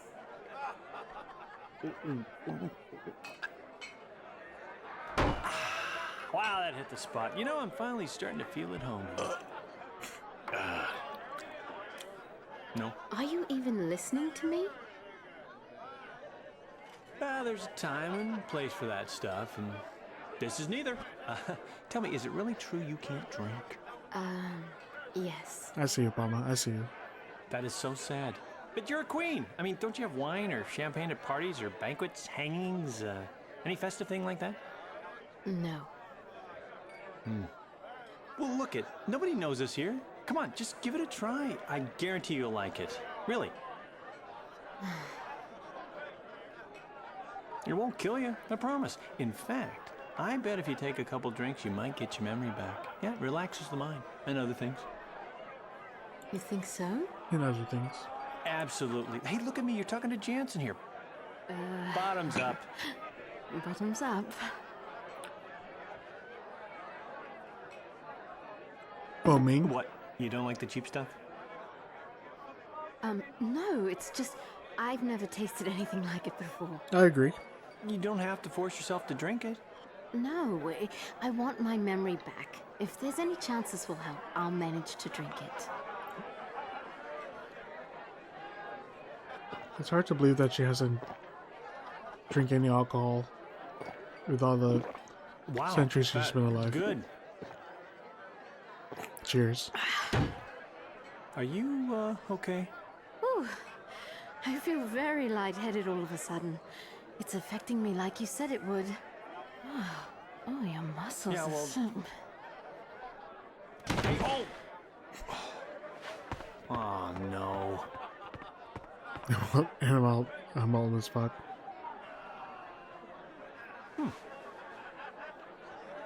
You know, you're cute when you're asleep. Jansen! What? Oh! What the hell do you think you're doing? Well, we was having a serious discussion about, you know, what's going to happen next. And planning. Right. Happen next? Yeah. You know, she's going to talk to the king and get us a ship, because yours can't float where the... You know, after all, Goats has got the most advanced technology around. We'd figure we'd get a more seaworthy ship from him. So that, you know... What? All right. I'll give you the benefit of the doubt this time. But don't try any funny business with Ming. Yeah, well, I'm looking out for her too, you know. I mean, look how restful she looks right now. You know, when I first played this like years ago, I thought that the slaves on Ming were like tatted. So I thought she was like tatted up the whole time. Let's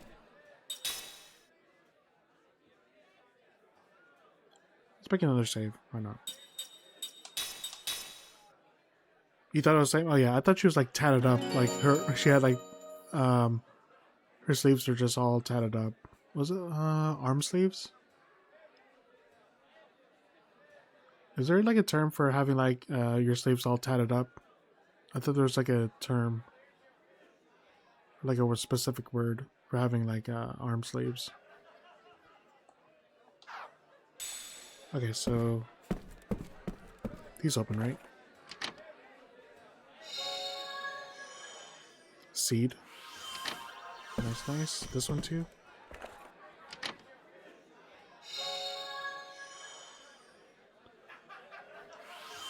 Aqua bomb, okay. I could okay, this is that's referring to what? Oh. Few magic stealing feathers. Okay. I was like, I thought it was like, okay, I don't know how it's saying examine, and I'm far away from the closets, but I guess I was in the closet. Okay.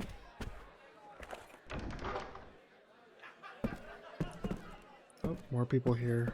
Is there another story? Hopefully there's just no more stories. But I think if there is another story, there's only one more. Okay, I'm just barging into people's rooms. That's fine. Seed.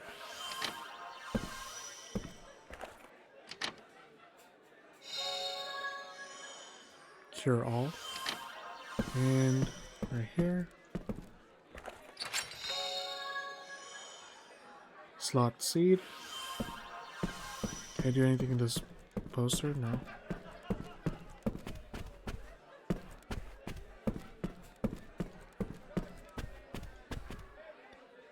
Yeah, no, it's long. I know it's late for you. Was it like 5 o'clock now? Yeah, thanks for raid long. Appreciate it. Yeah, and have a good rest. Hopefully you don't work tomorrow. And if you don't, then enjoy the rest of your weekend. I just woke up 40 minutes ago. That's because they're from the UK.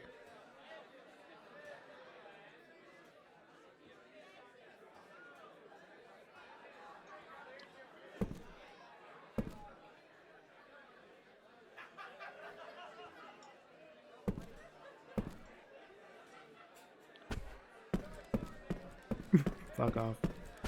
Mama, you don't have 7TV, right? Do you have 7TV installed? Yep, no work. Will do. Nice, okay. Thanks again, Long, for the raid. Everyone that came in with the raid. Have a good night. I think so. So if you type in like hi or bye, do you see an emote that pops up? Or when you say papa in lowercase?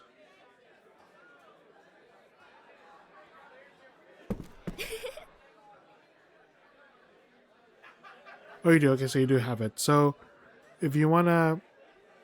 Oh yeah, I have that too.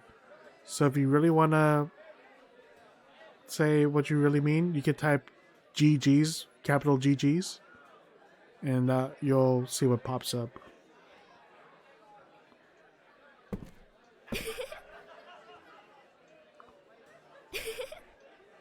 Okay. Hopefully there's no other stories. I feel like there's like one more story that's gonna pop up.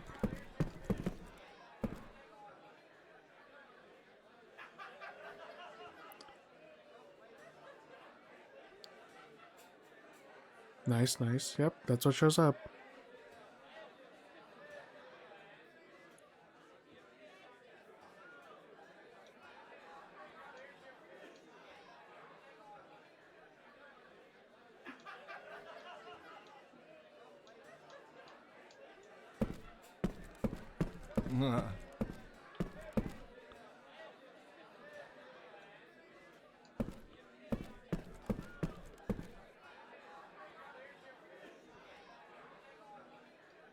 Okay.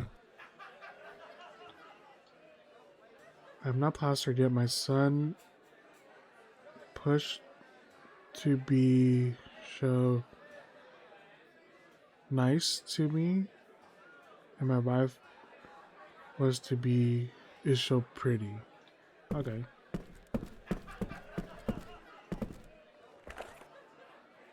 What's this?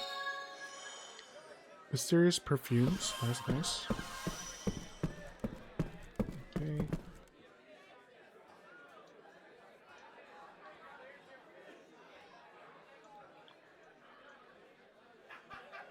So I'm assuming like these people that know Kaim, I don't think Kaim's been here for a long time, so I'm assuming people that know him were like kids or like really small or like teenagers when they met him.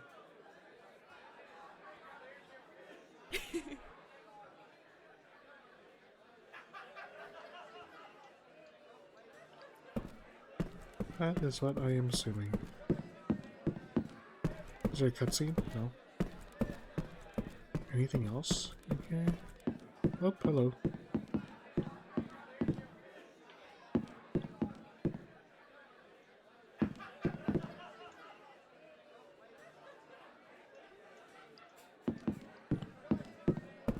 Okay.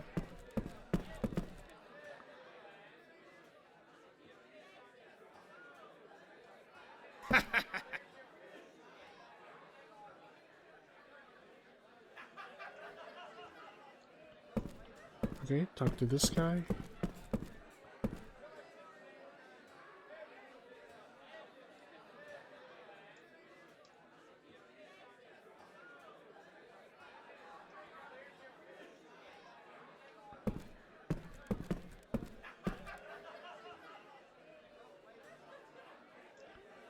Yeah.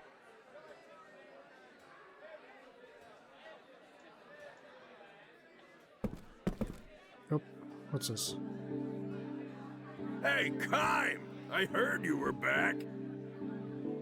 That guy's voice sounds familiar. This place takes me back. And it looks like the years have been good to you. Knock it off. I'm a bona fide old man now. Well, if you don't mind my saying so, you've aged really well.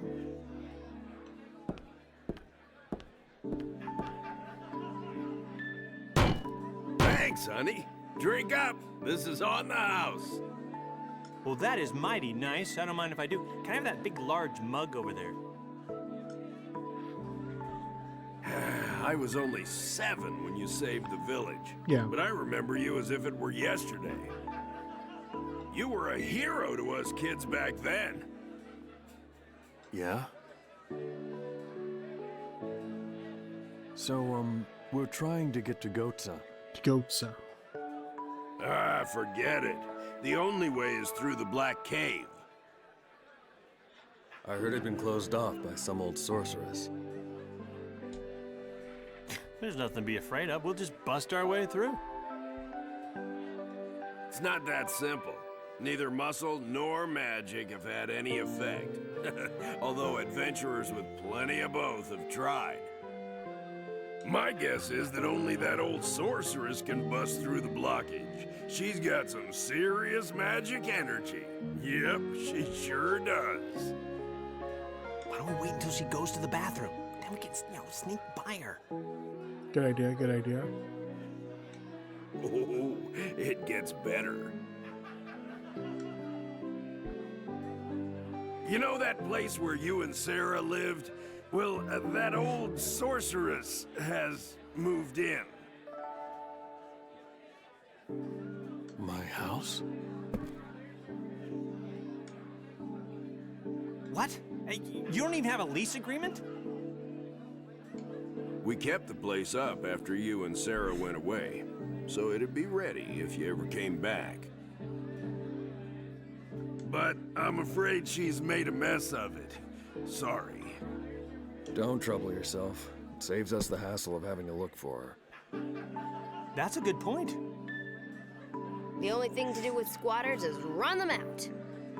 Well, I think you'll be okay. Just be careful, Kaim. We're off to kick some old woman's butt. That doesn't sound right. Yep, it doesn't sound right. You're not gonna go off and leave Ming like this, are you?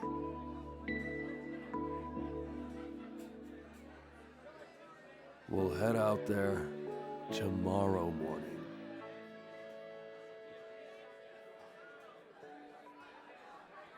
Okay, I think that's it. Okay, let's go do a save.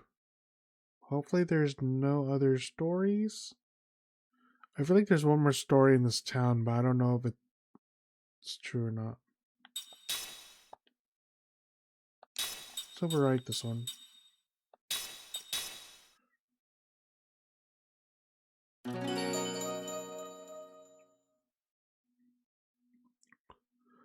So 2105. Okay.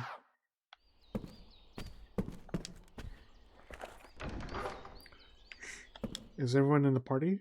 Yep, everyone's back in the party. Oh, talk to everyone. Why not?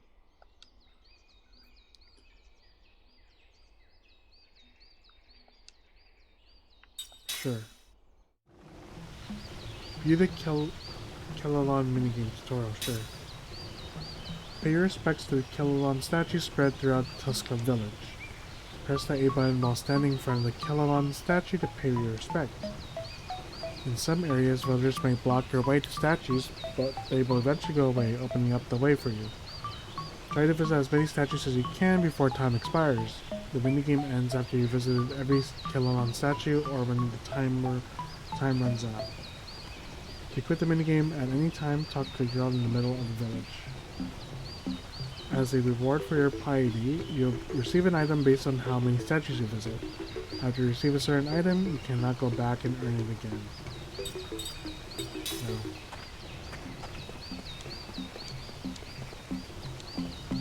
So I can't do anything there. Why is there a horse here?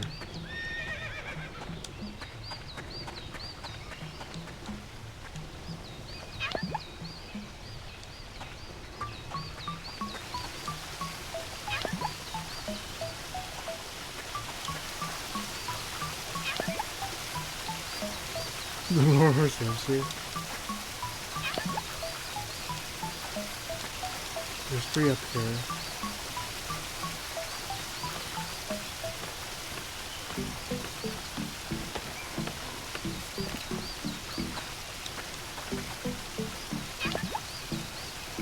I don't know if it counts like the ones inside like the buildings.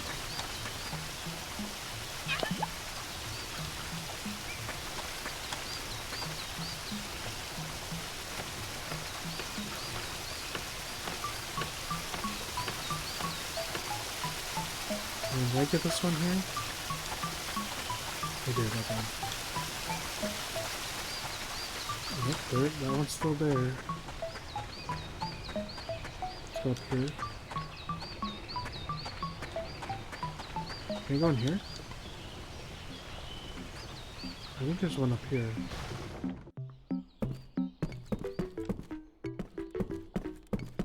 Yeah, there's one up here.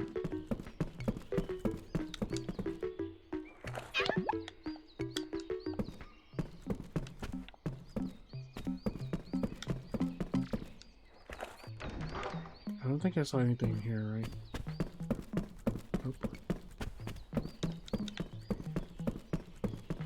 How cool would it be if it was right next to that?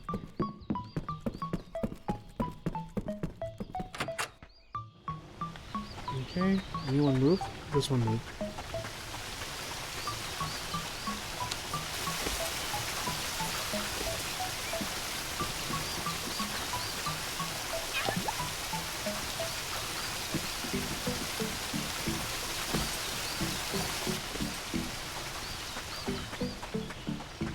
This one move yet? Nope, still there. But they moved.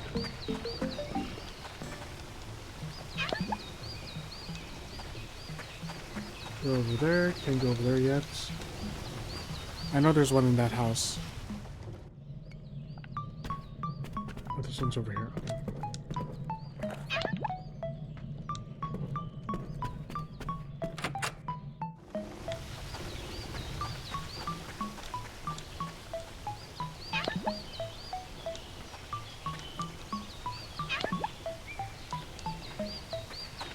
Okay, I know where the last 3 are.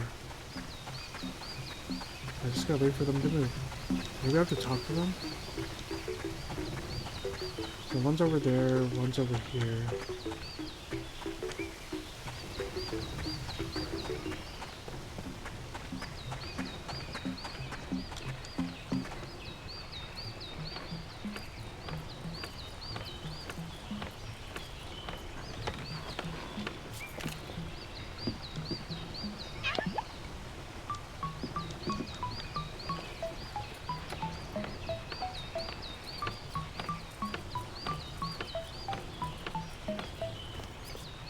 Okay. Okay, they moved. Nice. There's one in this house and then one up there. Oh, over here. There it is. I see.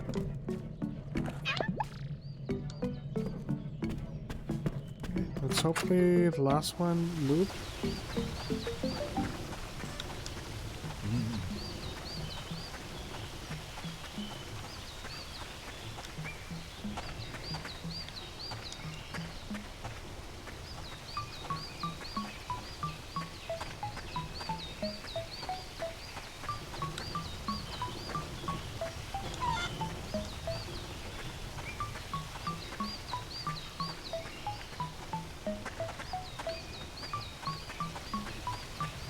When does it move?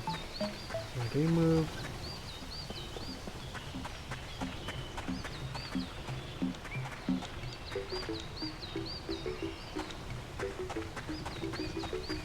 They just basically waste your time.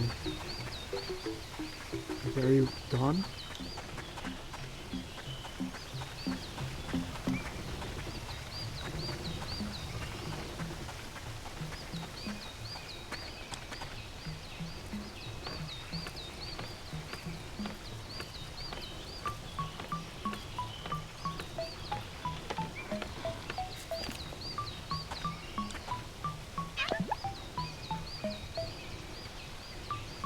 Nice. Hope you enjoyed your quest. Now then, you paid your respects to all a total of 16 statues. You have visited every Killalon statue in the village. Amazing, I'm sure Killalon is very delighted indeed. Here's your reward for your efforts. May the blessings of Killalon be with you. Ooh, slot seed. Seal blocker. Oh, gamble. Okay, I think that's all of them, so... Oh, there's a shop in here. Alright, this is a shop, right? Yeah, there is a shop, okay. There's cats. Welcome, have a look around. Forewarned is forearmed as they say. Okay, let's see what's here. Okay, so... Hold on, let me check. Thank you kindly, see you soon. Because I did get something new. Is that for me? Yeah, you can't do anything.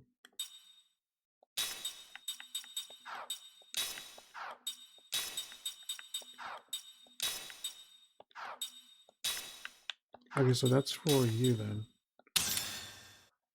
Okay, so everything else, I can buy for everyone else.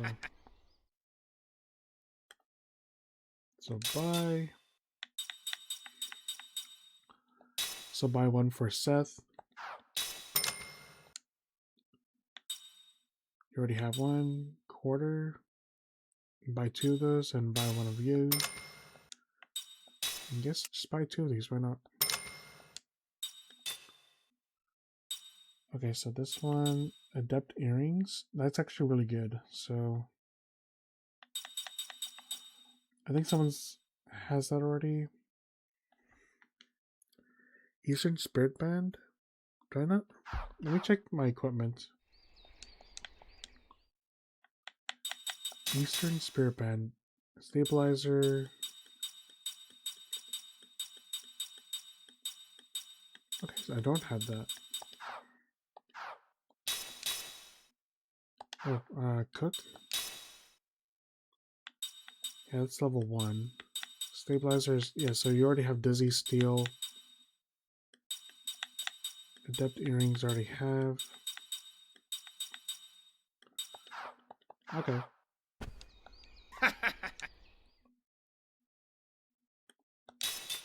It's already got all the weapons. Combat teachings. Buy one of that. I already have one of that.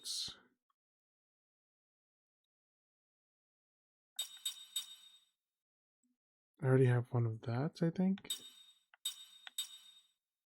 Stabilizer, and then this.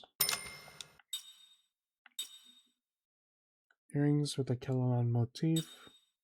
Wooden gear had to spin in reverse. So stabilizer, Kellon, adept.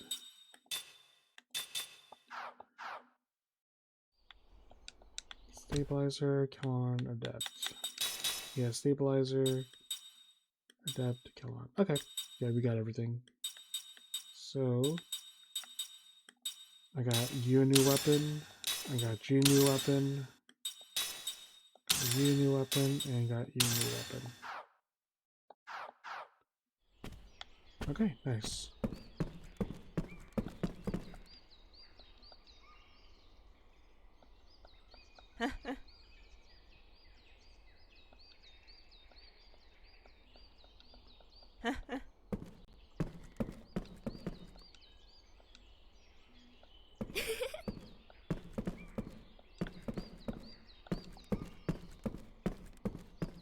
Okay, I think that's it.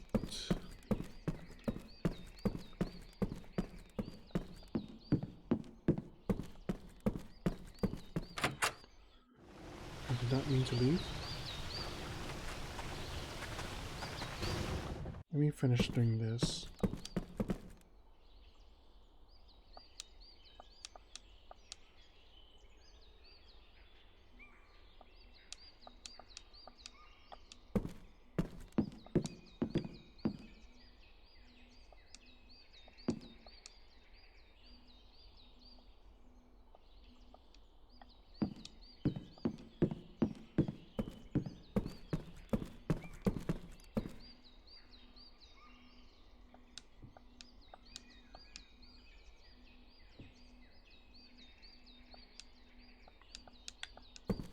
Okay, how about you?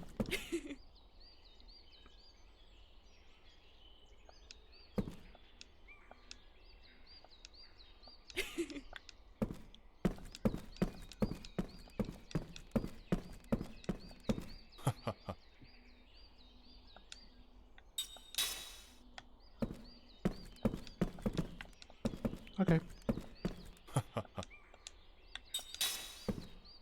So we should be good. I'm gonna go hit the save point. We will save.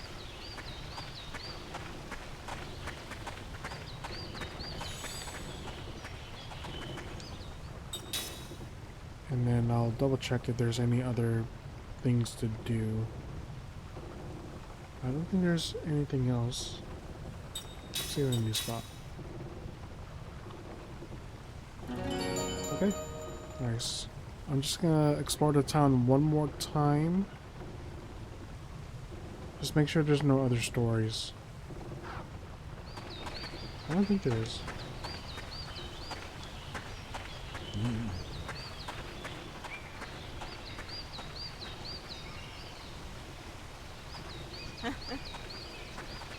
Okay, so they're saying the same thing.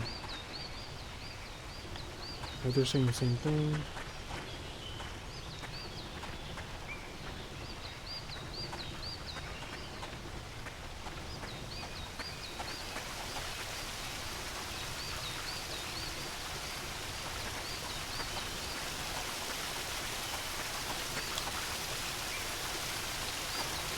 Yeah, hopefully there's nothing else to do.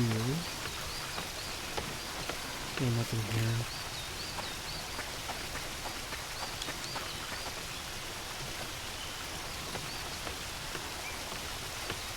But I think we should be done.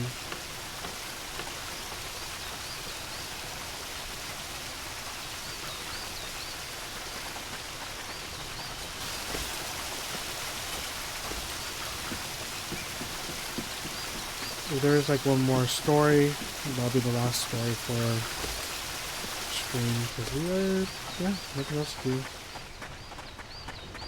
Anyone up here? Yeah, I pretty much checked everywhere. Nope, nothing. Actually, there's no one story, like I had to stand at a certain spot for it to happen. So, okay, I think we might be good to end it soon. Yeah, I always say it's gonna be like a short stream, and what do you know, it's not.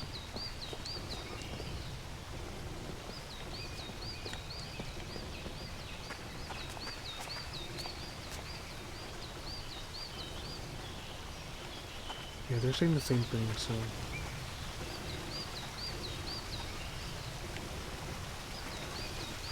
Okay, I guess we're done.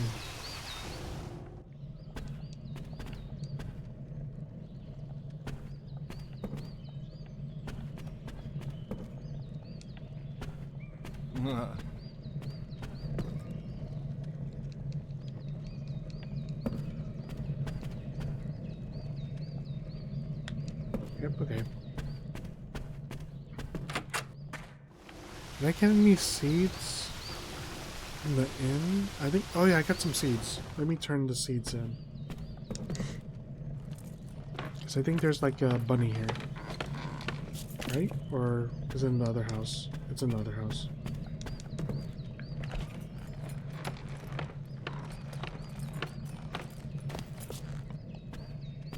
Bye-bye.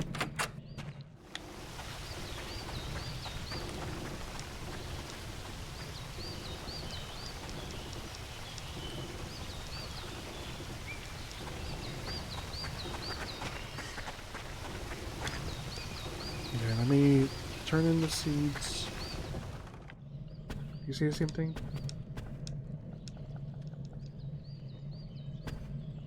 Okay, we are good.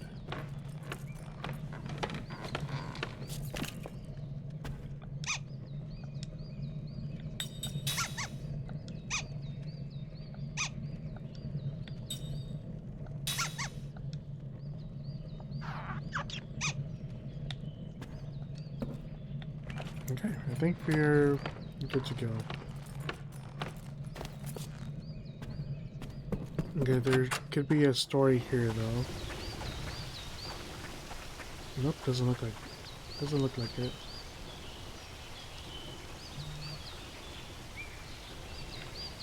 Yeah, you see the same thing. Let's see if there's anything here. If not, we are in the clear. Yep, nice. Okay, nice. At least next time we just go straight story unless a dream comes up.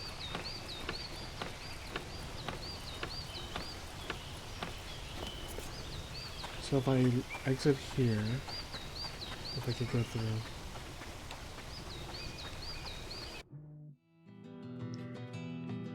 Okay, nice. So we opened up 2 new spots. What's this? Northern Cape? Okay. Well, what's Northern Cape? Because the old Sorcerer's Mansion we have to go through.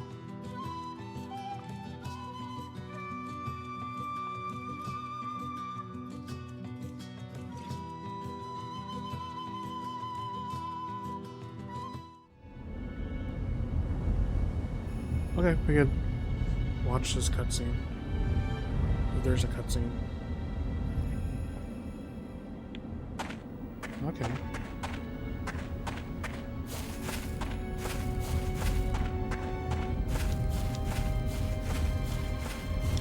I don't see anything. I can go left or right? Let's go left first.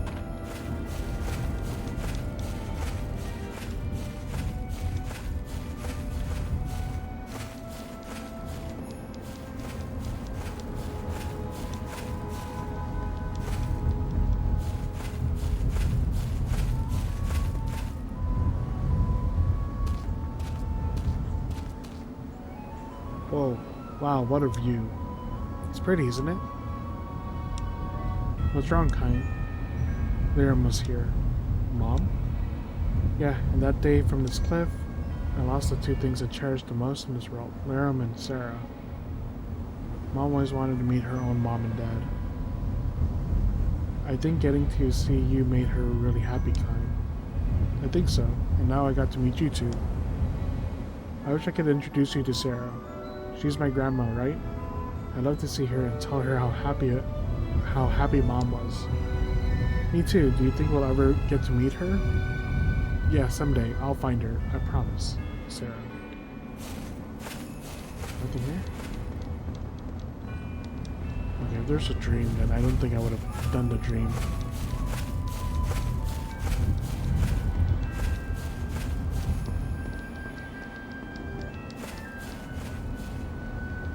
Oh. Am I stuck up here?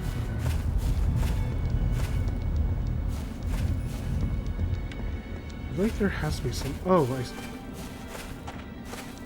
there it is. I was like, there had to be like at least a pathway over here. What's this? Oh, terror. Okay. At least there's no enemies here. The right path.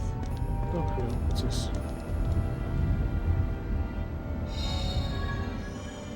Cubic Music Store 4. Tickets? Anything over here though? Let's make sure. Gongora was here. His magic took Liam away from us. Gongora. Okay. Nice, nice. Okay. I think that's it. We did. At least we did this place. Yeah, I didn't think it was that much to do here.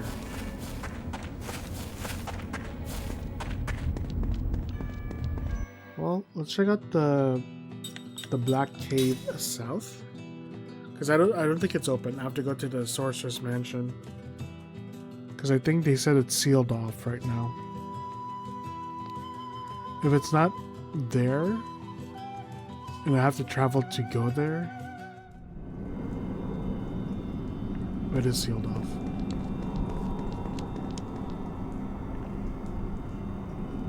It's not opening. Some powerful force seems to be keeping it shut. Yeah, okay. What's this thing? You know, I'll save it here.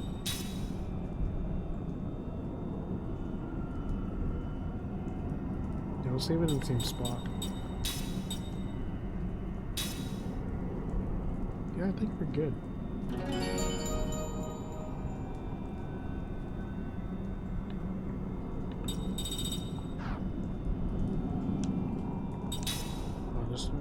I'm just gonna make sure it's saved. Good. Okay, I guess like before stream tomorrow, like when I'm just chilling, I think I'm just gonna battle a few times just to get Ming to level up, get some skills. Who knows?